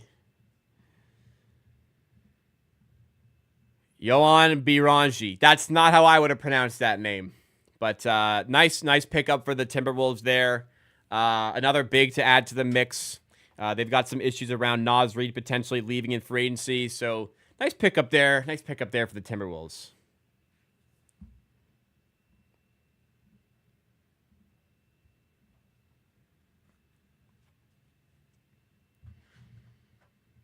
Trailers are favorite for RJ, but you didn't watch the video about that. But don't worry about it. That ain't happening. Don't worry about that. Would I say that Collins a Barnes light? I'd say like Draymond Green is the more accurate comparison. Barnes is like a do-it-all type of offensive player. Offensive engine, ball handler, play initiator. Murray Boyles is not that. Draymond Green is a better. Draymond Green with a little splash of Julius Randle on offense is a better comparison. That's what I would probably go with instead.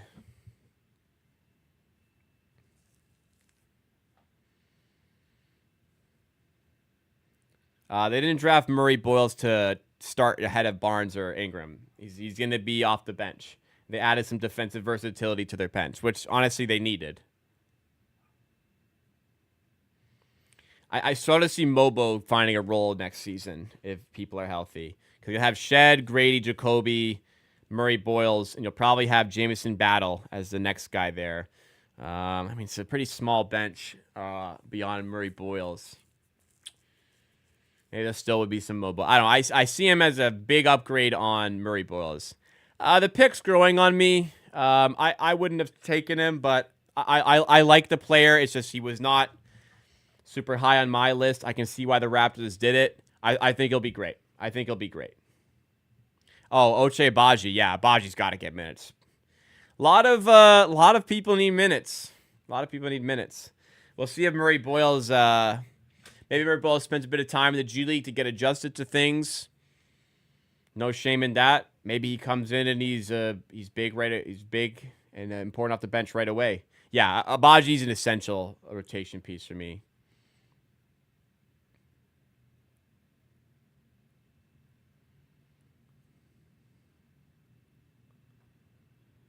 A lot of guys. It happens every year. Like, who else has really fallen that was supposed to have gone by this point? I don't see anybody that's fallen super far. There's been no, Cam Whitmore situation where players fallen by a lot. No, I don't see any name that I feel like has fallen and Brooklyn holy shit, I can't believe this guy fell here. Have the Raptors rookies been playing winter spring ball improve? I hope so. You mean summer ball? I hope they're putting in work. I imagine they will be. Oh, I didn't realize Kaspar's Jackishonis isn't even selected. Okay, there it is. There's the one. My bad, I forgot about him. So he's the one. In that case, yeah, if Brooklyn can get him at 19, they probably feel pretty good. There you go. Yeah, you're right. Kaspar's Jackishonis is a surprise. I didn't realize he had gone there.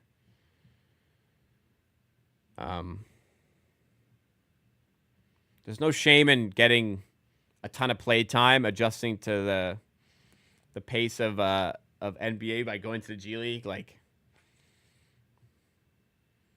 Maybe he will, maybe he won't. Grady Dick did. It made him a better player. We need to stop looking at it when you get sent to the G League, you're not getting sent to the Gulag. You're getting sent to a development league to get way more play time and work on your game.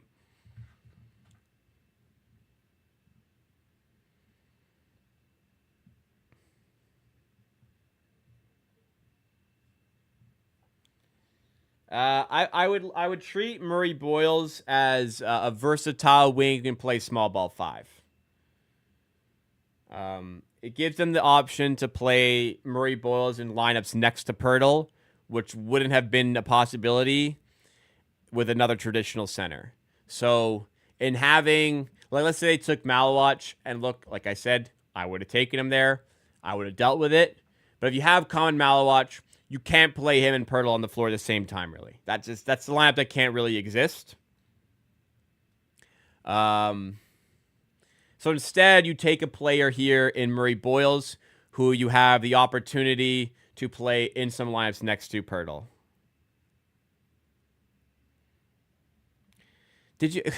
Are the people who are mad? Did you guys watch his interview when he got drafted? Drafted by the Raptors. I'm feeling amazing. So excited for the opportunity.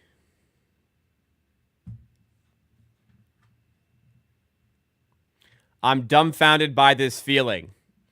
Something somebody would say if they are in disbelief by the feeling of getting drafted, which would lead you to shake your head and smile.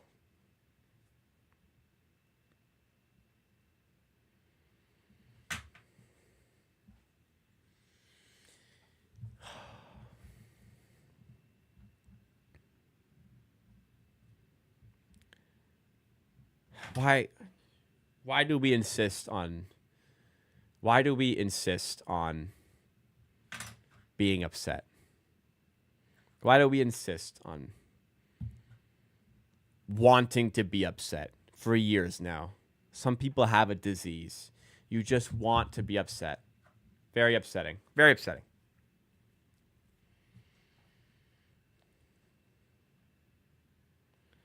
I did no research on it, but I'm hearing OG type defense. Yeah, I like OG's a good example. Can OG play as a center? Yeah, like I've watched OG defend Nikola Jokic 1-to-1. Like undersized, but can do it. This player we drafted is more equipped to play that small ball role at the 5.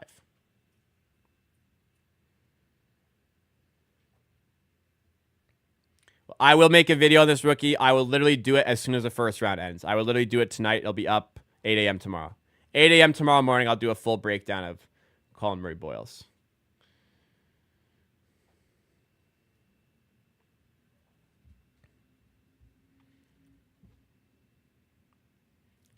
How do I rate this year's class compared to last year? I mean, it's way better. It's way better. Murray-Boyles is a better rebounder. Yeah, good rebounder. Plays above his height. Super long. Good defender. There's talent here. To say there isn't is willful blindness.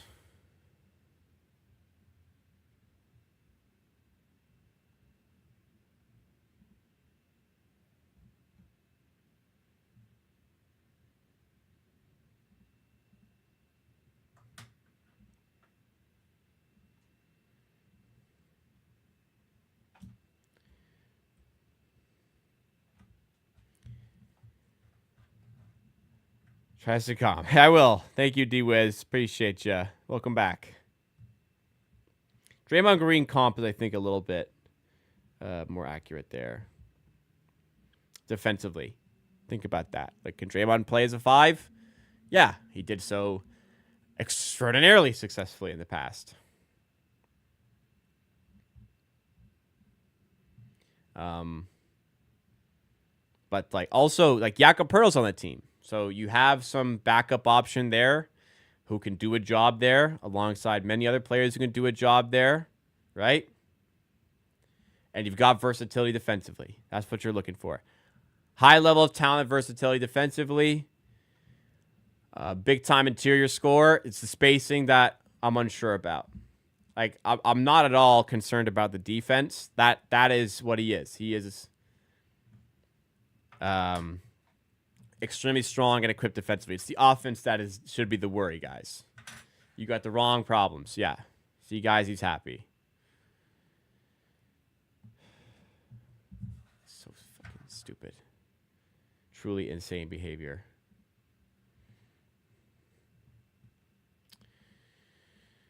Again, we'll see how it works out.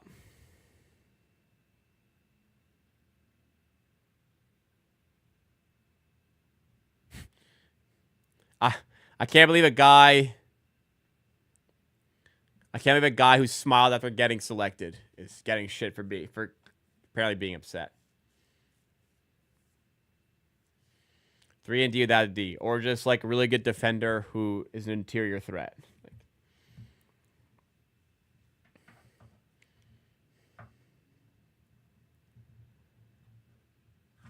Walter Clayton goes 18th. Congrats to him. Honestly, he had a great NCAA tournament, which helped his draft stock. Man, he's crying. Look how upset he is about getting drafted. Look, he's crying, man. He didn't want to go there. He's so upset about going there that he's crying. Poor guy. I wouldn't connect Murray-Boyles to OG Anunoby. That's not the comp that people should be looking at. The shooting just isn't there, and the self-creation upside isn't there.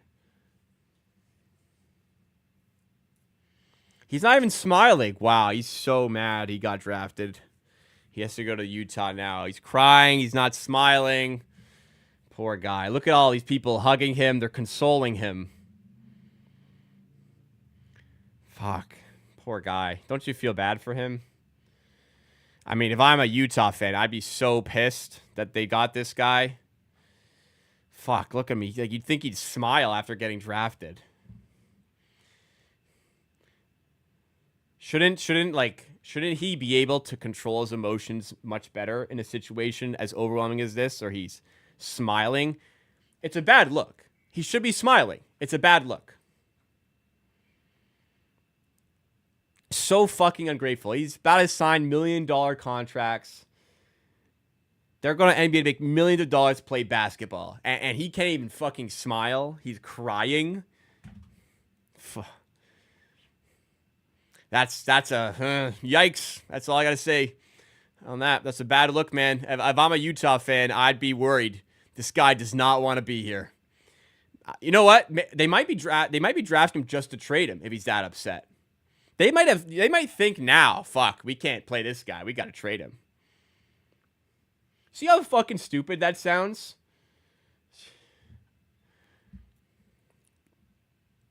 Having the playoffs, that's probably why he doesn't want to be there, to be honest. That's probably why he's thinking, I don't want to go there.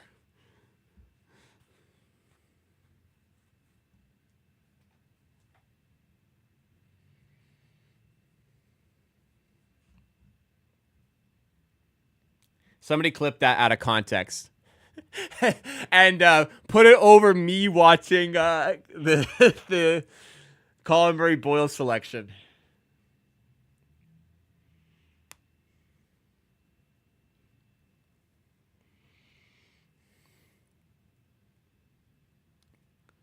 Bailey did not want to go to Utah, apparently, so that's going to be an interesting one. We'll see with Murray-Boyles. I see why there's excitement. I see why I can see some... I'm excited to see him develop. If you just came in right now, you'd probably be really confused by that. But it's just the absurdity of some of the comments on this. Thank you guys so much for support tonight. Sorry I've been upset. It's just very upsetting to me that Colin Murray-Boyles, he is so excited to be in the NBA. He was talking pre-draft about how he could fit in with the Raptors. He's probably ecstatic to be coming to the Raptors. And first thing he sees is, why the fuck did we draft this guy? Fuck this guy. He doesn't even want to be here. Awesome. Awesome first impression of the fan base in the NBA. And what's always upset me the most is when when people are creating these false narratives to be upset about, just to be upset, sad, annoying. No. Somebody said his girlfriend, I forget her name, she plays for South Carolina as well. Somebody said she was fucking consoling him because he was so upset. Man, go for a walk. Go for a walk. Get some fresh air. Go I don't know. Get something fun to eat. Smile. I don't know.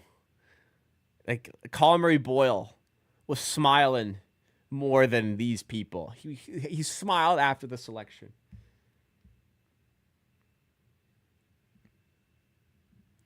Sure, initial reaction, but to watch that replay back and think, just crazy. Go whack off. Honestly, maybe that would help.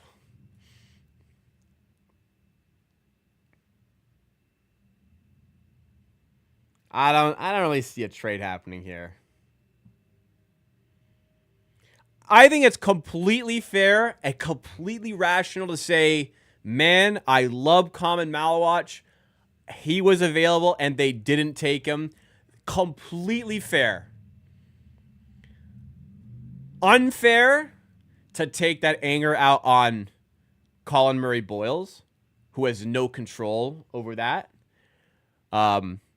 Unfair to completely unfair and unjustified to say his reaction means he doesn't want to be here.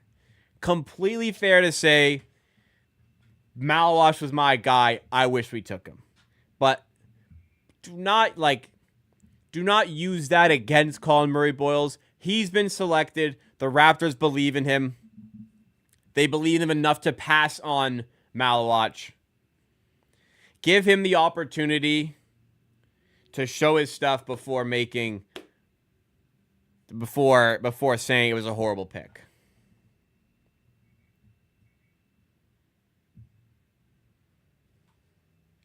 When Walter got drafted, people thought he was mad. He shook his head. That's what I said earlier.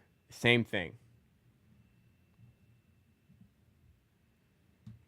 God, being that Raptors Twitter admin gotta suck the amount of hate you get for every post. Fit, fair to question the fit. The lack of spacing, completely fair. He is a skilled scorer for sure. Interior oriented. His true shooting percentage is like an analytical dream. It's the spacing that I felt if you weren't going to get, a traditional big, I would have preferred to have that. I would have wanted that. But I can understand why they did this. They like Colin Murray-Boyles so much. Think about it. They like him so much that when presented the opportunity to get Colin Malawash, super talented, perfect fit, they still took Murray-Boyles. That is how confident they are in his abilities as a player. So, as much as it wasn't my choice, the fact that they have such a strong belief in him makes me excited about what he can achieve with this franchise, with this development staff. When Skull Labissiere was available, he took Siakam. I remember. Raptors fans were not happy. Nolan Traore, by the way, just went 19th to the Brooklyn Nets. Not a super big reach. Probably about where he could have gone. What do I think about the pick? How long have we been going? Probably an hour ago he got drafted. I'm excited about the pick. Leave it at that. Kasparis Jakushonis. Man, what did this guy do? How is he still not selected? I am not going to go on Reddit today. If I'm this upset by my chat, I'm not going to go on Reddit today.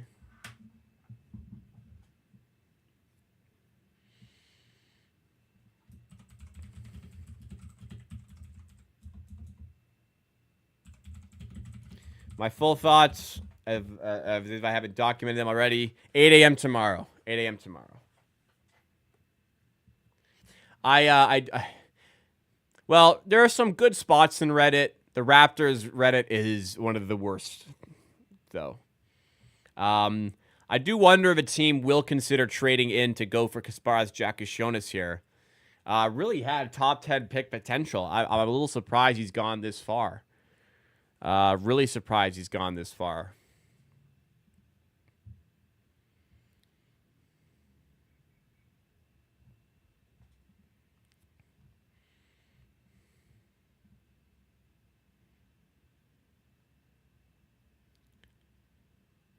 Sorry, I'm watching their Colin Murray-Boyles interview.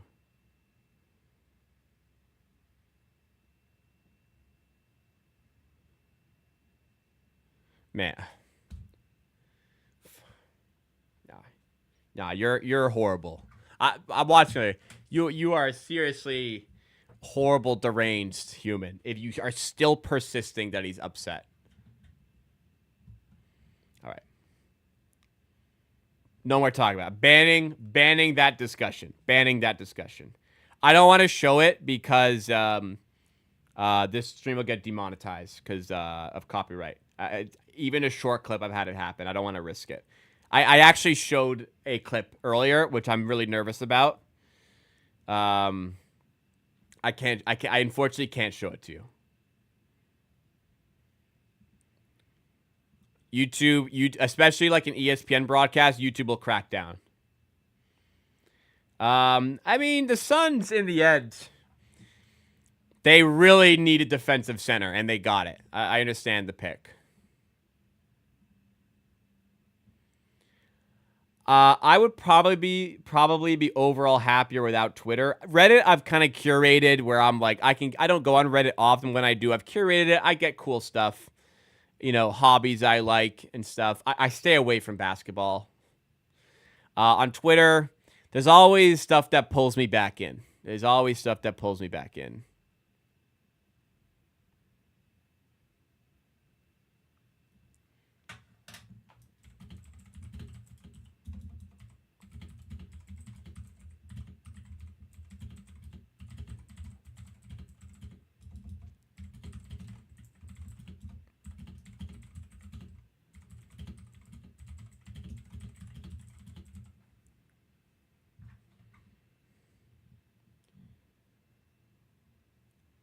I mean, the chat a little bit too. It's a factory of sadness. It's just there's a lot of good spots on it. There's a lot of good denominations of it. But it's sad. It's sad that there are so many people who wake up wanting to be upset and wanting to find something to be upset about.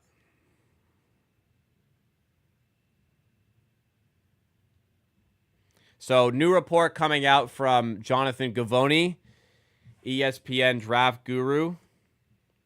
The Raptors are keeping Colin Murray-Bull, a source told ESPN, despite considerable interest from teams trying to trade up for this pick. So it looks like they're going to keep this one here. Not sure if people were going to trade up to get Murray Boyles. Not sure how high he would have gone otherwise. It reminds me a lot. We'll see what Miami take here at 20. Kasparas Giacchino should be their guy here. No? Yeah. There you go. Kasparas Giacchino is finally selected. He later than he wanted, but he's in the NBA. Good fit. Hey, if I'm going to a spot, I feel pretty happy to be going to Miami if I'm going to fall like that. So I remember when Scotty Barnes was injured, it was selected 4th overall of the Raptors. And one of my big gripes with the pick was, like, if you want Scotty Barnes, just don't take him 4. Take him later because he's not going to go top 5, 6. Later, it was revealed that Barnes would have gone 6 to OKC. So if the Raptors had not taken him 4th, OKC would have taken him 6th. There was no opportunity to trade back because OKC knew not to trade up because they could just get him at 6. Orlando didn't want him. And Orlando didn't need to trade up because they knew somebody else would take Barnes at 4 and they could get Jalen Suggs at 5. So it reminds me of that. I'm not saying that this is the exact same situation here. However, we don't know if teams were looking in the early 10, in the 10 early teen spots to get Murray Boyles. He was a projected lottery pick, so it's not like the Raptors, reached out into the stands like what's a Chinese center's name? I hope he's Chinese. Otherwise, he's Chinese, right? Yang Hansen. Yeah, he's from Chinese. It's not like they're reaching into the second round here, right? Like they reach like maybe like they may have reached one or two spots. Who knows? So we'll see. I'm hoping to find some more information about it, but the Raptors have always been a team to take their guy. And I tell you guys, a lot of the time with Masai Ujiri, Bob Webster, Dan Tolzman, the whole group, a lot of time they get it right. Sometimes they don't. A lot of times they get it right on draft night. Foyle quotes CMB's interview, feeling amazing, just thankful for the opportunity. It's surreal. I'm still dumbfounded by this feeling. There you go.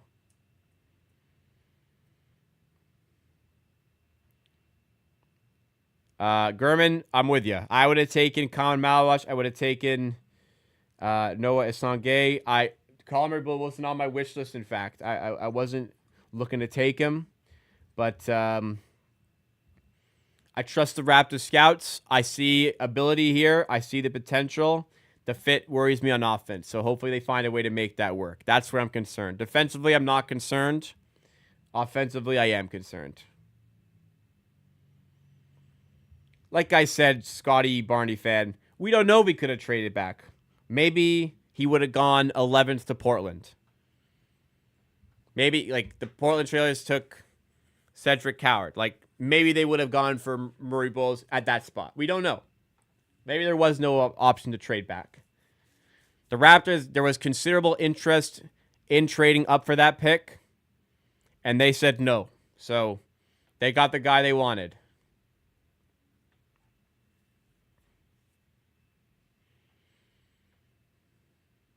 Surprised the players excited to be drafted. Yeah.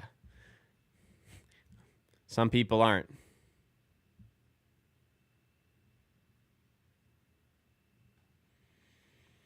Carter Bryant ending with the Spurs is a bit of a shock to me. I thought he would go much higher. I thought he'd be a top 10 player.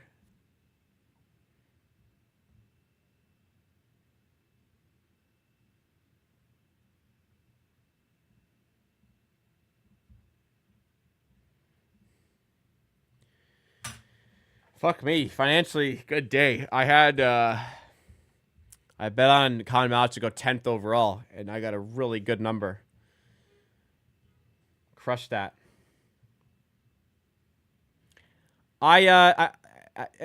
So Curtis, I can see him playing like a Serge Ibaka type role next to Jakob. So you're saying like a big playing off the more traditional center.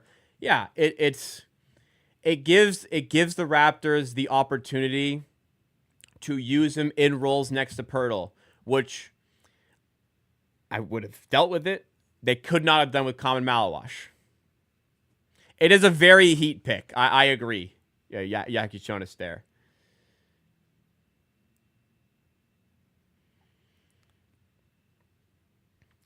So focus for the offseason now goes towards shooting. That's got it. Like, I don't know how they're gonna do it. You gotta find some spacing. If you didn't address that in the draft, you gotta find some spacing somewhere.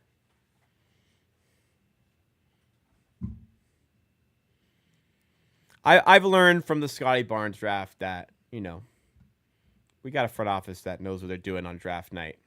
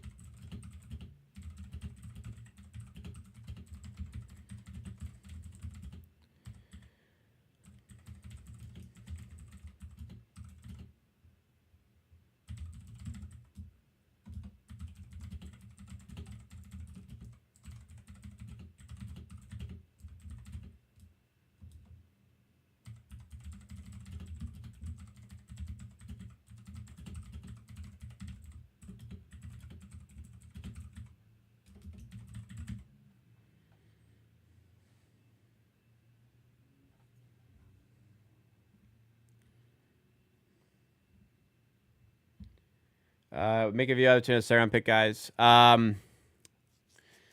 Probably not going to happen. The focus of tomorrow's video. The focus of tomorrow's video is going to be Colin Murray Boyle's full breakdown, full assessment of him as a player. That's going to be tomorrow's video. I won't have time to dive in on second round players. Unfortunately, I just won't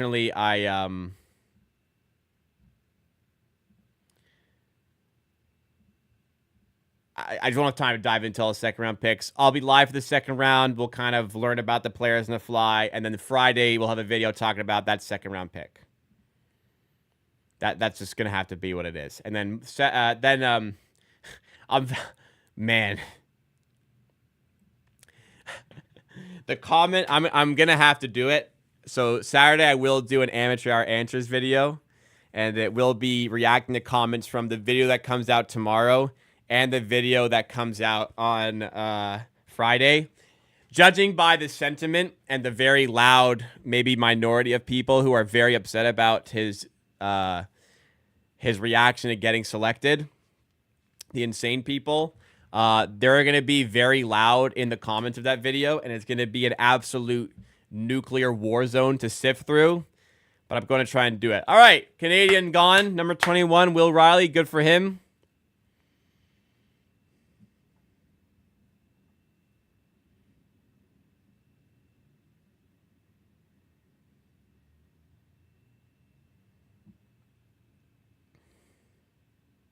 How would I grade this pick? I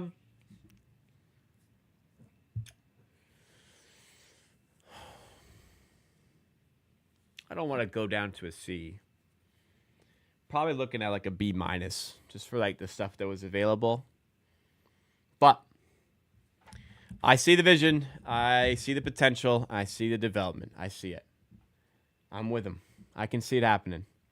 Was CMB even projected top 10 in quite a few mocks? Yeah, he was, actually.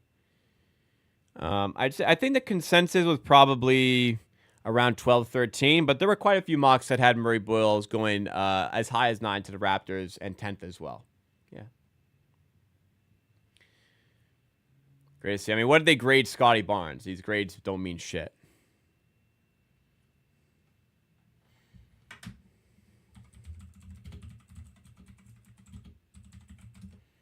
Scotty Barnes draft grade, let's see. D+. They don't mean shit, man. What will mean shit is when he's on the court, we see how he plays.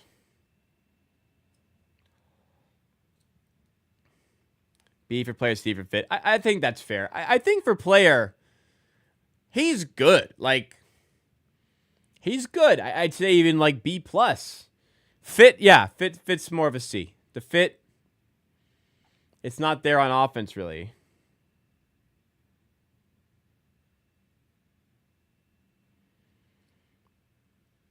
Ooh, back-to-back University of Illinois. Is that the Fightin' Illini or something? Whatever it is.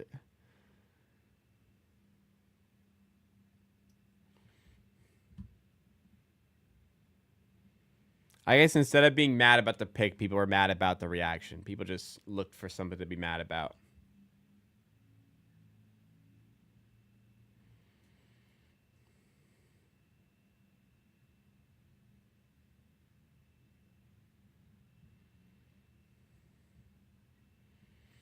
He's a guy prepared to step in and perform the role he needs to perform to be effective for this team. Like, seems like a good man to have here.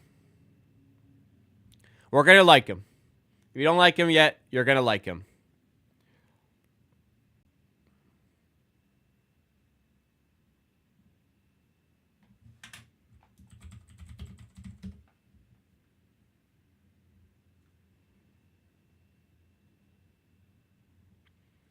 Where are we at? Pick 22. All right. I'll stick with you guys. Yeah, we may as well stick it through the first round, see where guys fall. And then I'm going to be up till like 2, 3 a.m. making a video. Video on Colin Murray Bulls will drop tomorrow at 8 a.m. Look out for 8 a.m.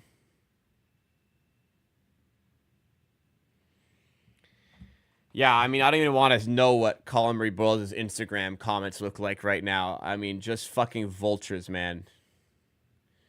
Just like the basement of society, the people that would go do that.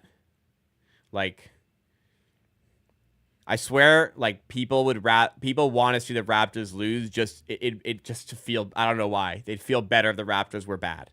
They want to see this team fail for some reason. Like, the guy the Raptors drafted, you want first impression fan base to be, we fucking hate you, fuck you, we don't want you. What good does this do, man? For real, what good does this do?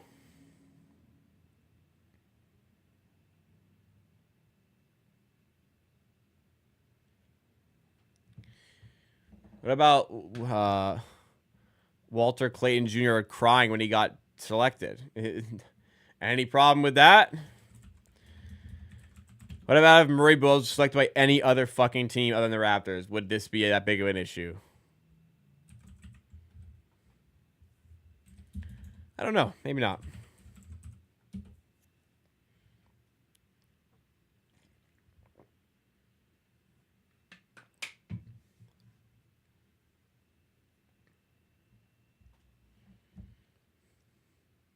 Yeah, very. It's horrible. I mean, I'm gonna listen. I am going to defend him in the video I post tomorrow. I am gonna get absolutely rinsed in the comments for it. I already know. I'm gonna get absolutely shit on for saying he was overwhelmed by the emotion and was in disbelief. Very toxic. Sad.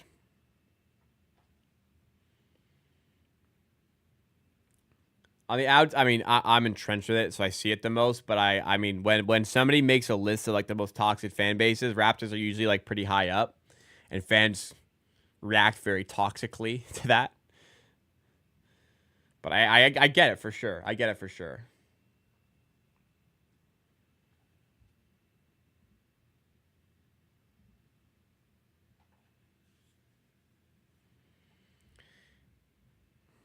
I don't really see how like it could be edited. He said "fuck" as he was smiling. As he was smiling, happy. Smiling means happy.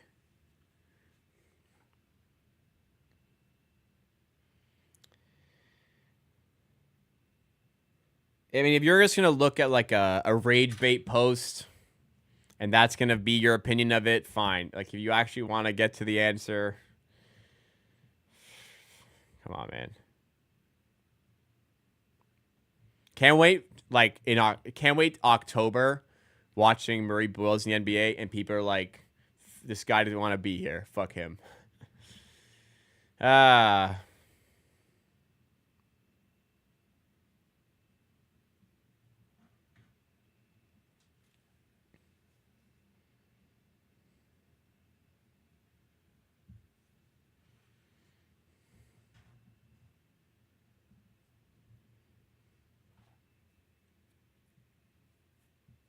I really do not like Stephen A on this broadcast. I concur with you there.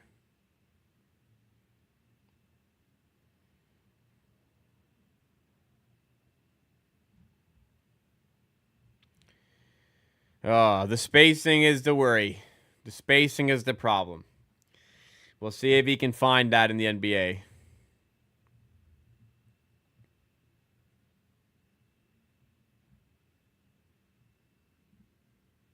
All right, 22nd pick. I need a drink. Drake Powell. Going to the Hawks, all right? This got to be a guy coming from the stands. No, don't imagine he got a green room invite.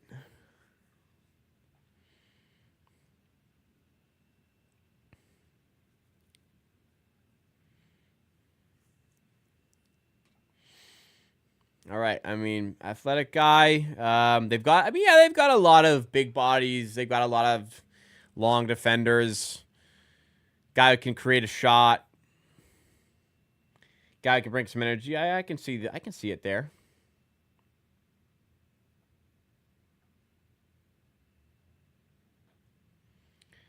Do I think this pick indicates a trade Masai might make? I think it indicates the opposite of a trade happening, if anything.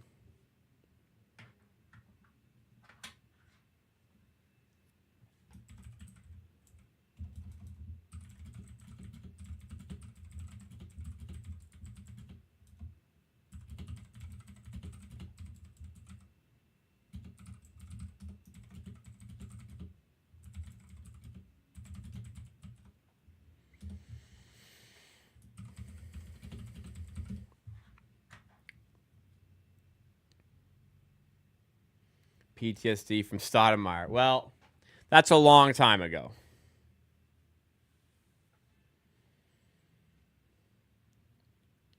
Raptors need a superstar to win something. I didn't disagree with you. I got asked, are the Raptors going to make a trade? I said no. Do I think they're going to trade for Giannis? No. They obviously are not trading for Kevin Durant. Doesn't mean I don't want them to trade for Giannis. I just don't think they will. Jordan Mahar has subscribed. Welcome to the Amateur Army. Think we'll be a playoff team next year. Think we will be a playoff team next year.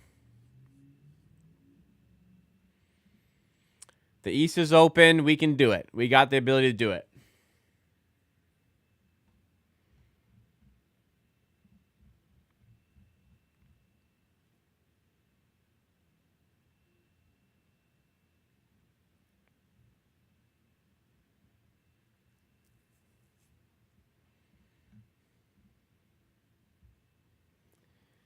One of Herb Jones or Trey Murphy. Hey, man, if Murray Boyles learns how to shoot, we don't need them anymore. Barnes, you're not trading Barnes and RJ. Barnes would be alongside Abaji and Walter or something. Or Abaji and Dick or something. Here trying to get Jonathan Kuminga. That's a Heat player too, isn't it?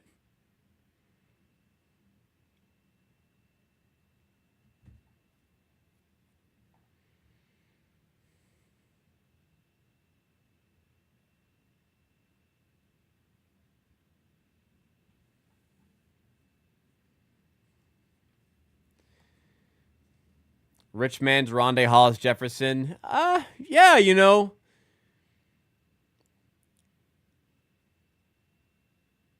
Yeah, you know, I can kind of get with that. I do see parallels where, you know, I remember, I will never forget this game. The Raptors were playing against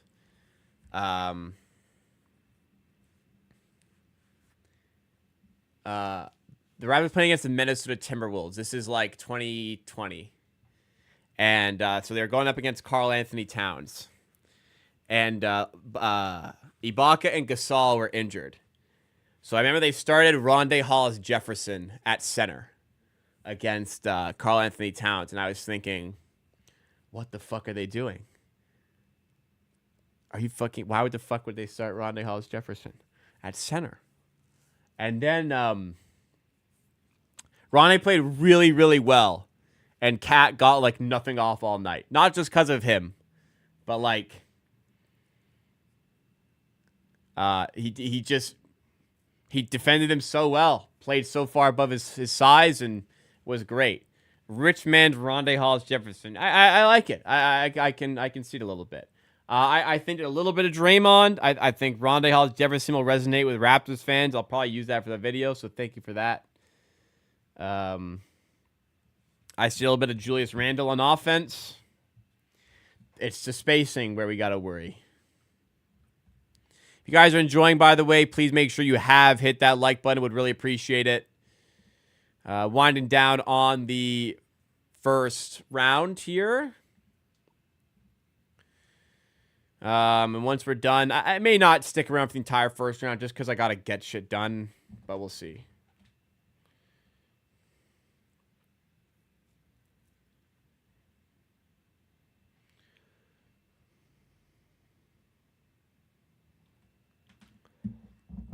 Bismack come back.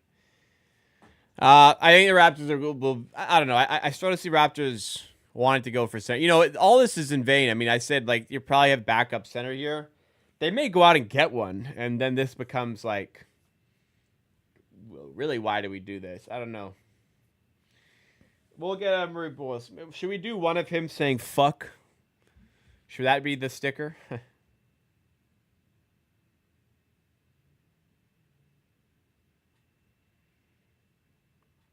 Yeah, I'm with you, G. He says they asked Boyles again. He said it was a what the fuck moment. He almost shed a tear. And it was surreal. Our fans can be so annoying. Poor guy has to hear it on the most important night of his life. For real, man. It sucks. It's funny when Adam Silver says we have a trade to announce, as if we didn't know about these trades like days ago.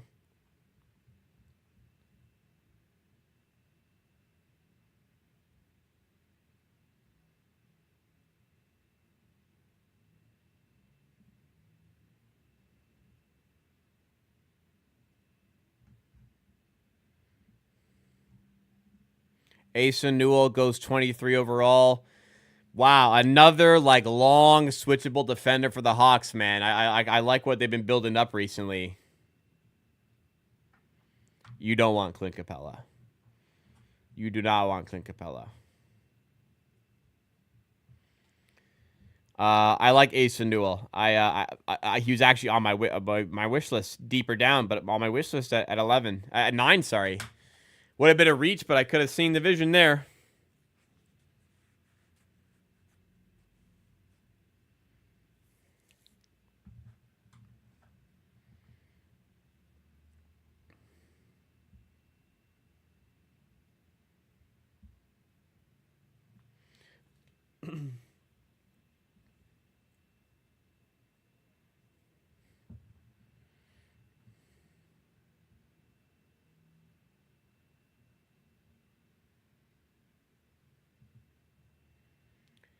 Yeah, I guess. I guess. Shamshay exists, and there's a desire to see him as well. So does that play into it? I don't know. I don't think so. Like, is Shamshay knocking so hard on the door that you don't want to draft a center? Probably not.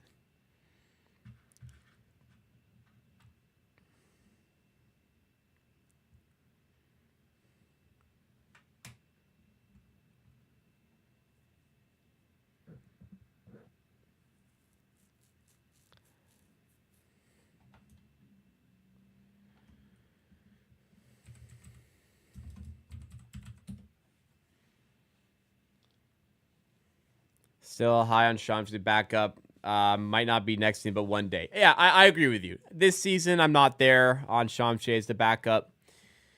I think you're going to see a lot of Murray Boyles playing small ball 5. They could still go for another center elsewhere, though I don't think they will. I really think that this is the decision is Murray Boyles going to be the backup center in a lot of lineups. That's what I think. I can't tell you about the second round, unfortunately. I wasn't able to dive deep in that area. I just not able to do that. So I know you come here for that sort of stuff, but I got nothing for you, unfortunately. Yeah, there's an option to go center in free agency. I mean, Murray Boyles still gives you a chance to play small ball 5, even if they do. Some lineups. If not, he's a versatile defender. The team needed that sort of defender. You would have wanted one who could also shoot, which is why there was other players I was looking at, like Carter Bryant, but they really like what they see here, evidently. The pass and all those other guys to go Colin Murray Boyles, they really, really like him.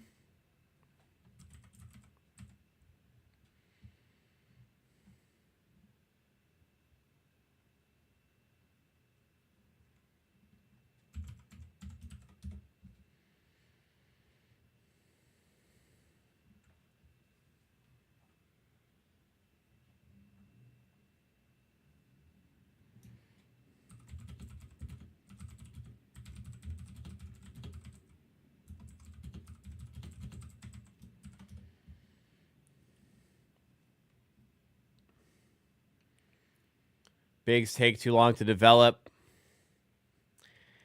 I don't know. Don't think that was as big of... I think the Raptors could have handled a guy like Malawash.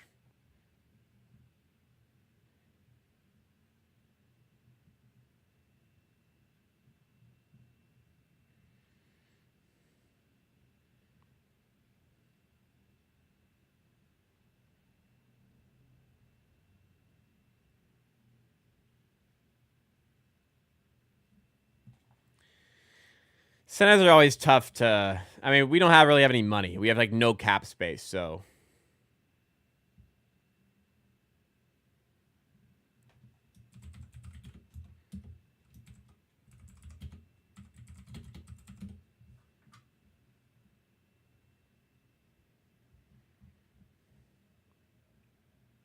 Not Clint. You do not want Clint Capella.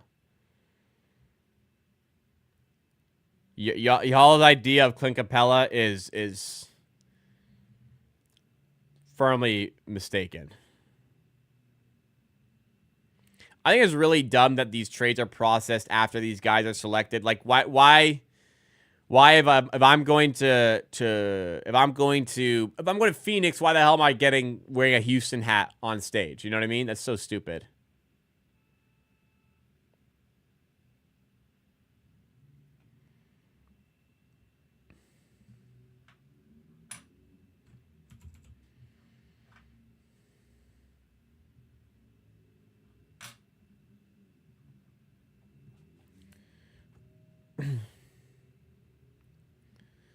Like, this guy's going to Sacramento. Like, why is he in OKC gear? That's so stupid, man. All dumb. All dumb. NBA should fix that.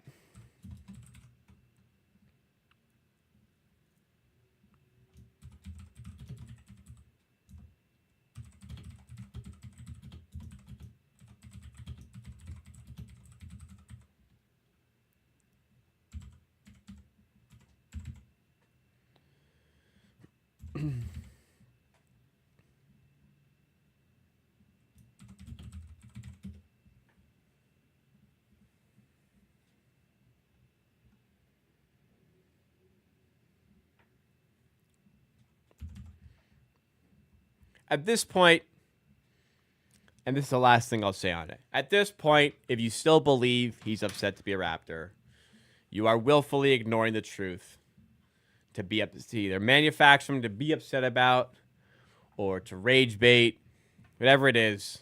You're lying to yourself at this point. That's it.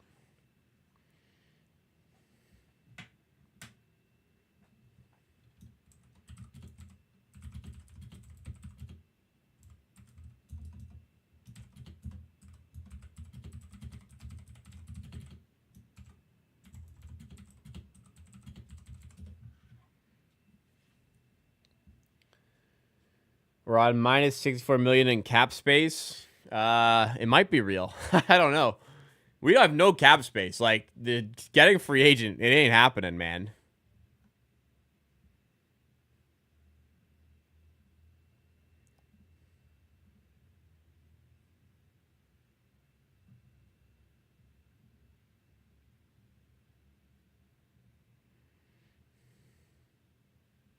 Man, Ace Bailey in Utah, that's just kind of funny as hell. Kind of funny as hell to just see Ace Bailey.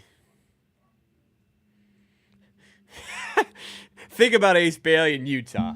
I mean, that just... Nobody... I mean, people who say nobody wants to play in Toronto, I gotta tell you, nobody wants to fucking play in Utah. That's crazy. So, I mean, credit to Danny Ainge, because he's just got to fucking go. He's just got to fucking go. Nobody wants to play here. I'm taking the best player. Like or not, he's fucking suiting up. That's it, right?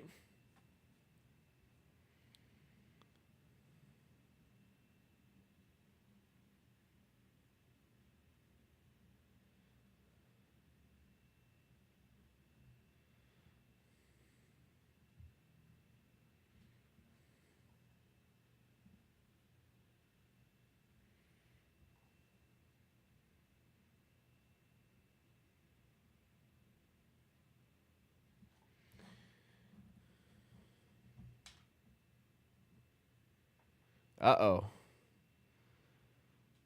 My rec league team had a game today that I had to miss. Apparently something went down. Let's see. Yeah, Ace could have been with the Sixers, but he didn't.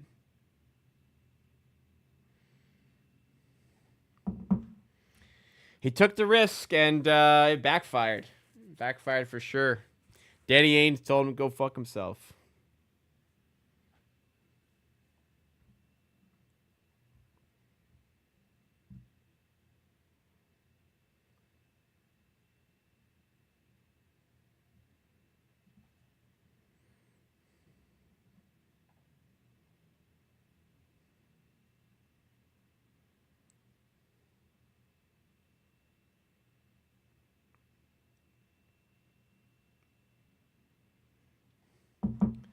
There's a fight in my rec league game today. Jesus Christ.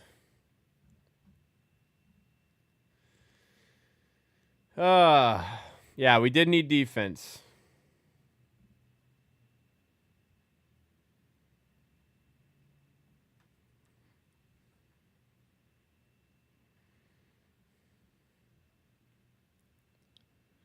Somebody said that the Young Hansen pick is the weirdest pick they've ever seen, according to a NBA front office member.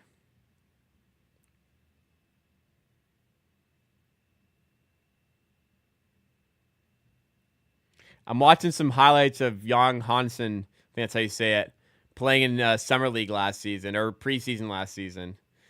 Hey, he moves pretty well for a 7-footer, man.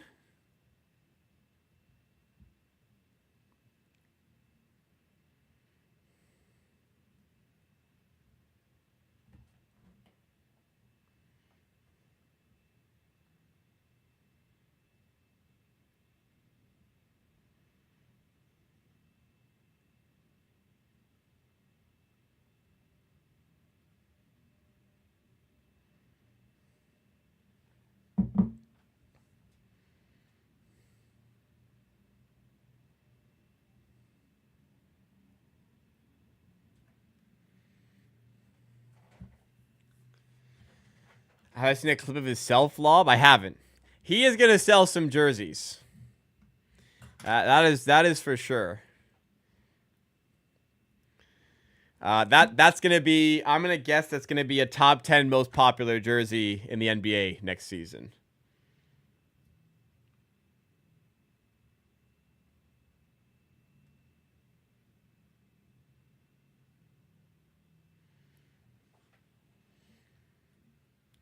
I didn't need Murray Boyles' interview to respectfully to let me know that he was excited about getting drafted. Plays hard, good defender, will survive.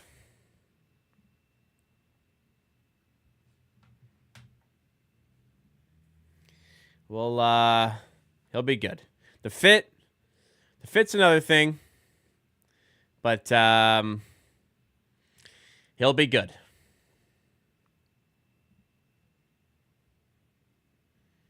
What happened tonight? Anything crazy? Yeah. I'd say so.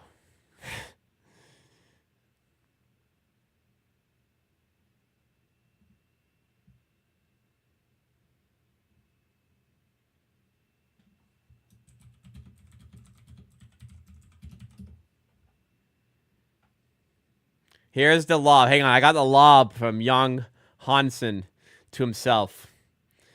Yo, this guy moves. I mean, I know this is lower quality opponent. This guy can fucking move for a 7-footer. I mean, respectfully,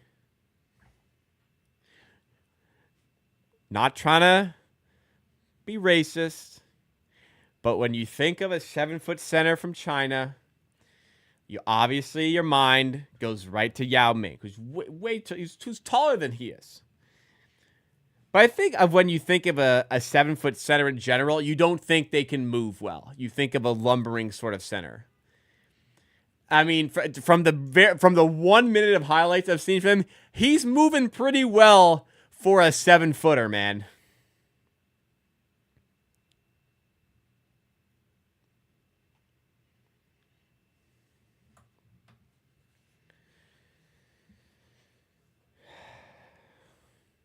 Yeah, I mean, man, if Murray Boyles is as good as he is defensively, if Murray Boyles turns into a good shooter, good Lord, is he going to be great. Most of the negativity's gone. Yeah, I think we're good. Welcome back.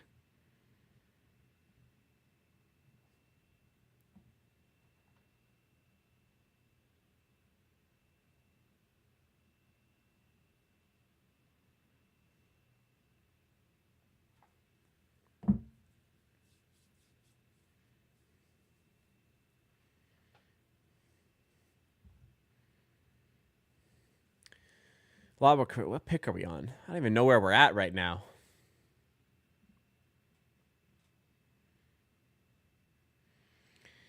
Can't have enough switchable dogs in the court. I mean, you're not wrong. Not wrong.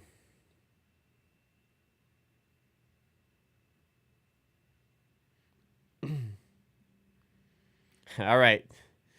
Nick Clay, Reggie Miller, thank you so much for tuning in tonight. You guys are enjoying, by the way, still, please make sure you have hit that like button. I wouldn't bet on a trade coming for the Raptors here. I think that's going to make their selections, trust their scouts, and move from there. Unless there's somebody like late in the second round, like last year they want. We'll see. Man, Hawks look like they could be... Hawks look like they could be pretty good next season, man. I'm looking at it.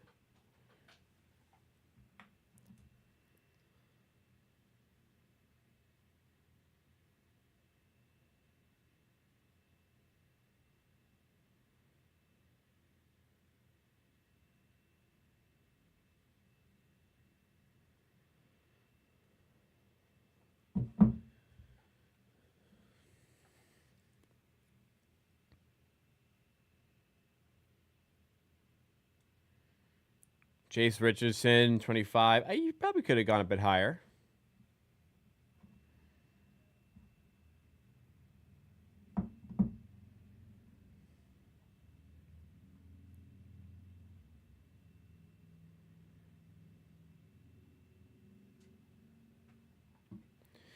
Sorry, I'm getting updates on my rec league team. It was a fight at my rec league with my team today. I'm trying to figure out what happened.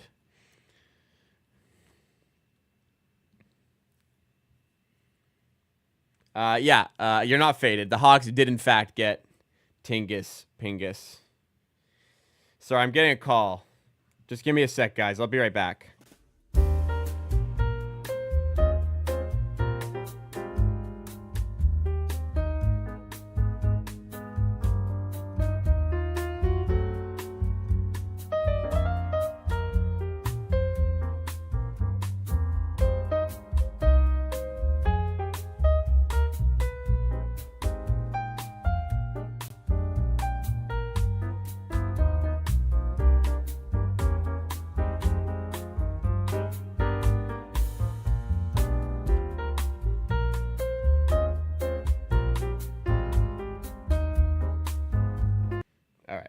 Sorry. All right.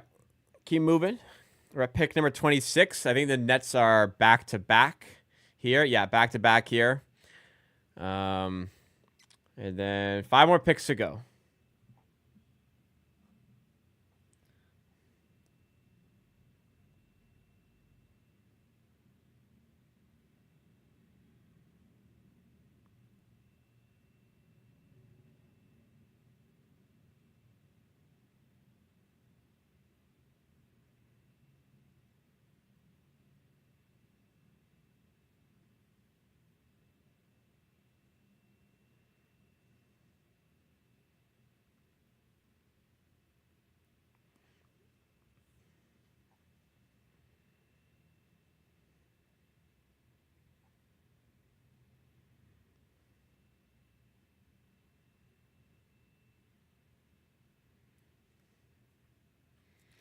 Sorry, there's some drama going on here. Do I know more about... Well, I know he's a great defender already. Really efficient score, just not a floor spacer. Really efficient score. Like, draws fouls like crazy. Like, feeds really well into the analytics on offense. Good rebounder to go with it as well. It's just the floor spacing that's tough.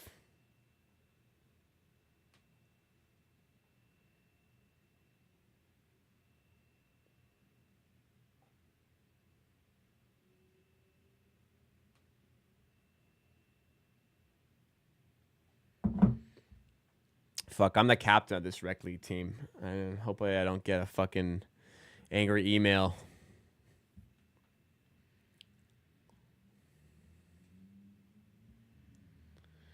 We'll see if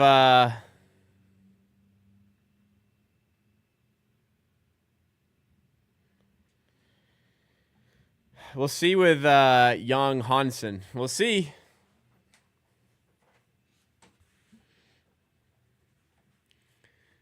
He's a 2-time Rookie of the Year in the CBA, which seems impossible. How are you a 2-time Rookie of the Year? Next, Goga. I mean, Goga is still in the league. He had an effective season with the Magic.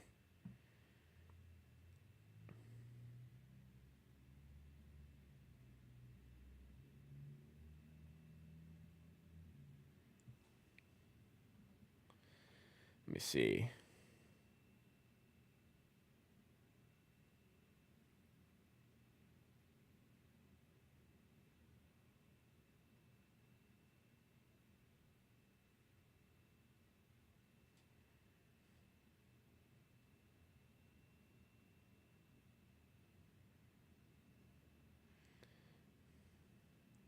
Too early for the Rookie of the Year prediction? I mean, no. It's Cooper Flagg is be my prediction.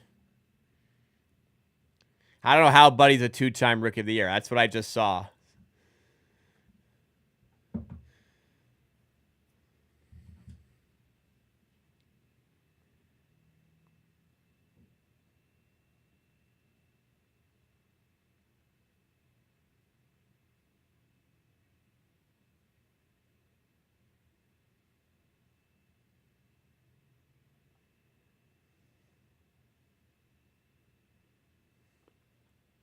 I may need to...